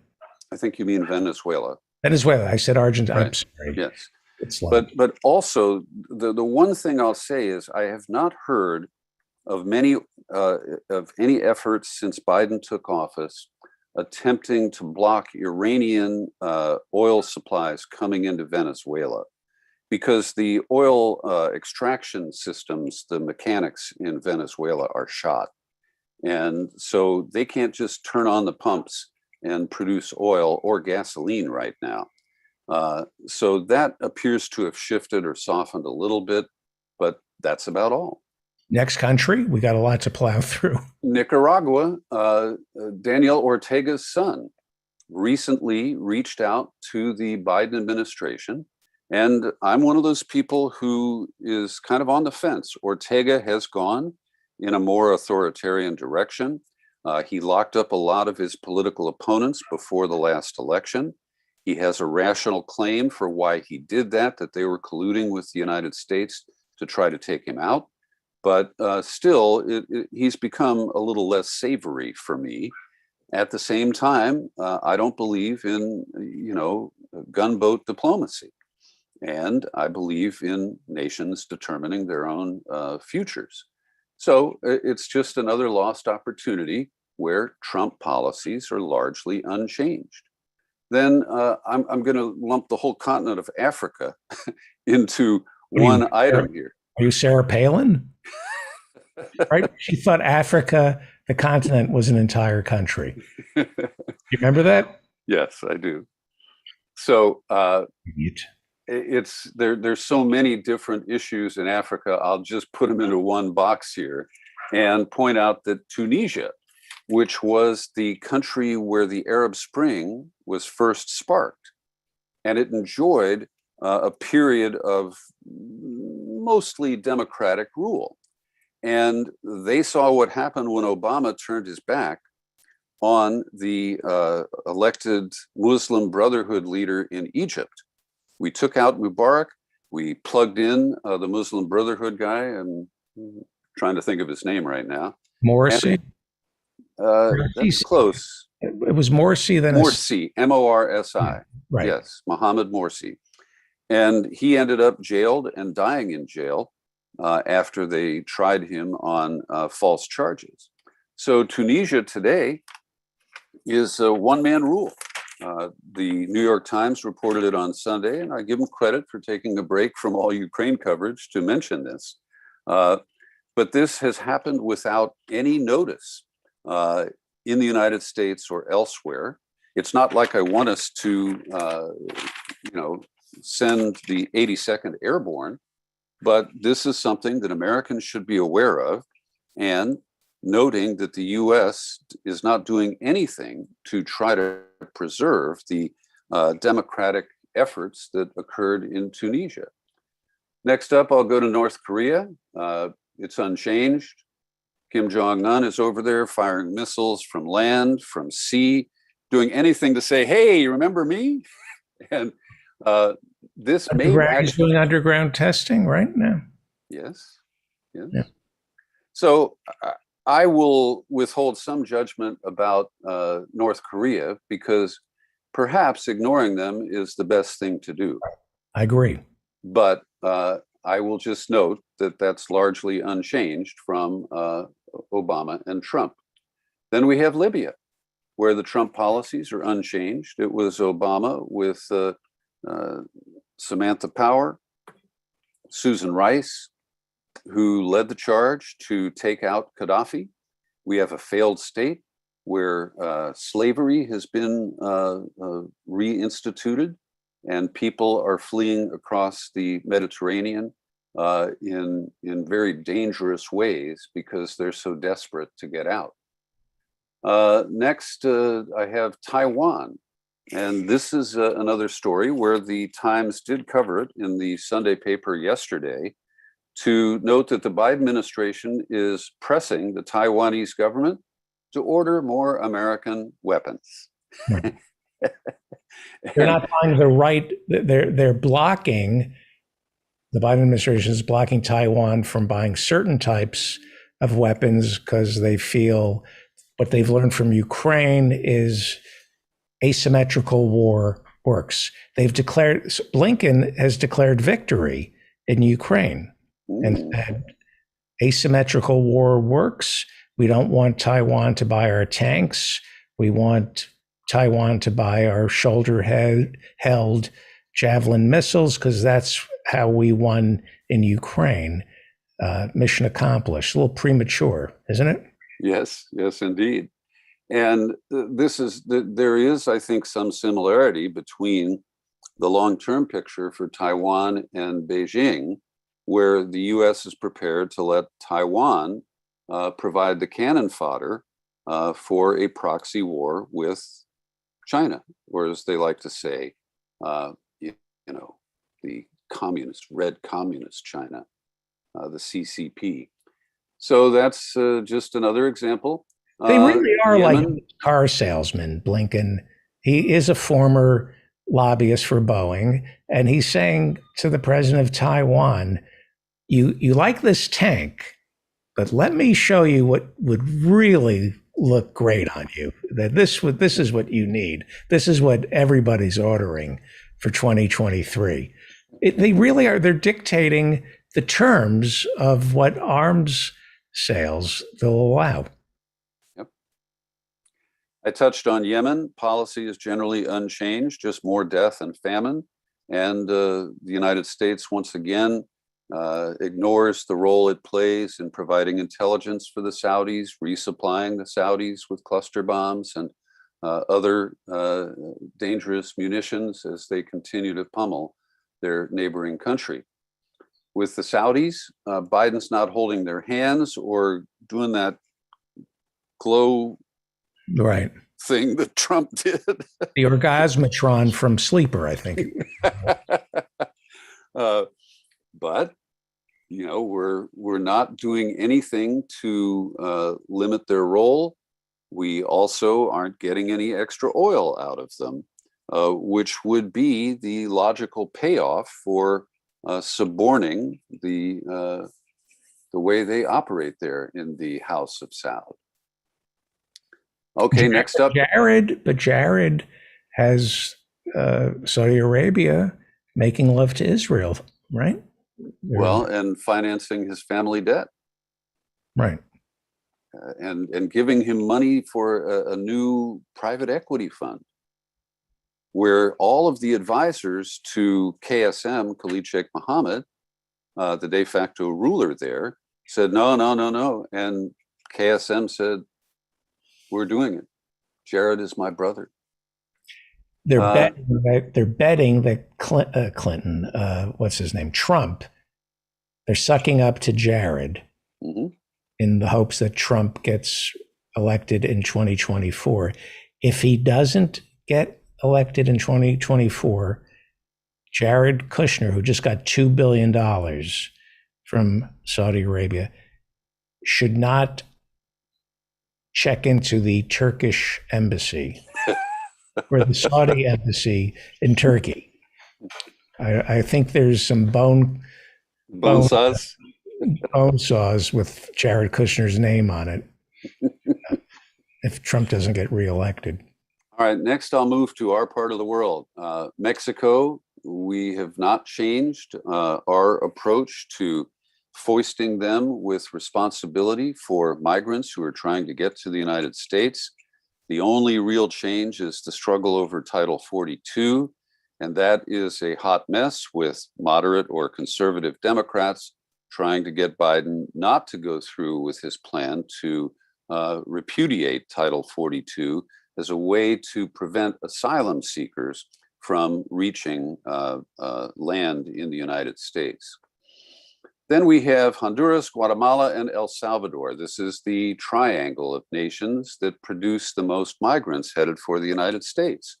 And I can lump them together because we sent a child of immigrants named Kamala Harris to tell the people in that part of the world, don't come to the United States. And in Honduras in particular, Hillary Clinton's stooge, Hernandez, and his brother, the brother has been convicted. The former president is now facing charges of. They came to the United States. Yes, they came. Well, not quite as immigrants. They're suspects, but nobody talks about, in the context of President Hernandez being indicted in the United States, that he was handpicked by Hillary Clinton to replace Zelaya, who was the freely elected president of Honduras. And so our meddling in this region never is brought to our attention as the source of the blowback of the migrants who are such an irritant, particularly to right-wingers in this country. And we've learned that Honduras is run by gangsters, that the head of their FBI was brought to America because he's a drug dealer. The president's brother is a drug dealer. The president is a drug dealer. What do you think the people of Honduras are escaping from? They are escaping from gangs that have infiltrated their government. If that's not political asylum, what is? And That- David, those gangs, including MS-13, were hecho in Los Angeles. The MS-13 was created in Los Angeles, and we deported many of their killers to their ethnic homelands, where most of them have never lived. And so they didn't have, natural connections to find a job, and they returned to gang activities. So, this is a very sorry picture. This extends to Brazil, where, we're tolerating the Bolsonaro government, and we have made no move to basically admit that we took out the government of Dilma Rousseff, that we helped put Lula da Silva in prison. He is now running against Bolsonaro, and our media owes us coverage of that race. But because Lula da Silva is considered a leftist, well, we're not going to give him any ink or any pixels in American corporate media. In Bolivia, or the millions of people he lifted out of poverty. Exactly. Well, that doesn't matter. People don't matter, just like we said a little earlier. In Bolivia, we forced out Evo Morales. There was a right-wing and corporate-backed coup that lasted a little while, and we have done nothing to help that country right its ship. And we continue to just hope that the leftists can be run out by the corporate right-wingers. In Hong Kong, we've moved to radio silence. I did suspect that we had covert operations running there before the crackdown from Beijing. But so this is just another case of maintaining the status quo from the Trump administration. We talked at length about France. The one thing I will add is that Biden and Blinken screwed Macron and McKinsey by doing that nuclear deal with Australia. And that's been kind of smoothed over because of Ukraine and the French election. But it was a very serious blunder for which they paid no price. And my final nation on the list is Afghanistan. And I don't think I need to offer much detail about the bungled exit and the loose ends that still remain there. So my summation here is that the Biden administration got a honeymoon in the first year. They got a pass from the left because they were promoting Bernie's agenda until Joe Manchin stopped it. And now they are relying only on the war in Ukraine and the Supreme Court's awful decision that we expect to overturn Roe versus Wade to give Democrats something to run on this year. And it's not going to pan out, at least at this stage. And so the combination of domestic failures and foreign policy failures leave me with an opinion of the Biden administration that keeps getting lower, David. So low, you can actually smell Donald Rumsfeld's flesh smoldering in hell. That's how low it's gotten. Well, great job. This is what this show is about. I thank you for that. Great job. Just perfect. Thank you, David. Thank you. I'm trying to curb my enthusiasm, but that was a great lesson. Thank you so much. Peter B. Collins, Bay Area Radio Hall of Famer. Go to peterbcollins.com for the aforementioned treasure trove of interviews, including his conversation with the great Tom Hayden. We have a candidate on who's running for state assembly in California, and I was going to bring up Tom Hayden, a miracle of democracy. Tom Hayden, I believe, was first an state assemblyman from Santa Monica, then state senator from That's correct. And he ran for governor in 92, I think it was, or 93. a miracle of democracy. One of the Chicago Seven, leader of the SDS, went to North Vietnam with Jane, I believe. Yes, he did. While she sat on a tank and not only lived to talk about it, but got elected to California State Senate and Assembly.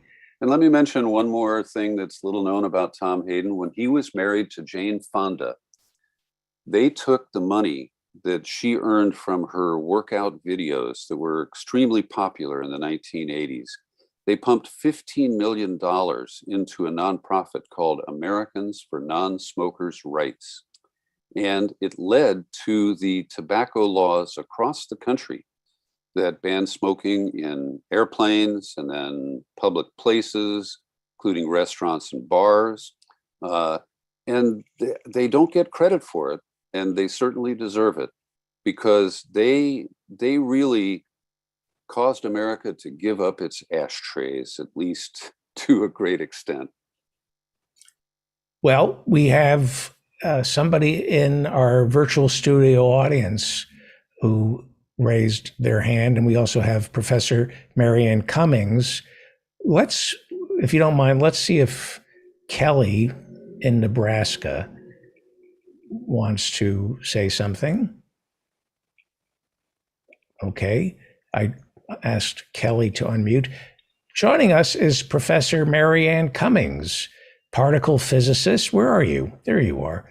Particle physicist, as well as Parks Commissioner, Aurora, Illinois, and Nina Turner supporter still, even though it's been a week ago.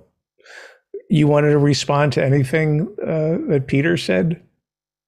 Well, only to say that are we really surprised that Biden hasn't significantly reversed any of our foreign policy from Trump, and for that matter, from Obama, or for that matter, from President Cheney? I mean, I think the only problem the military-industrial complex had with Trump was that he was kind of a loose cannon and not a reliable purveyor of what they want to do. So nobody trusted him to lead us into a war. You need somebody we can trust. And I still shake my head over all the praise lavished on Trump when he bombed Syria back in 2017, based on what reliable sources have said were false information concerning gas attacks, chemical weapons attacks. And even Dick Durbin, liberal, I think second in command in the Senate for the Democrats, was praising like Trump became president today. And I'm like, it was sickening. I mean, I thought I'm pretty steeled up for the nonsense coming out of politicians, but that was. Well, Marianne, that was the moment when we developed a deep devotion for the Kurds, who we've used and abused and called the Syrian Free Army. Yeah, well, that's the problem with Syria. I remember as a kid trying to understand Lebanon, and being like 13 or 14, it's natural to have good guys, bad. Who are the good guys? Who are the bad guys? Unfortunately, in Lebanon, there were several factions, and they were oftentimes collaborating and then breaking apart, and it wasn't ever clear which side we were supposed to support. I think something similar in Syria. Well, we just have, and our press is keeping us infantilized about foreign policy. I mean, the narratives have to be very simple. We don't get news. We get 24/7 propaganda. Mm-hmm.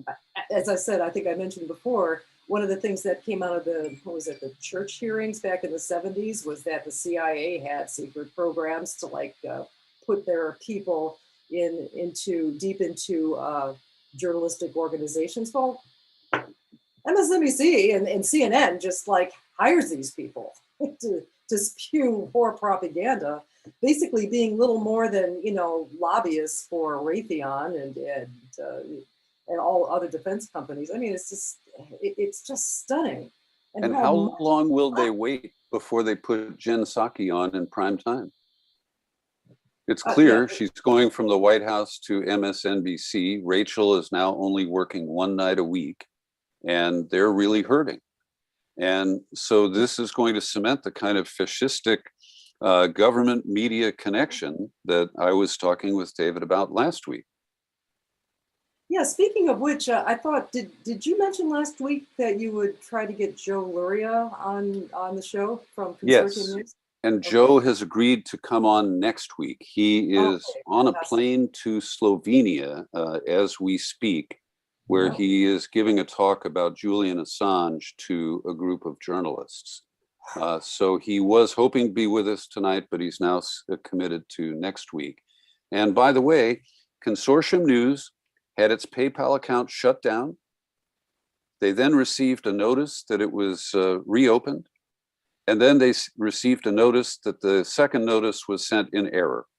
So we're back to square one. They did get their $10,000 out of the account, but they are now no longer permitted by PayPal to use PayPal to collect money from readers. That's stunning. Just the It is stunning. systematic- It's stunning. I was going through it especially harder since he was coming on, and I'm thinking, what is in here that's even remotely Well, independent journalists, that's what's going on. And remember, I think they were the only American-based organization that was allowed into the courtroom last year for Assange's trial. for whose So trial? they were the only Julian Assange's trial last year in Britain. That was, actually hearing for extradition. And, they were, it was just stunning to me how, like, media silence, the radio silence of journalists, even lefty journalists here in this country, is stunning. You're just not allowed to talk about Julian Assange. That's considered. I mean, it's hard to tell who's telling the truth, and truth is multifaceted because you want to have a fact and you want to see if we all have our narratives and we want to see if this fact fits or not. The benefit of having all sides, even if a lot of the sides are full of crap, is that there are always another side to a story or a different angle or something. And so I thought the benefit of Air America, and I saw friends of mine who were Republicans who ended up listening to Randy Rhodes because she was kind of a comedian and she could, she was irreverent. They actually changed. And it wasn't because they agreed with her on every issue, but the idea that there was another side to an issue. That's what is being completely shut down. And so now people can't tell, I mean, there's no critical thinking about, hey, this is the government that lied us into every war in my lifetime. And they haven't changed. Most of the principal characters have not changed. They're still placed. They should have fired all kinds of people. People should have resigned in shame over their coverage, even so-called lefty journalists over their coverage of the lead up to the Iraq War.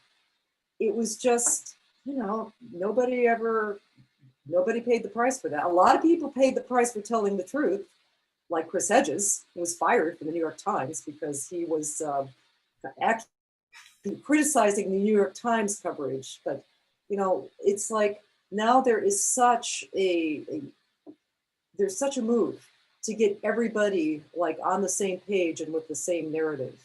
It actually is spooky to me.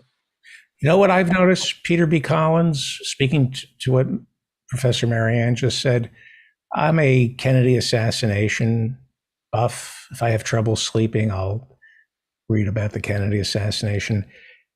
Now, I don't want to argue the Kennedy assassination, but there was a conspiracy. There's no question. Yes, there was.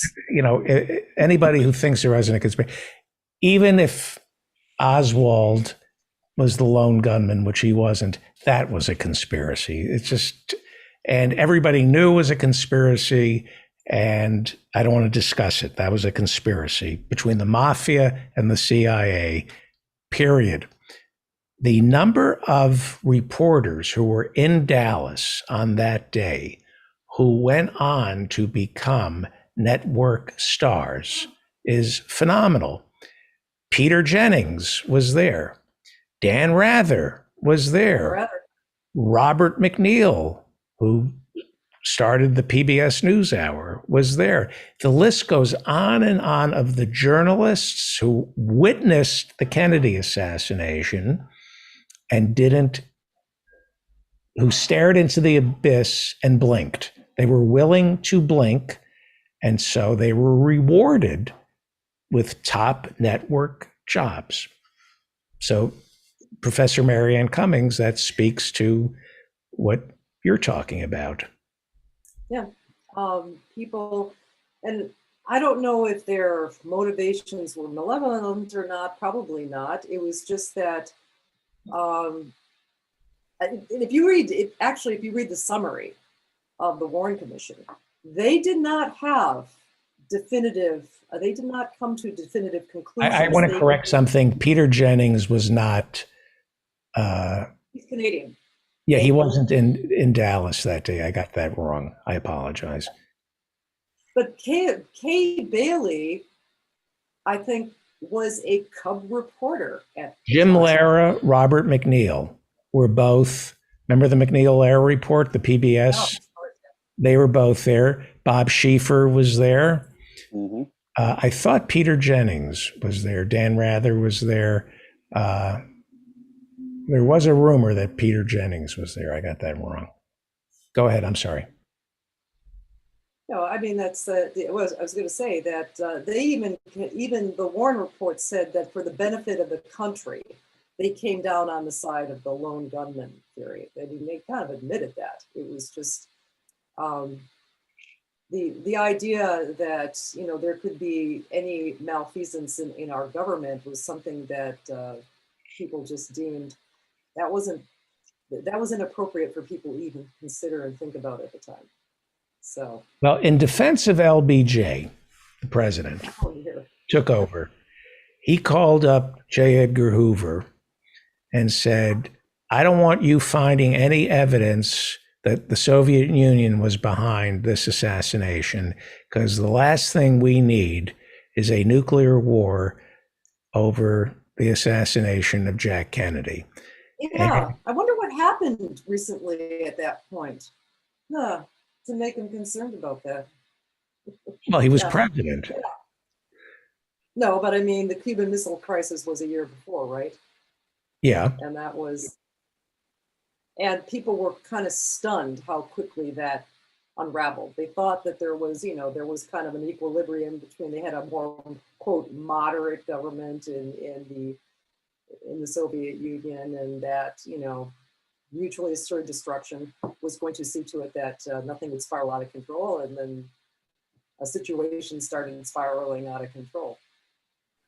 And to LBJ's credit, if we're not going to war over one brain getting missed. Yeah, well, look, you know, LBJ knew about power, which is probably why he could be a real son of a bitch, and many people didn't like him, and, you know, morally, yeah, I mean, I'd say anybody that gets to be head of a country that has significant power in the world is at best a sociopath on some level. And, you know, you sort of have to be, you know, it's like when Scott Ritter used to talk about war in his training. He said, you know, if you did the kind of things you did and were thinking of your enemy as somebody that had wives and kids and grandmas and stuff like that, you would literally go insane, which is why you have to kind of, you know, compartmentalize all that when you go into battle. And I think the same is true for people in power. The rest of us, I mean, they do respond. Even tyrants respond to popular will, because there's not a single tyrant that has ever lived whose head, figuratively speaking, couldn't be on a pike or really shot or taken down, because that happened all the time. Because, you know, suddenly the wind shifts, the army decides they're going to support, you know, partisans of that guy rather than you, and so on and so forth. So it's, you know, that's, I'm kind of coming off of a rather interesting board meeting of the Park District. Park District decided And I didn't even get word of this until, somebody pointed it out in the paper. They decided to shut down one of our 2 water parks. Not a big deal, right, on the scheme of things, except that because we are lacking lifeguards. It's hard to hire people right now. It still is. We're still coming out of COVID. And I was concerned. I said, well, why is it always, you chose the water park on the east side, which services the poor areas more accessible to the more modest income places, but you kept the place that's in the gentrified west of Aurora opened. I think that's going to be a problem. Well, people showed up today at the board, which is usually a very non-eventful type of thing. And people showed up and spoke so eloquently that now my executive director has a headache. He's got, I got to deal with this now. I said, yeah, you had a solution that was technical. And yes, it's financially and economically, it makes sense, but this kind of thing exposes the structural problem that, with the way things are structurally stacked against the poor and the needy. It's like, yes, of course, it will always make sense for things to stay open, on the richer side of town rather than the poorer side of town.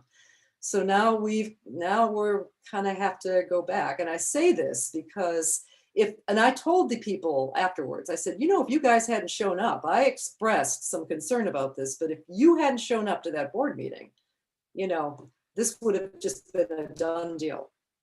And they don't want us. So it's a very lowly park district, the lowest form of government, but still very relevant to people who live here. The same thing can be said, all the way up to the top. If we're not showing up and protesting, at least people now are protesting this possible overturn of Roe v. Wade. That actually woke some liberals up, finally. They're not protesting a perpetual war. And now we hear from erstwhile darlings of the Democratic Party, like William Kristol, that, well, it's just uncivil to protest in front of somebody's house, right? Right. Yeah, I saw No, that. we should always protest where we can never be heard and we're not disrupting anything. You should have a strike where, your work isn't ever needed. You should never do anything that disrupts anything. That's kind of the messaging we're getting from our leaders, even on the left in the Democratic Party. So And Marianne, can I yes. just come back to the swimming pool or the water park for a second? Yeah. Why can't they, if there's limited staffing, why don't they do even and odd days where the lifeguards report to the poor side? Yeah, these are expensive places, to maintain. I mean, you open, and these are actually, but we might have to do something like that, because they were explaining to when one of our crew was explaining to them that, we lose money off of this, and we run these with the cities, but we think the loss is worth it. And I'm going, wait a minute. We lose money off of this, and it's benefiting the wealthier people on the west side. We're still losing money, and then the poor people get no benefits. Guys, I think you're making their argument.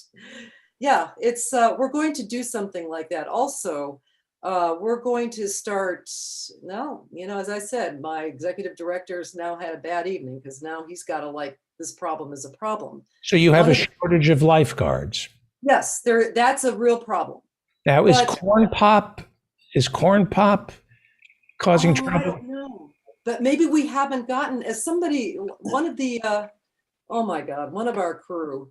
And Maybe we need Joe Biden to go in there and straighten that. We have somebody who could have been Joe Biden. We have somebody on our board. Anyway, he's talking to these women afterwards saying, the reason why we don't have enough lifeguards is kids don't, especially on the east side, don't want to work.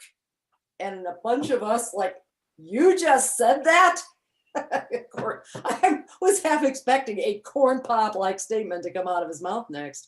And the people there were, trying to reason with him. And he says, we've had job fairs and we've tried to recruit. And then they looked at the list and they said, you didn't recruit until April 28th on the east side. Well, yeah, that was the first time we've had any recruiting done here. So anyway, love it. I love it when people get involved. As I said, I would not have been able to push this much further if there hadn't been any, reaction from the public. And because these gals showed up, that's made my job a lot easier to, push back on this. But yes, and Peter, there's also, I didn't realize until a few years ago that the East Side High School in Aurora used to have a swimming pool, and 15 years ago they filled it in. So kids aren't learning how to swim. Well, the schools open in some insane time in the middle of summer, like the second or third week of August. I said, maybe these water parks, which have large pools for swim lessons, maybe you can front load the PE schedule in these schools with, swimming and water safety, and make lifeguard training an option for kids who want to earn extra credit, Oh, yeah, they don't seem interested. I said, I don't care if they're interested. Your job, this is my executive director, is to get them interested. Right. And see, but that's the thing. Politics is always the sum of all forces, and if you stop pushing, like, I was kind of stunned when we were told by the squad that, well, you shouldn't be pushing on us. We know what to do. We're doing all kinds of stuff. And I'm going, no, I know what you're hearing inside the halls of Congress. You need to have people, you need to have that pressure from the outside, because, at least the right listens to their base, which is bat crap crazy, but they listen to them. And, we're always told by the left, we were told this by Obama, like, don't worry, I've got that. Obama had an army of people thinking that this was going to be a transformative his presidency was going to be transformative. And, he just said, nope, I've got it. And I guess being what he actually was sent there to do by his donors, his whole army of people who got him elected weren't really necessary. As a matter of fact, would have been an extreme deterrent, as it turned out. But, Well, we had Professor Ivan Chernovsky on Thursday's show. I didn't know that you had him on, and I went back and listened to the earlier podcast and going, wait a minute, this is really familiar. And I remember, because of an article from Jacobin, I followed links and I got to I think he was quoted in that Jacobin article. It was concerning about the whitewashing of the Nazi past in Ukraine. I wanted to say something, and I wanted to. So on this show, I have fought back the Putin narrative of denazifying Ukraine. And I've gotten complaints about amplifying voices of people who insist that Ukraine is overrun by Nazis. I have taken a very strong position, as you know, that it is not. Ivan, but it's political. It's a lot of its political machinery is heavily influenced. Ivan Chernovsky, who's probably the biggest expert we'll ever have on the show about Ukraine. Oh, he said everything that I wanted to hear. He said that he thinks Biden could have prevented the invasion, that he's Ukrainian, that he doesn't want Putin inside of Ukraine, but that the Biden administration could have offered some olive branches, like saying no NATO, and that he said Zelensky escalated in the lead up. He was shelling the Donbass region when Biden should have told him to cool it down. He said everything that I would agree with. However, he did say that there are right-wing Nazis who have gained a lot of power inside Ukraine. And this, I think, is a lesson in what journalism should be. I like to believe that there are no Nazis in Ukraine, but when you speak to a leading Ukrainian expert who says there are, you have to pause and think, okay, I've fought this and I'm still fighting it, but he did say that. Go ahead.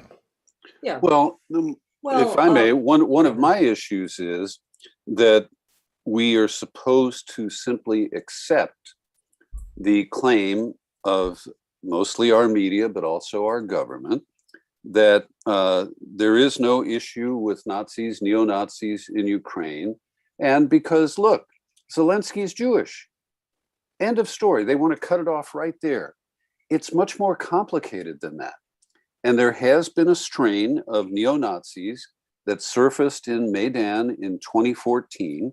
We denied it then, and we continue to say that if you argue that or even mention it, that you are out of line, you are out of consensus. I also think he said it was a coup, that Yanukovych leaving office and being replaced by Poroshenko, that was a coup that was orchestrated by the West, something that I have fought certain people on. Mm-hmm. Well, I'm glad to hear that. I didn't get to hear the interview, and I'll go back and catch up with it. I have twice interviewed Serhiy Plokhy, who is a Ukrainian national who teaches at Harvard in the history department. And he wrote this book about Chernobyl with the analysis that it helped bring down the Soviet Union because they couldn't contain the truth about the radioactivity. And that's worth arguing about, but he's a bright and interesting man. And during that interview, I asked him specifically, didn't Victoria Nuland coordinate US efforts to bring down the Yanukovych government?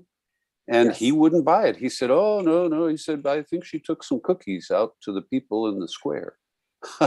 So, I just say, okay, professor, you're now an American and you buy the American point of view. But to hear this professor offer that, I think is quite refreshing. By the way, I just want to make sure it's late in the show. I'm a little foggy, so I'm pretty sure he said that it was a Western coup. He's also studied the sniping that went on, and I am going to hold off on that.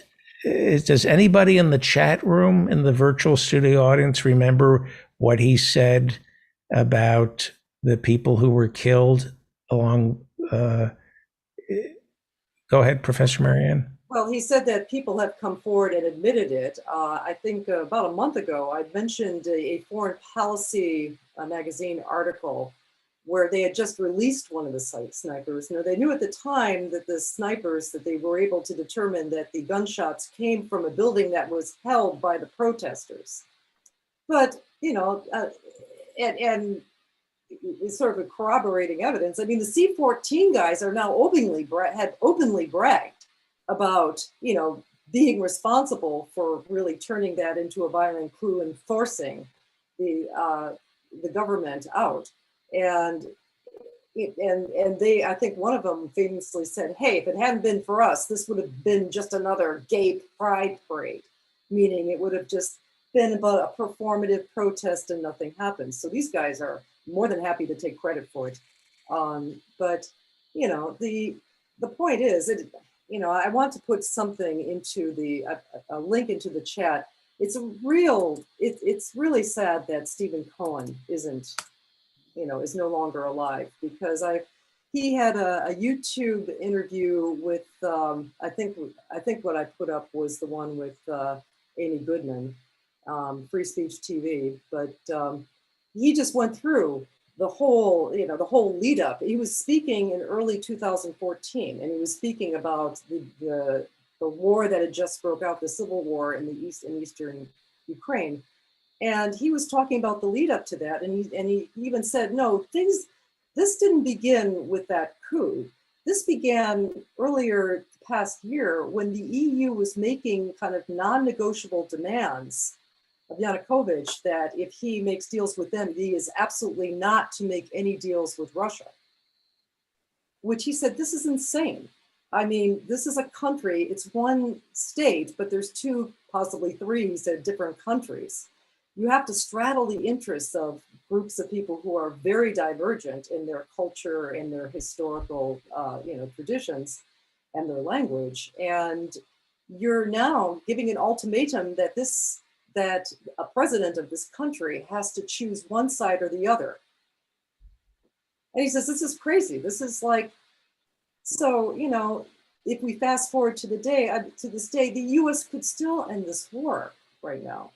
But what they would have to do is assure that Zelensky go back to the negotiating table and ensure that his safety. Because now, as I said, I think about a month ago, I was quoting from the Kiev Post. I think at the time I said it was from 2021. It was actually from 2019. There was a date up that had confused me, but it was when Zelensky was trying to maintain a campaign promise of implementing the Minsk Accords. And he was having that confrontation with people associated with the Azov Battalion. And even the Kiev Post at that time were posting publicly stated statements from the Azov Battalion leader and from members of the parliament that if he does that, if he goes too soft on Russia, don't come out here. We'll be gunning for you. I mean, this is like you're openly threatening the president of your country with death. That's the problem. Zelensky might get assassinated now. And I was going to bring up an article. It was in the Times of Israel last fall. Apparently there was this guy, Denis Kirov, who was he was one of the negotiators, one of the Minsk negotiators, and he was killed. Now, the official government statement was that, he died trying to serve his country. But then there was a statement from the Interior Ministry and the commander linked with Azov that that they killed him and that he was betraying his country because he was negotiating with the Russians. There are, you've got these people who in no way, and there are now some reports, I want to get some more background on this, but there have been reports reported in the foreign press, in the Times of Israel and others, not so much here, that mayors have been kidnapped for collaborating with Russia. And when you drill down, it's like they've been talking with Russians about humanitarian corridors, which the Azov Battalion guys and Azov Battalion is a significant militia, but it's only one of about 30 of these militias that were allowed to be integrated into the national security forces.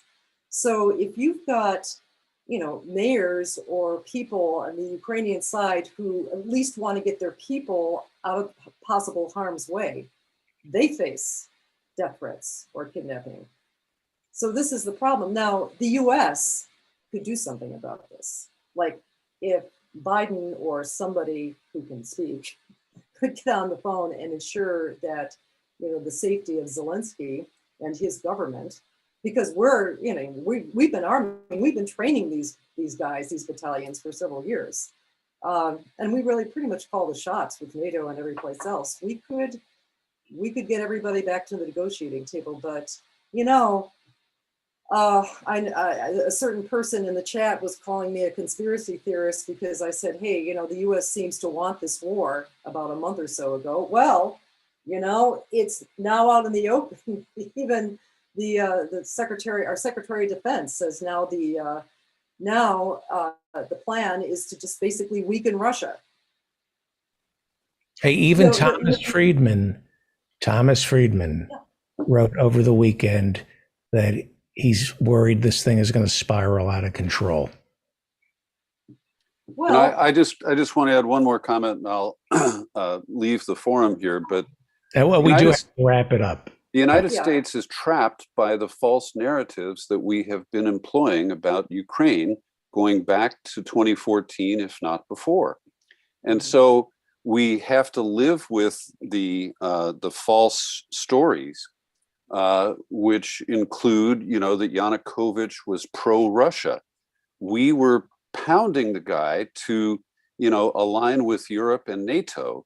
And Paul Manafort, who nobody has any love for, but he was sucking big money out of Yanukovych, advising him to tilt toward Europe and not Moscow. But that is now played as Manafort was advising Yanukovych to align with Russia. And so the crazy quilt of the web that we have weaved is now suffocating us. Yeah, I think that's true. And back 2 years ago, I thought, it was kind of an amusing thing, but the whole Russiagate stuff had very corrosive effect on the left. Suddenly Amen. they turned the left against journalists like Julian Assange. Suddenly whistleblowers were, like the target. Suddenly it's like we had a new Cold War, and anybody that, kind of deviated from that narrative was somehow a Putin puppet or this, or I thought this is crazy. We used to make fun of people who talk that way in the 80s when the Soviet Union was a much more serious threat. It's just like, it's just a complete rotation. Hillary Clinton said she'd like to assassinate Julian Assange. Well, yeah, she said that about 10 or 15. Yeah, she said it when she was still Secretary of State. Why can't we just assassinate this guy or drone him? I think her quote was, why can't we just drone this guy? Yeah. Yeah, fun times. But anyway. Esper, the Defense Secretary Esper, gets headlines because Trump told him he wanted to bomb Mexico. And we have to be... Anyway, we do have to wrap it up. Let's get your final thought, Professor Marianne. No, I think that, the left, people really have to step back and, try to understand what they're actually saying. Somebody has got to start speaking. Somebody on the left, and I'm talking the progressives, has got to start walking back, or at least speaking out against this perpetual war narrative. I think Peter's absolutely right. We are caught in the web of our own narrative now. We've whipped up a bunch of Democrats into Russia-hating fury. And by the way, I wanted to say one more thing about, the Nazi situation. No, the country isn't run by Nazis, but I'm reading I'm reading a history of the end of the Soviet Union. By a Russian who's now American. And it's pretty, maybe Putin is being very cynical, but the whole Nazi thing means a lot. As this author was saying, I'm 60 years old. Hardly anybody my age knew both grandfathers because they died in the war. Everybody's grandfather died in the war. It was like 27 to 32 million people who, whatever it was. So the 9th of May, which is today here, was Liberation Day, and that's a big thing. And so the people in the far eastern provinces in the Donbass area have been shelled by militia, by Ukrainian forces that are largely, they're comprised of militias that have very anti-Russian rhetoric, that have very anti-Russian, and we could talk about this later, but en route to looking up Zyklon B, or whatever, the gas chamber gas that Arizona wants to use in its death chamber. The Holocaust Museum had on its website has an excellent article about how the Russians were treated, the Russian POWs. They experimented on Russian POWs to get the right gas that would kill people, efficiently. And their own numbers off of that site, over 3 million Russian POWs starved to death, outright killed, tortured, over 3 million. So yeah, we don't have this feeling, but the Russians do. And whether or not Putin is being completely cynical or not, he is playing into a very real set of feelings in Russia about Nazis. Right. So anyway, that's what I want to say. Thank you, Professor. Thank you for having that professor on. I mean, that was very, very impressive. Yeah. Bill Greenberg turned us on to him. He's still around. Yeah. Wow. Thank you, Bill Greenberg. Thank you, Professor Marianne Cummings. Thank you, Peter B. Collins. And we're going to be joined by Texas Tom Weber momentarily. You're listening to The David Feldman Show, davidfeldmanshow.com. Office hours every Friday night starting at 8 p.m. Go to my website, which is back up. Sign up. If you'd like to join us in our virtual studio audience, you can sign up to attend a live taping. While you're over there, sign up for my newsletter. And I'm back to answering emails and sending out thank you notes. So there's that. We will be back with Texas Tom Weber. But here's a song that is quickly becoming very popular. Turtle, Professor Mike Steinel.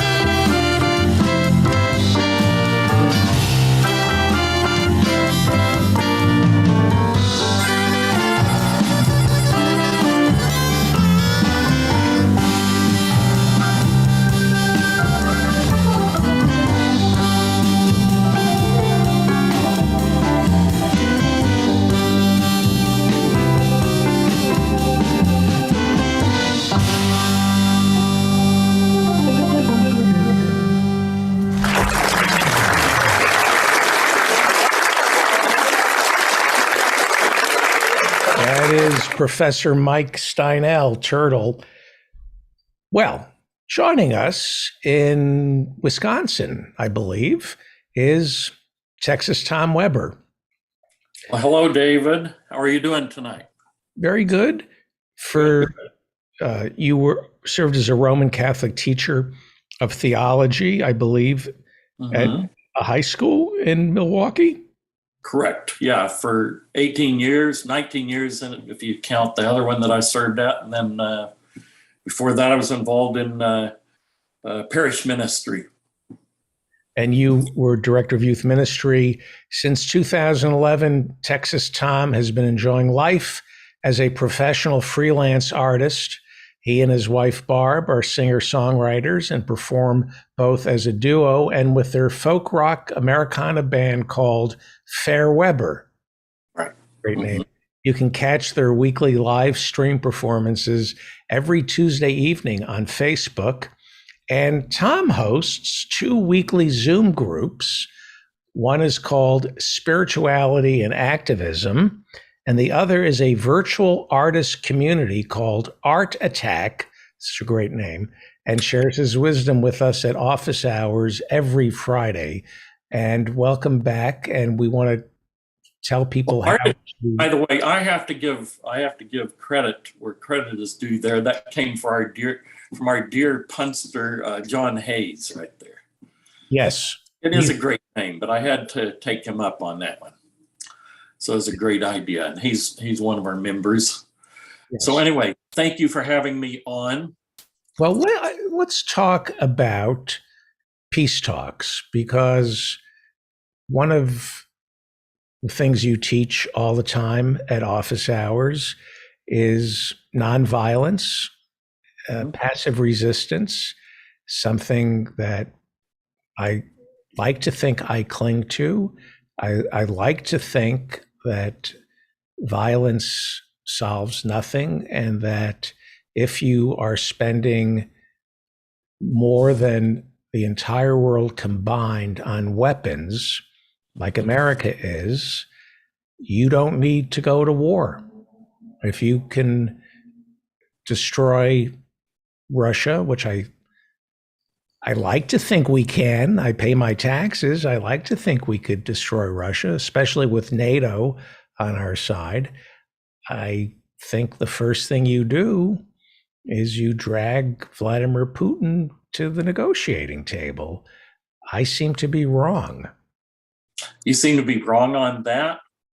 Here in America, I don't see too many people saying, maybe instead of weapons, we should be giving Ukraine food and medicine and getting Putin to pull out through. Yeah. Well, in my opinion, which is not learned, but I think we talked about this early on, before the whole war was in progress, and we're talking about this. And my contention then, and my contention is still now, there was a history that preceded all of this, that involved both the history of Russia along with all of the Eastern Bloc states. And you had treaties that from 2014 and 2015, what were they called? The Minsky treaties, if I recall correctly. Minsk Accord. That we have to pay attention to, that we do, we have to take into account that America and NATO have been at the door as a threat to Russia, and have been really in many ways kind of driving us to this war, which doesn't, in and of itself, everything, all that being said, it does not excuse what has happened, what's transpired in Ukraine. But it does help us to understand the history behind it. And I offered the unlearned idea, and I don't think I'm the only one, that, the areas in Ukraine that were in contention, most contention, I think should have probably been ceded to Russia through negotiations with an opportunity for those people who are interested in living in alliance with Russia can live there, and those who have no interest in that can exit. And then I think that you would cut the fundamental premise, or that at least stated premise from Russia, the whole whole Nazi thing aside, which was obviously just that was a ruse for going in. But I think that is a legitimate concern, and there are Ukrainians, as I understand it, who do have real affection and ties to Russia. So why not give that? But at the same time, we have to take into account the real threat that NATO, the United States poses there. And as you were saying right before this, we're using this as a proxy war in order to try to take down Putin and to try to destabilize Russia. And that has to be acknowledged. We can't have that. So I don't know that I have a whole lot to add in that area. I feel like I'm out of my league. You've got people who are much smarter about these kinds of things myself. I don't know about that. And then you have countries like Finland, Sweden, Switzerland. We're wanting to join. Yeah. Switzerland. I even think Austria. I think Austria is spooked enough that they want to join NATO. Yeah. They understand Russia better than I do. But again, how do you bring nations to the table? We have a UN that's supposed to mitigate the ravages of war, but they've been usurped by NATO. Seems like America spends more time focusing on NATO than it does the United Nations. Well, I mean, I have to try to keep a foot in the real world because I don't want to be here. I would get rid of nation states, to be quite honest. I don't believe in this stuff personally. But, in reality, we need to really be working to try to beef up the authority and whatever kind of, I don't know what needs to be done in order to undergird the authority of the United Nations so that it becomes the real place for negotiation in the world. And the United States has fought that tooth and nail every step of the way. We don't really value the United Nations except to the degree to which we can manipulate it in order to line our own pockets in the world, basically. Right. So I don't. Do peace talks work, and how would you see these peace talks going? How do you envision peace talks in general? Well, first of all, just a fundamental principle when you're going to be dealing with people outside of your own sphere, whether you're talking about other nations, whether you're talking about people outside of your culture, your ethnic group, it doesn't matter however you have divisions between people, you have to go to the table with the fundamental view that you do not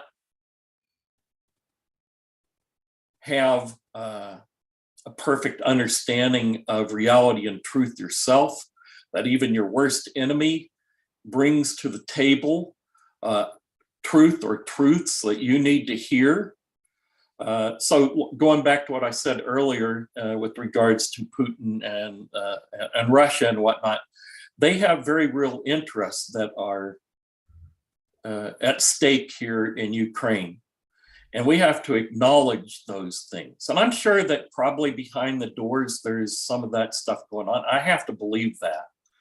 But I don't know what kind of strict restrictions our negotiators are under in order to, try to negotiate in good faith in these things. But we have to have real humility, and we have to realize that the stakes of the other nations are as real and as important as our own. Yeah. Try those. So I don't have a lot of wisdom here. I do have something I did want to talk about. So good. If you don't mind, I don't know. I'm honored. If you don't mind, do you mind if we talk a bit about the SCOTUS decision? And in particular, I would like to share some reflections that I have regarding this. And I know that in talking about abortion as a male, that I get myself into some tricky waters here, because the fact that there's those that believe that, only those with the vagina have a right to talk about this. I don't really subscribe to that view.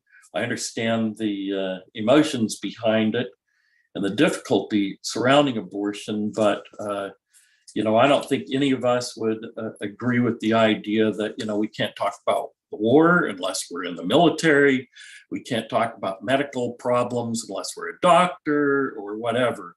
I just don't think that. Right. And by the way, I don't know if you saw earlier in the show that I said we have to stop being squeamish about abortion. We have to talk about it. My position, and I'm not sure you're going to agree with me, and I'm never going to get into an argument with you, but my position, so you know, is I'm pro-abortion, and I don't think it's it's not up to men to decide what happens when a woman gets pregnant. And I worry that squeamishness about abortion creates cultural guardrails that force women to be more traumatized by an abortion than necessary. When we dance around the topic and almost make it sacred, and say things like they should be safe, legal, and rare, well, that I think stigmatizes young women who need abortions. I think we need a more flippant attitude in this country about abortion. That's my position, because I think that when we wring our hands and say it's a difficult decision, that trains women to be traumatized by deciding to get an abortion. I think we need to, if we want to protect abortion rights, I think it's time to co-opt some of the tactics used by the gay community, which is, I'm here, I'm queer, get used to it. What do you think of this sparkled Speedo that I'm wearing?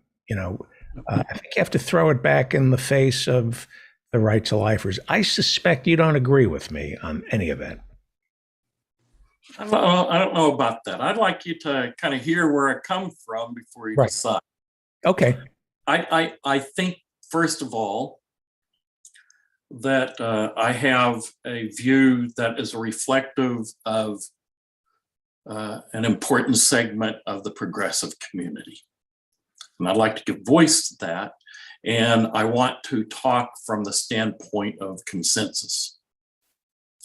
And I think that there's a significant amount of consensus. And my basic idea that I want to bring to the table is this. I don't come from the standpoint that you do in terms of abortion as a legal right, because I don't buy the philosophical underpinnings that lead to that. But that said, I oppose the overturning of Roe v. Wade. And the reason that I do so is because I believe that going the legal route is an ineffectual approach to limiting abortions. And I suggest that what we have to do instead is try to pause and understand what are the root causes of most abortions, and then try to address those through enacting proper policies and programs to address those root causes.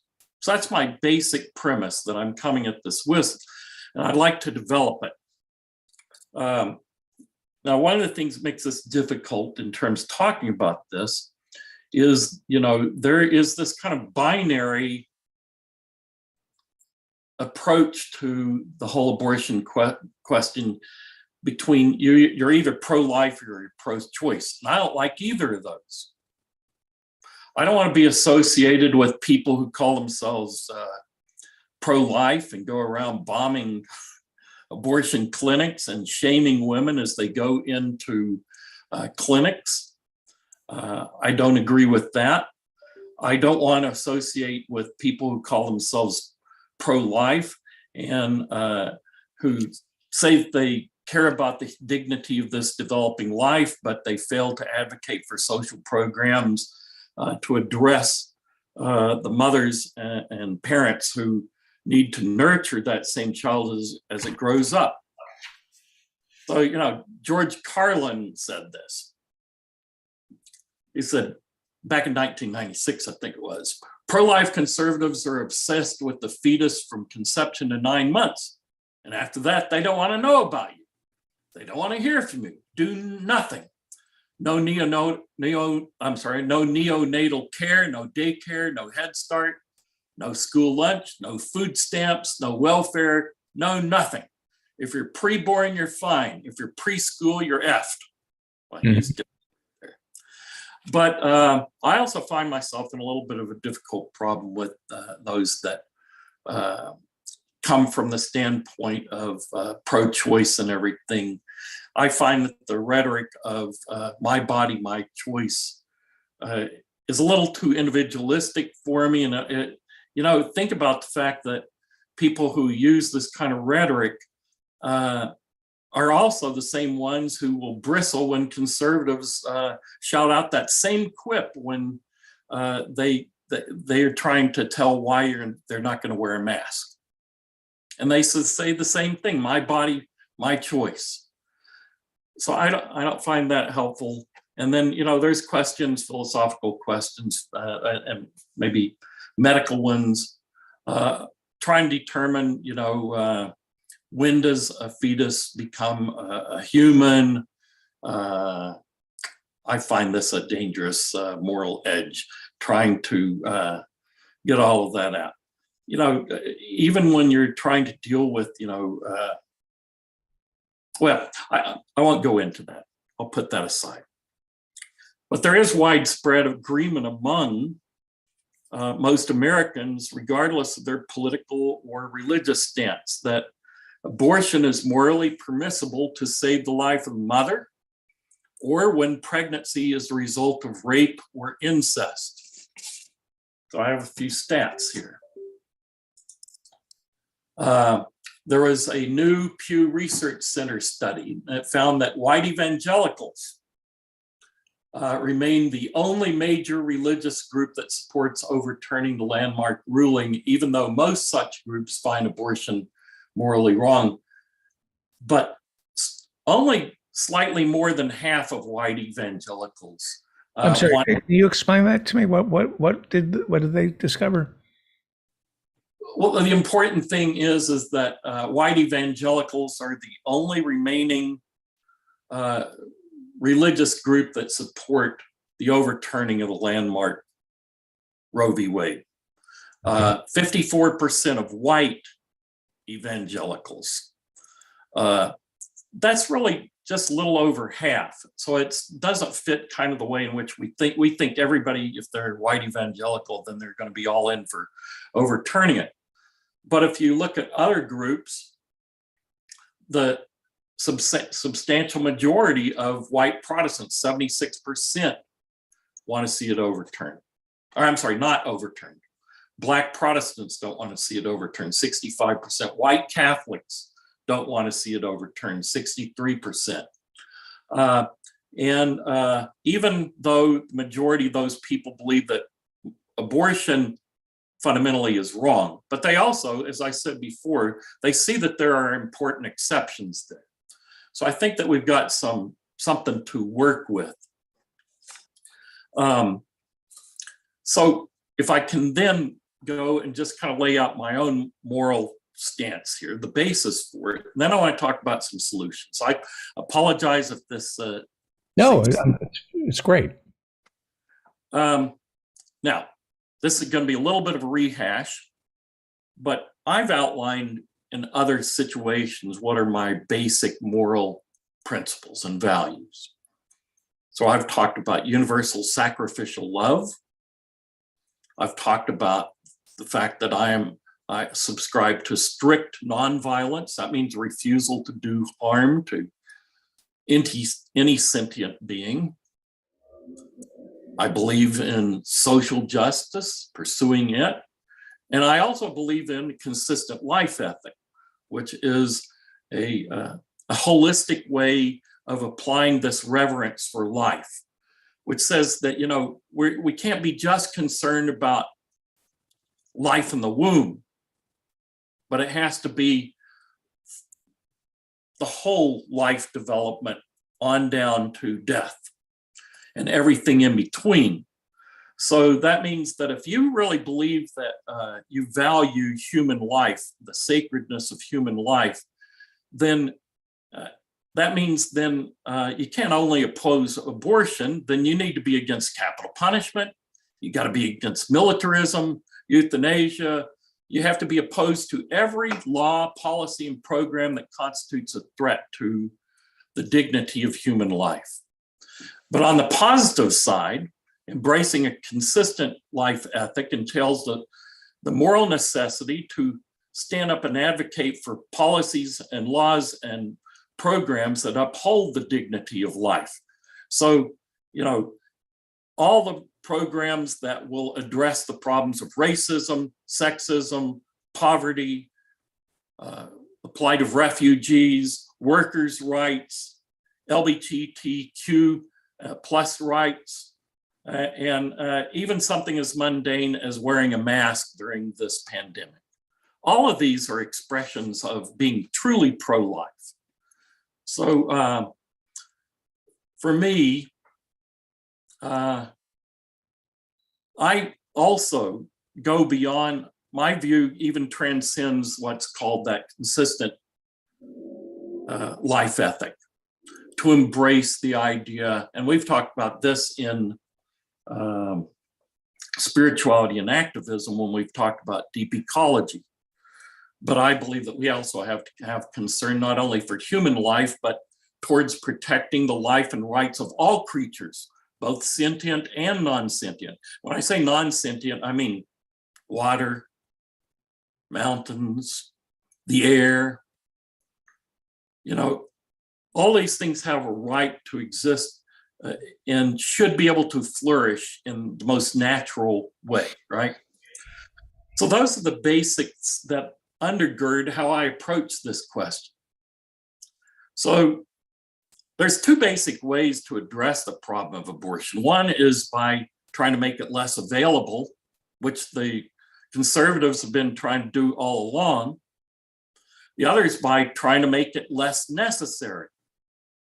And I think that virtually every progressive, and I would imagine you too, Dave, would want to see abortion, or at least look at trying to understand and deal with the root causes of abortion, try to address those so that it is minimized. I don't think we're ever going to get completely rid of it.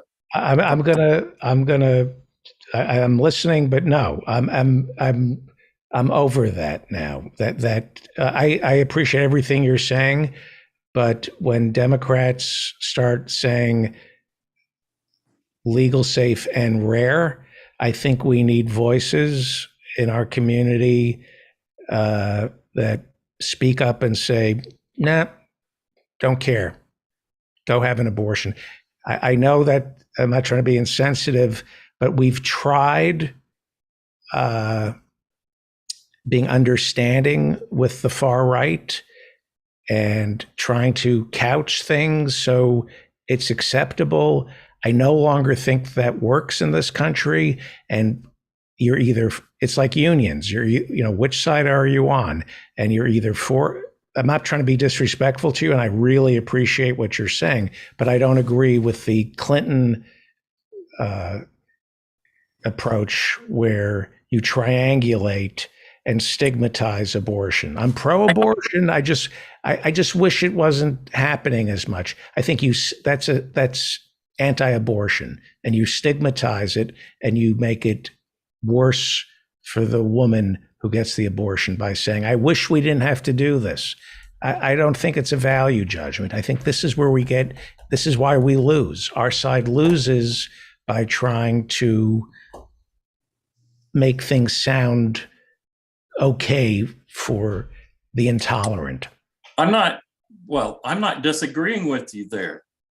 So I'm not sure that I understand where we have that. I worked with young people who were in difficult situations, some of which had abortion. Last thing that I ever did was to stigmatize them. And I don't believe in that. And I also believe that there are people who differ from me and philosophically, and I believe that we can land on different places and still respect one another. But what I'm talking about is ultimately, I hope that you will allow me to finish. Whatever you want. I appreciate what you're saying. Okay. I'm grateful. Where I'm going is this, David. We on the progressive side are on the right track. We're on the right track. Ultimately is where I want to go here. But please let me finish laying out where I'm at, because I think it's important that folks here within this community, where some people are coming from who are their allies, and that we should all be allies in opposing the overturning of Roe v. Wade. And we need each other. So thank you.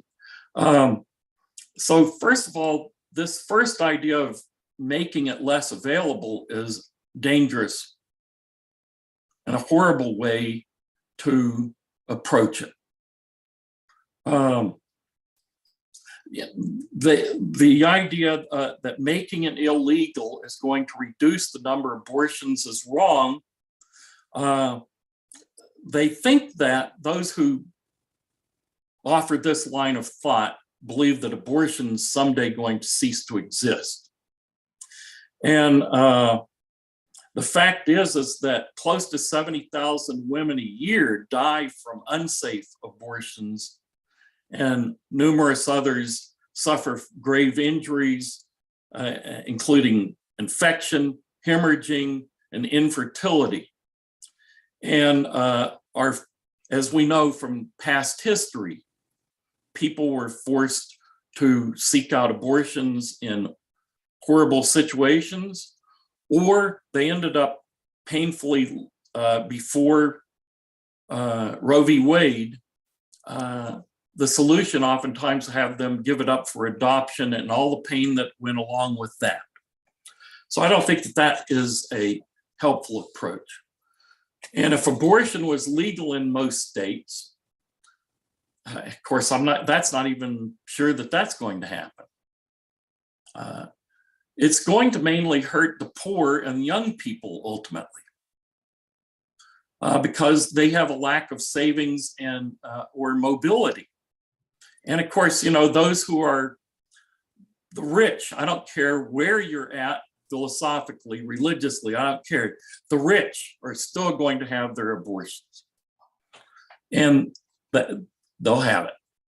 But as a result of the lack of access, many are going to suffer significant delay in obtaining abortion, thereby making the procedure more costly, more risky, and more emotionally and morally challenging. And in the worst case scenario, many women are going to resort to using medically unsafe procedures. So the far better approach is to, first of all, reduce the incidence of unintended pregnancy. Now, I was talking about my sister, who was the head of a health center that provided abortion, by the way, as part of what she did. That wasn't the main thing. They had, she said they only did it on Saturdays. I have a sister, by the way. I can't talk about that. Right. I know too much about this from a personal standpoint. So I'm not speaking out of this from some kind of orb outside. I know too much. So she and I were talking about all this. And, you know, the first way to try to reduce it, I don't think anybody's going to disagree with me this, of unintended pregnancy, is reduce the incidence of unintended pregnancy, because half of all of the pregnancies in this country are unintended, and of those, half of those end in abortion. So how can you deal with that? Well, first of all, comprehensive sex education. And, you know, that's something I sought to try to do within my own classroom. I was an oddball, but I did it. I wasn't the only one that I went further, let's just say, than some of my peers, but it wasn't that they weren't dealing with that either. Second thing is insurance coverage of and public funding for family planning services. Thirdly, programs that curb domestic violence and sexual abuse, which is a cause of a lot of this. We have to address those things. And even with all of those things, there's still going to be some unintended pregnancy. So, you know, birth control methods are not fallible. So, second positive way is to ensure that if a woman, we need to ensure that the woman has the means to have and raise a child in health and safety, should she wish to do so, should she choose to do so. And according to the Alan Guttmacher, I'm almost done, by the way. No, sure. To the Alan Guttmacher Institute, which is a health research group, women base their decisions to have abortion largely on their ability to maintain economic stability and to care for their children that they already have. Therefore, providing low income and young women with genuine education and career opportunities, universal health care, child care, housing, services for disabled children, and other basic supports would give them the kinds of resources that would mitigate the use of abortion, because it's addressing some of the root causes. But ultimately, I would say too, and this is my cheer to my friends here, most important and efficacious ways to greatly reduce the amount of abortions is for us progressives to continue to advocate for programs and policies that help us build a more just and life-affirming society. And that includes our fight for unions. That means we need to continue to fight for a clean environment and clean energy, and ridding our world of all forms of violence and war. To my conservative friends, I'd ask that you acknowledge that poverty and war are the leading abortifacients in our country and throughout the world. That's a quote from Michael Sean Winters, a Catholic journalist in the National Catholic Reporter. And last one, end capitalism. So anyway, I hope that people can appreciate the last one, what? End capitalism. End capitalism. Yep. Interesting. So I appreciate your allowing me to share that, even if you and some of my friends might agree with some of my. I agree with 99%. I agree with 99%. I love you. I agree with 99% of what you're saying, and 100% of what you're saying is correct. I just feel coming from, brother. Yeah, I everything you're saying is correct and reasonable. And I think the Democrats try the reasonable approach, but we're up against unreasonable people. I don't believe they're trying. The Democrats? No. Well, I agree. Yeah, they're not. But I'm talking specifically about safe, legal, and rare. That approach. That trying to find that little cutesy little thing that Bill Clinton said, no. If he had been serious about what he was saying right there, he would have said the stuff that I said. Exactly. He would have done the stuff that I said. He wasn't serious. Welfare. He cut welfare. Yeah, that was just rhetoric, nothing but rhetoric. Right. Anyway, thank you for interesting thing thank you off the topic of abortion.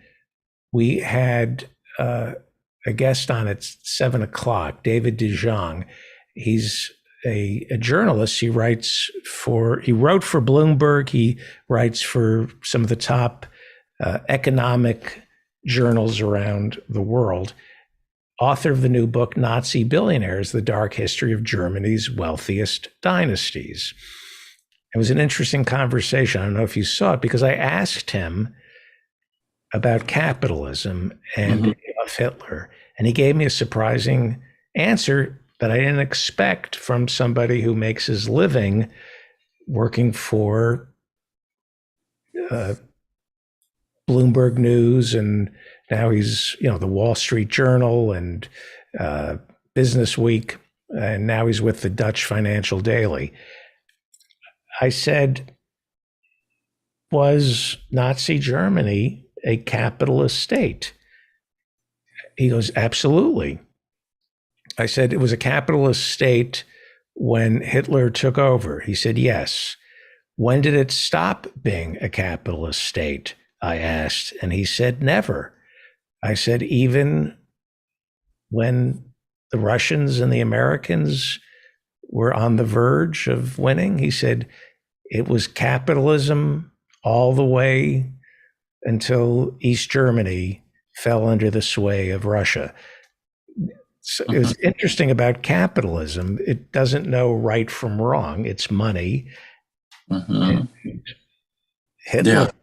Hitler was a capitalist, so says an expert on the subject. Eliminating capitalism is a great idea. Replacing it with what would also be a great idea. I support Bernie, but as much as I was disenchanted by Elizabeth Warren, a lot can be said for guardrails for capitalism before we figure out how to replace it. I think that the smartest people who've talked about a path out of capitalism are saying that there has to be a unholy marriage between the two, and a building up of programs to wean ourselves off of it. And not just programs, by the way. There has to be a fundamental transformation of consciousness to get ourselves away from capitalism. I don't think that there's many people, myself included, within this community, in terms of our consciousness, have totally disassociated ourselves from that. We're too immersed in it. Yeah. Professor Hussein earlier was talking about certain things should not be allowed to be commodified. And I think the first step is a cultural awakening where we say, you know what? Education is not a commodity. Air, water, housing, food. The government is going to nationalize all the things that should not be commodified. I think that's the first step towards something. Yeah. Smells. And you name that by saying, you have to ask the question, what are those things that are necessary for an ordinary human being to flourish? And not just, by the way, ordinary human beings. Well, please, let's speak about the rest of creation too, because our flourishing depends upon all the rest of nature. So what are those things that are going to ensure the dignity and rights of human beings and all the rest of nature so that we can all flourish? And those have to be the programs that we enact. And those they have to be decommodified, as you put it. Of course, I want to get everything decommodified. I'm sorry. Right. Except podcasts, right? Yeah. Shahid Buttar was on the show. He's running against Pelosi. And he's the doing first. it again? I'm sorry? He's doing it again? He's doing it again. Oh, good. And of all the candidates I've had on the show, of all the left-wing Marxists and socialists I've had on the show, I believe, I hope I'm not being unfair, he is the first one to talk about nationalization, nationalizing certain industries. And this is something that I said earlier last year, that before we start talking about communism, Marxism, getting rid of capitalism, we have to introduce into the conversation what nationalizing industry looks like. That's the first step in a cultural awakening, where the American people can look at the post office and then say, well, we could nationalize the banks. We can nationalize healthcare. It would be better than what we're getting now. That's the first step, but nobody talks about that. Shahid, all these Marxists on the show with their critiques of capitalism, but nobody is spelling out a pathway towards socialism, which is training the American people to accept that certain things should not be commodified and that the government can nationalize certain industries simply by buying up 10%, owning 10% of Exxon. You get 10%. You don't have to buy all of Exxon. You just buy 10% of it. You can shut that MFer down. You just have to buy 10% of Exxon. You can just close it down. Okay. You won me over a little bit by your last little addendum there, because I mean, we have to be moving beyond too, by the way, the whole notion of sustainability. What sustainability means is trying to maintain the course of affluence that we Americans and the affluent of the world maintain without completely screwing over the world. And we have to resolve ourselves to move towards a lifestyle. If we're going to talk about sustainability, it has to be sustainable for every creature and non-creature. And that means something way different than what we know by way of it's hard for us to imagine that. The only way to imagine it is by looking at what many small intentional communities are doing around the world, where they are in many ways unplugging to a large degree from the rest and are living the kinds of lives that are going to be necessary, if not completely thrust upon us within a few decades. Well said. Thank you, Texas Tom Weber. I love you. I love you too. I'm grateful that you're part of our life. Tom Weber hosts 2 weekly Zoom groups.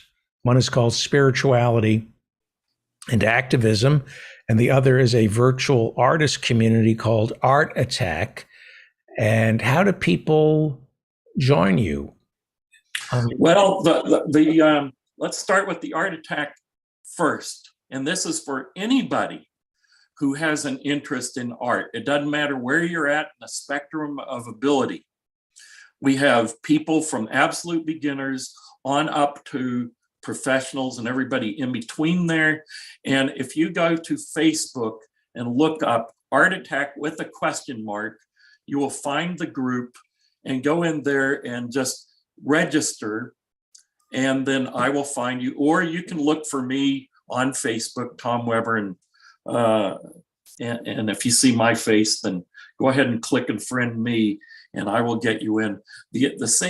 Probably the same thing for spirituality and activism. If you are not part of this group, by this group, I should add, part of Discord. If you're not part of Discord, the David Feldman Discord, where we do have our own little, do you call it channel? Not channel, what do you call it? Is it channel? It's a channel with all these different. I think you call it a channel. Well, anyway, there's a spirituality and activism channel, and go there and there's information about when our next ones are. Otherwise, on Facebook, or you can also forward any questions or comments of any sort to me at Texas Tom 46. That's the number, Texas Tom 46, all run together at gmail.com. Perfect. And, I will. How do we see you and Barb? Well, we are on every Tuesday on Facebook. We do a live stream in which we do 30 minutes of music, and I'll speak in Feldman terms here. That would be from 8 o'clock to 8:30 Eastern time, 7 to 7:30 Central time, and so look for us there, and would love to have you. What says love how Tom says Tuesday? Okay, making fun of my accent here. That's all right. I love it. We love you. Thank you, Tom. Come back. Come back. Thank you. Bye-bye. Bye-bye. Thank you. Thank you to all our guests for joining us today. This was a great show. It's interesting. We have a Secretary of State who's advising Taiwan on which weapons to purchase, as opposed to working with China and Taiwan to make sure there's no war. That's how we've devolved as a people, as a nation. Well, you've been listening to The David Feldman Show, davidfeldmanshow.com. The website is back up. Please go to my website, sign up for our newsletter. Please join us in our virtual studio audience as we tape our podcast every Monday and Thursday on Zoom, as well as on YouTube. We live stream the recording session on YouTube. So if you would like to join us in the Zoom room, go to my website, subscribe to our YouTube channel. It's growing. I want to thank the people who put this show together.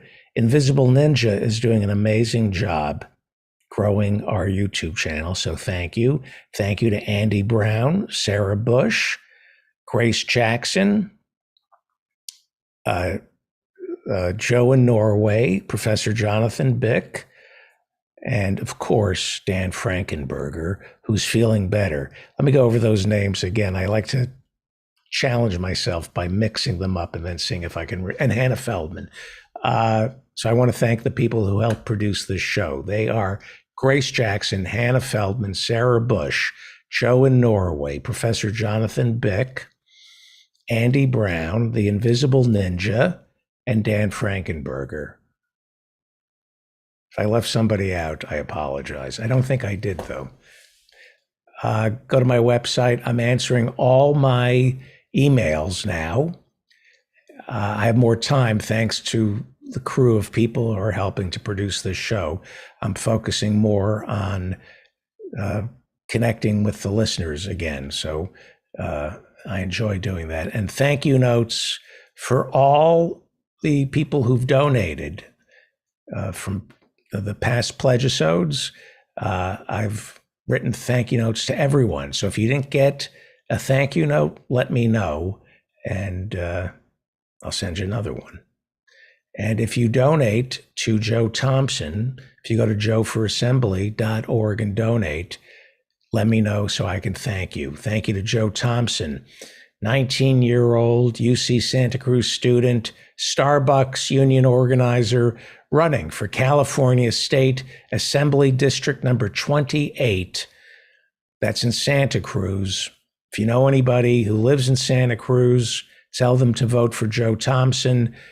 The primary is the first week of June.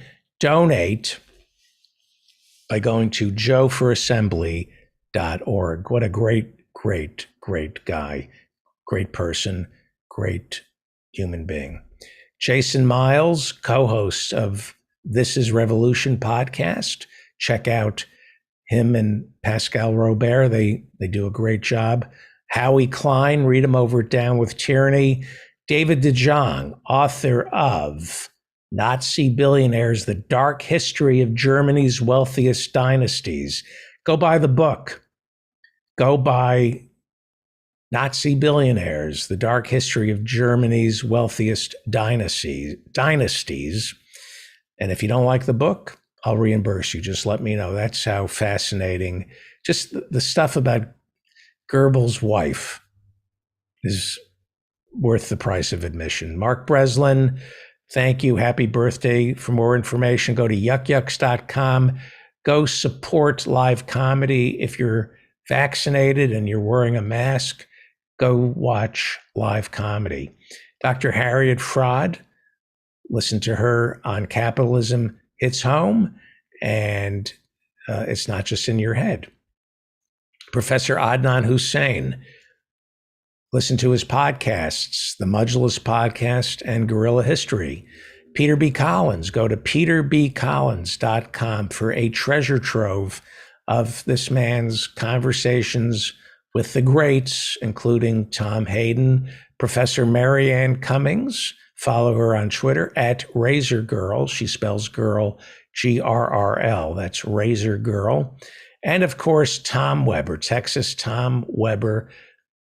Friend him on Facebook, and that way you can join him for spirituality and activism, Art Attack, and Fair Weber with Barb.